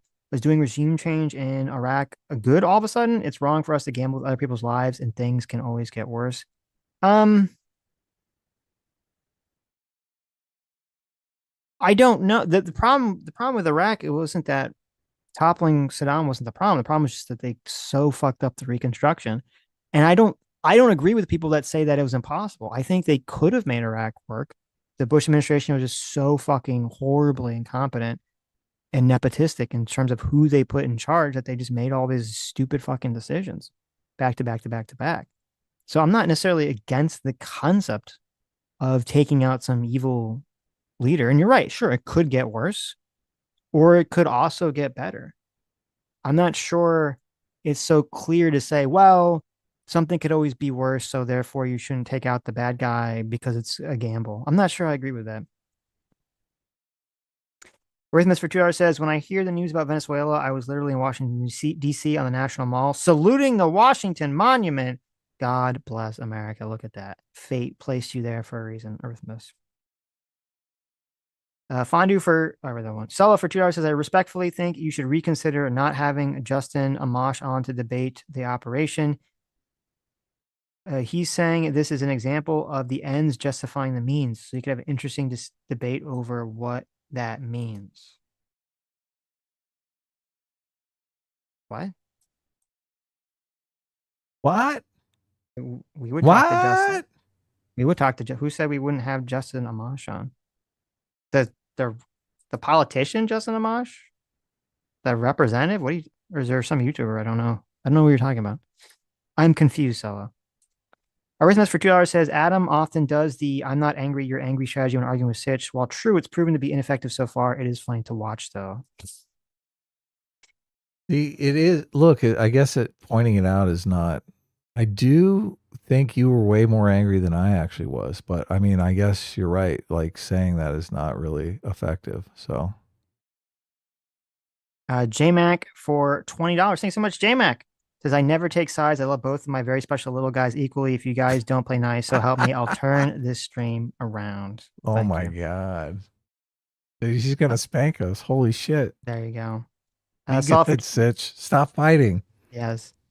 Solid for $2 says, also, I like to play devil's advocate, so please don't take some of my Streamlabs Sundays as giving my real opinion. I've gotten into a bit of trouble on X over the weekend for playing devil's advocate for both sides. LOL.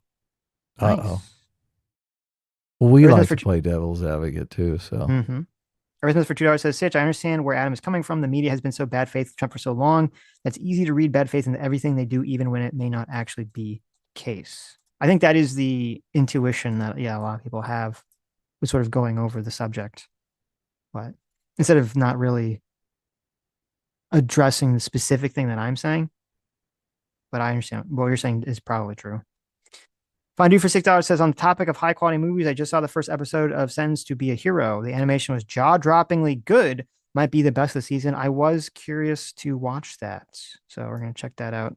Me and Sam are going to check that out too at some point. Really? Got another Sentenced good to one Be a Hero, yeah. Lined up. Another anime. And another anime. Your Crunchyroll subscription is getting a lot of use out of Crunchyroll, yeah. I signed up for Crunchyroll just to watch that Demon Slayer movie, and then it says it's not going to be out for like 10 years. Oh yeah, no, that's not on Crunchyroll. Yeah. You can watch shitty ones on there. I didn't like that other one at all. You didn't like the train one? No. Why didn't you like the train? I'm surprised. I thought you would have liked the train one. Nah. Yeah? Oh, okay. It just seemed boring. Wow. It's on an evil demon train. Yeah. Okay. I don't know. Don't worry about it, I guess. Didn't catch my attention. So Right. wasn't enough jangling keys. I see. I see. See, look, I should never say that, but I don't give a fuck. So everyone's going to turn oh my God, look at the jangling keys Well, is the accusation I think everyone always makes of yeah. you. So I think I would say like because you haven't seen Demon Slayer, so if you don't really know who these characters are or really have any, information about them, I could see that you watch it and you're like, okay, yeah, there's action going on, but I don't really have a strong context for the action, and thus it's boring. okay. There you go. So there is some sort of backstory that makes you more. Well, there's a whole season of the show before that movie Right. takes place. Okay. So I'm missing things that are not. yeah, Because I haven't seen the setup. I'm seeing a D- payoff Demon- for a setup I never saw. yes. Now, and I will say, as someone I've seen all of Demon Slayer so far, the first season I don't think is that good and was kind of boring and it was kind of a slog to get through. And Wow, look at this. I didn't really like Demon Slayer until it got to season 2, and I did like the train movie a lot. But I liked the train movie and I liked season 2, and then it started to pick up for me. But I felt the first season was just, I don't know, it didn't really grab me for the most part. Look at this. Dr. Diddler says Demon Slayer is visibly impressive, but the story is rather light. So look, that's what I was thinking. Like, there's not really a lot of story. It's kind of thin. Not a lot of complexity. Not a lot of, well, I guess there is conflict, but it just didn't seem like interesting conflict. Dr. Diddler is correct. Demon Slayer is, a lot of people say this, and it's very true. Demon Slayer is it feels very generic. It's a very generic shonen anime. It seems like it's hitting all the same shonen anime tropes you've seen in every other anime before. So it is very, very, very generic, but it is beautifully animated. So see, I did not find the artwork particularly impressive. Really? Yeah. Interesting. Okay. So I don't know what that appeal is. It's the fight scenes are beautifully animated. Okay, well, yeah, specifically, the action's good. Yeah, the action. Nowhere scenes. near Chainsaw Man. Chainsaw Man was like epic. So it's interesting because I was talking with Sam about this. They're animated very differently. Chainsaw Man is animated more artsy, if that makes sense, and Demon Slayer is animated more like literal. Like, you understand, like Chainsaw Man's kind of fluid in its animation. There's a lot of like stretching and like kind of like artistic effects happening. I dig that. That's the Right. advantage manga has over Western comics. I hate the fact that Western comics are a slave to proper proportions. Like, right. like, Yes. what? Come on. Yes. But Demon Slayer, it's kind of ironic because supposedly the Demon Slayer mangaka said that all the little elemental effects aren't real, which everyone did not like, and ignores that they said that. What does that mean? Not like, real. When they're fighting and you see like he does his move and he's got like the water coming out of his sword and he's like doing like water breathing first form. Like, we as an audience only see that, but them as characters don't see it. That's what the author said. They said that all those visual effects for the elements aren't real. Ugh. Why which would everyone you say that? hated. I know everyone hated that and was like, as funny as like the audience was like, we're just going to pretend that it was not said. Why would you even say that? I don't know. It's interesting. It's a bad thing to say. People are having a good experience and you don't necessarily know why. Just say less than necessary. Okay? Yes, just exactly. keep your mouth shut. Exactly. But putting that aside, ignore that for a second. But yes, Demon Slayer is drawn more literal in terms of like, it's like very cleanly animated, unlike Chainsaw Man, which is more like whatever I just said. I don't know, whatever term. There's probably some proper art term to describe it, but yeah, metaphorical. That's probably the way to say it. Yeah, that's a good way to say it. Yeah. Yeah, no, I like that. I love it. I love the speed lines in manga. I love the wild expressions, the just completely different expressions. Where in Western comics, you're like, no, he really has to have a shocked face, but it's got to look like a real human face. And you're like, why? I agree. I like that too in manga and in anime is the over exaggerated expressions and all that stuff too. So yeah. Anyways. All right. This was a great, amazing show. Fantastic. We only went 4 hours. We only went 4 hours on a Tuesday. Are we going to stream on Thursday or are we not going to stream on Thursday? I don't know. Okay. So we may see you on Thursday. We may see you on Sunday. Yes. Which if it's, I don't know, it's probably going to be, we'll see you on Sunday. Plan for Sunday. I'll be surprised if it's a Thursday. How about that? Listen, I gotta make a video before Sam throws me out, okay? Oh, is that what's going on? You working on Yeah. the video? I know Yeah, when working on I the work video. on a video, I focus. Yeah. Right. I got a bunch of stuff going on too, so I could easily take a day off. Yep. Alrighty, guys. Anyway, Take thanks all care. for coming. Thank No you for more your kind gaslighting in destinations. chat. No more gaslighting in chat. And we'll see you guys probably Sunday, but maybe Thursday if you're really lucky. Yeah. Happy January 6th, everyone. Remember this day. January 6th. In infamy. Exactly.